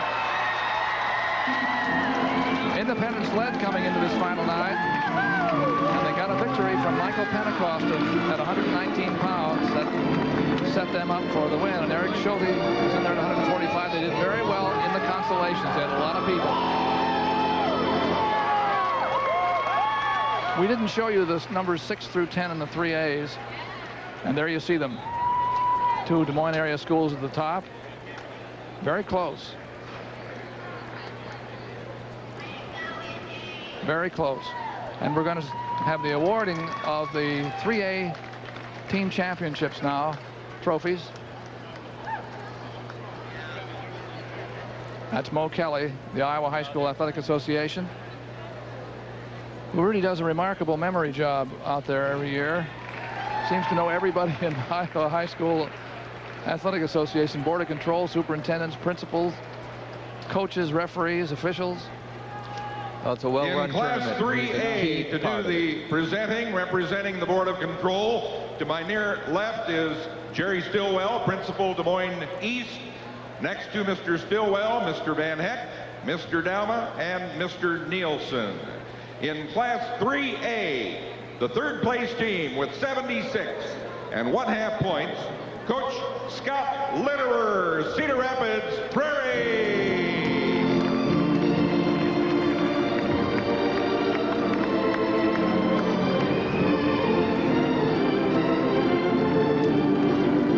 Cedar Rapids Prairie teams have made lots of trips up for trophies, so this is nothing new. Matt Pence won a title at 130. The runner-up team in Class 3A, 84 points, Coach Ed Birnbaum and Fort Dodge.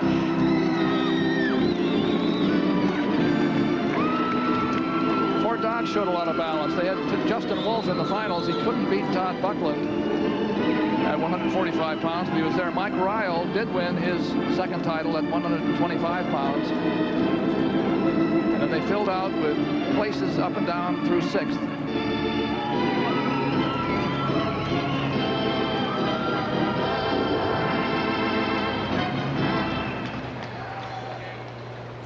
And our Class 3A champion, 98.5 points, Coach Westboom and Urbandale. Urbandale without even a finalist. Nobody made the first place match. Didn't see any of them tonight wrestle. But an awful lot of them were in the Grand March because they finished third through sixth. When you read the papers tomorrow, you'll notice how many of those Urbandale people gave great balance to that team. Some of them went home last night really feeling blue because they lost everything. Yeah, but they got the gumption back in today, and boy, they scored some points. I mean, like 45. 3 teams in each Those class. are the final team 1, 2, 3A teams champions. Oakland of Riverside, Riverside of Oakland, Independence, and Urbandale. In the 70th annual high school wrestling championships on Iowa Public Television. I thought it was a great one. I did too. You know, we saw a lot of good people, and we had a lot of good matches. There were 3 overtimes, at least, maybe 4. I've lost track now. And it was also a good night for a lot of competition. We saw some great 1A matches. You know? Since I got here yesterday, I thought that just the tournament was outstandingly run. A lot of fan support all the way, and then to have the finals as exciting as they were, you know, it was just great. It is, as it is every year. Well, we like to tell you that this is the 25th anniversary. Somebody about 25, 26 years ago had an idea that they wanted to broadcast wrestling on Iowa Public Television. It wasn't the easiest thing to come to a decision about, I'm sure. And then they made that same decision every year. And you and I come in to do these meets, so we can say we're working with people who know how to broadcast wrestling better than anybody in the world. That's exactly right. Iowa Public Television, that's not a joke. They shoot the sport. They have more knowledge about shooting the sport than anybody else in the whole world. So you make the same decision every year, and we hope to keep on making it for another 25 years. Go to another state, you aren't going to see it. The 70th annual high school wrestling championships, they're now history. There are some of the happy winners. We'll be back with some final comments in just a moment. Now stay tuned for our evening program schedule. First, it's 2 new episodes of the Red Green Show, followed by Red Dwarf. That's tonight on Iowa Public Television, a resource for Iowa's future. And as we leave you tonight, as advertised on Iowa Public Television's 25th anniversary coverage of high school wrestling, we'd like to salute the many individuals we've seen compete at this tournament over the years. Good night.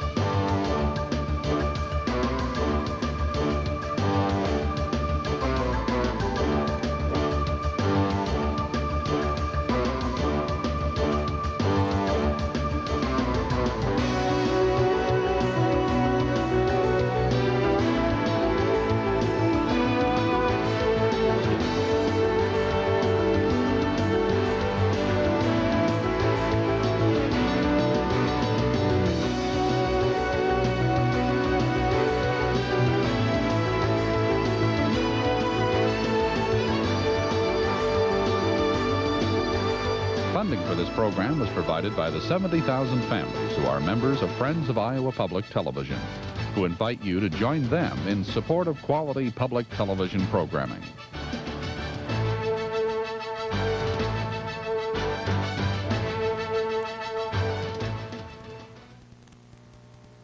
The 1996 High School Wrestling Championships are now available on video cassette by calling 1-800-444-IPTV. This double tape set, which lasts 4 hours, is available for $39.95 plus $4.50 shipping. To receive your copy of the 1996 High School Wrestling Championships, call 1-800-444-IPTV. Thank you. You are viewing Iowa Public Television, a resource for Iowa's future.